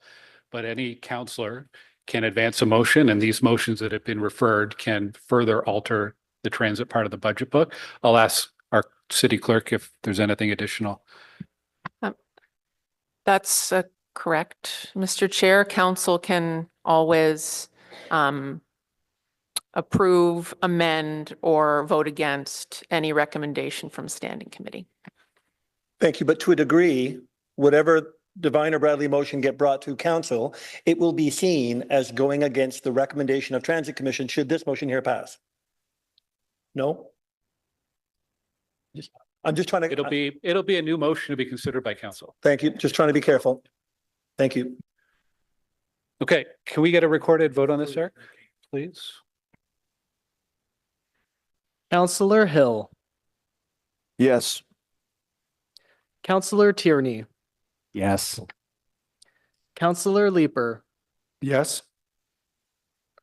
Councillor Brockington, Yes. Councillor Menard, No. Councillor Carr, Yes. Councillor Lowe, Yes. Vice Chair Curry, Yes. Chair Gower, Yes. 8 yeas, 1 nay. Okay, thank you. The next motion is from Councillor Menard. This is on negotiated increases to post-secondary UPass agreements. Carried. Is that item carried? Carried. Thank you. Okay, this next one is Councillor Brockington on behalf of Councillor Bradley, seniors discount and free. Vice Chair Curry has a motion to refer this to committee of the whole. Is the referral motion carried? Carried. Carried. Thank you. Councillor Menard motion, UPass for students under 18 years of age. Is that carried? Carried. Carried. Thank you. Councillor Brockington motion on increasing revenues associated with rentals, retail leases, advertising, and sponsorships. Is that carried? Carried. Carried. Councillor Lowe motion on the UTA RTA boundary. Councillor Curry has a motion to refer this to committee of the whole at council. Is the referral motion carried? Carried. Councillor Divine discount fares for youth. Councillor Curry again with the motion to refer to council. Is that referral motion carried? Carried. Carried. Other than the roadmap motion, are there any other motions that I've missed? Thank you, Eric, for keeping us organized. Okay, Councillor Curry, could you read the roadmap motion, please? The moment we've all been waiting for. Be it resolved that the Transit Commission recommend that council, sitting as Committee of the Whole, approve the Transit Commission 2025 draft operating and capital budgets as follows. Number one, transit services as follows. A, user fees, pages 8 and 9. B, operating resource requirement, page 6 and 7. Number two, Transit Commission capital budget, page 10 and 11. Individual projects listed on pages 20 to 51, including page 47 as amended. Okay, we'll do a recorded vote on the roadmap.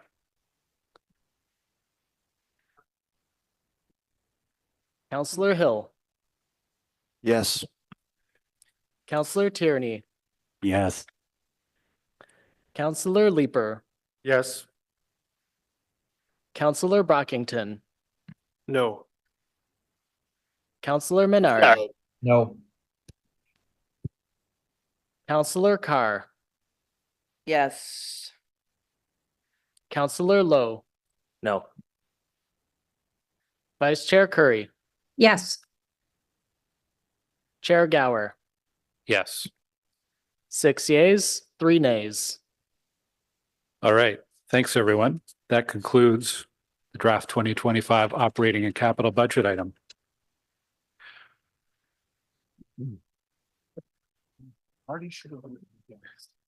Thank you to staff at OC Transpo, finance group, and everyone else who's worked on that budget and contributed to it. And I know we have more discussions to go in the next couple of weeks. We're going to continue through we're not done yet, folks. We're going to continue through the agenda.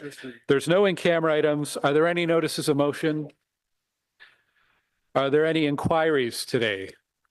You're going to do an inquiry, council? Okay. No other business. Thank you to staff. Thank you to councilors. Thank you for keeping it a calm and civilized discussion today. Thank you to all of the delegations who presented for your opinions and advice.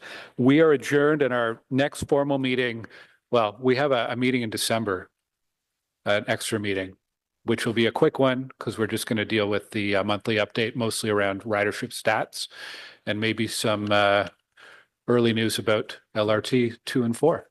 We'll see. Merci beaucoup. Have a great evening.